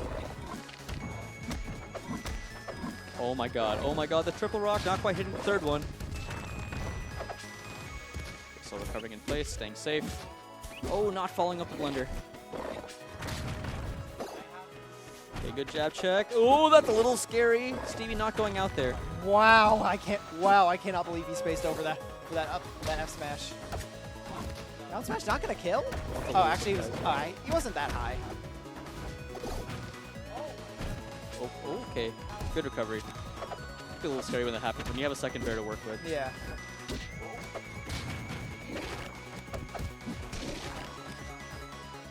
Oh, Soul's going out there, babysitting up there. Oh my god, we're narrow looping! Try to get a pillar game. Yeah. Oh, what the heck? Okay. Okay. We're down to last stock. We got the backward shards. Soul gonna try to go for the third bear pin of the.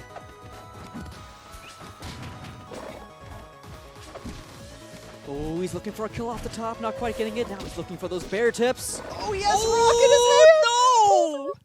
Wait, the feel when you're holding rock. Add Mystery Soul in a dominant fashion. Mystery Qualifying Soul. for Kape with a 3-0. Good games. Good games. Stevie, congrats on 9th. Yeah, yes. I believe that is going to be the last block. Like to point out that Wowl's Roofon is going Game 5 on secondary stream. Oh, wow. Our secondary stream is twitch.tv/epicgamingpdx. So once that's done, we're going to be moving straight into top 8. We got to let this last game play out. It's close. I guess I should go take a look. It's all right. good. All right. See you guys soon for top 8. See ya.